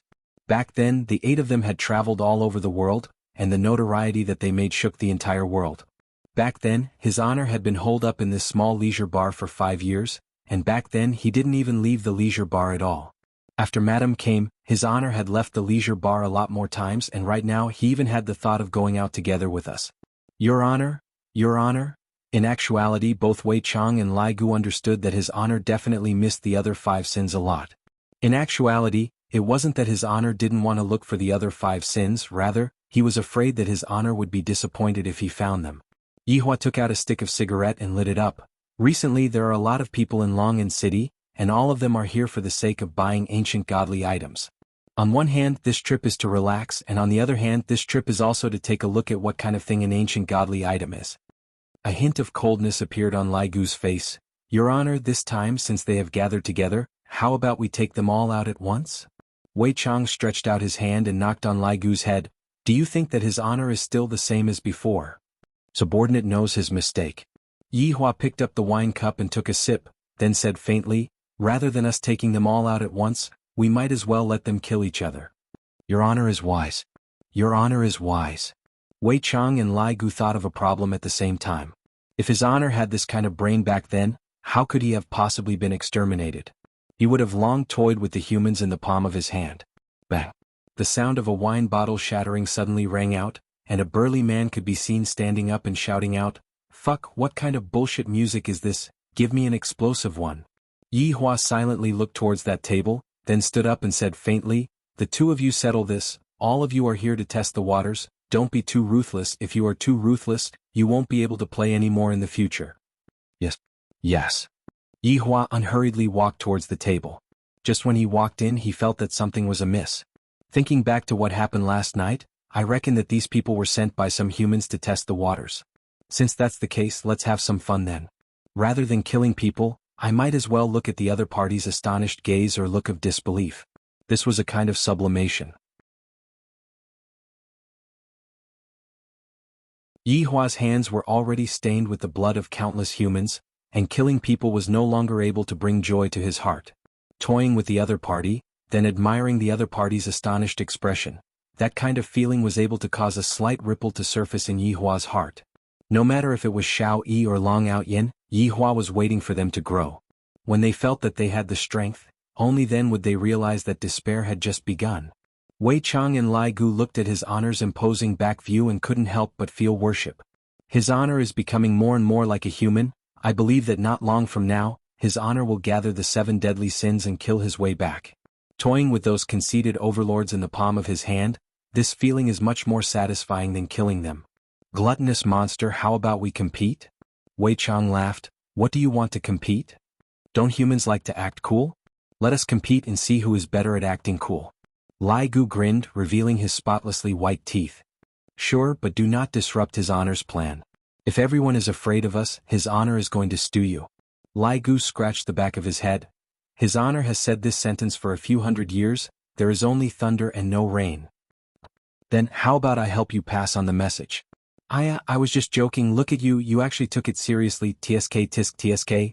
Leisure Bar was a bit chaotic right now and some of the security guards went over to stop them. However, how could they be a match for the security guards? In an instant they were all knocked onto the ground. Those who are not important, scram out of here, if not, bear the consequences yourself.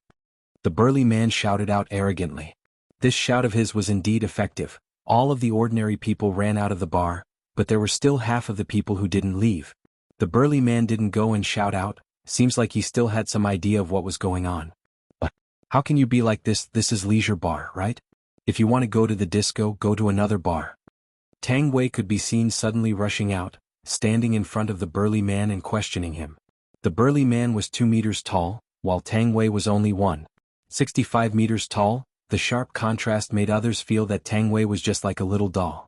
Gluttonous monster, this girlfriend of yours has quite a personality. Lai Gu rubbed onto Wei Chang's shoulder and said with a smile. Wei Chang looked at his girlfriend and said with a smile, "And Xiao Tang indeed has quite a personality. Although she looks soft and weak on the surface, she has courage on the inside." That girlfriend of yours is about to be bullied, why aren't you, as her boyfriend, doing anything? Lai Gu asked curiously. Wei Chang looked at the beautiful figure on the stage and black light flickered within his eyes. Right now, Xiao Tang is no longer considered as a human. F***K gluttonous monster, you are so perverted.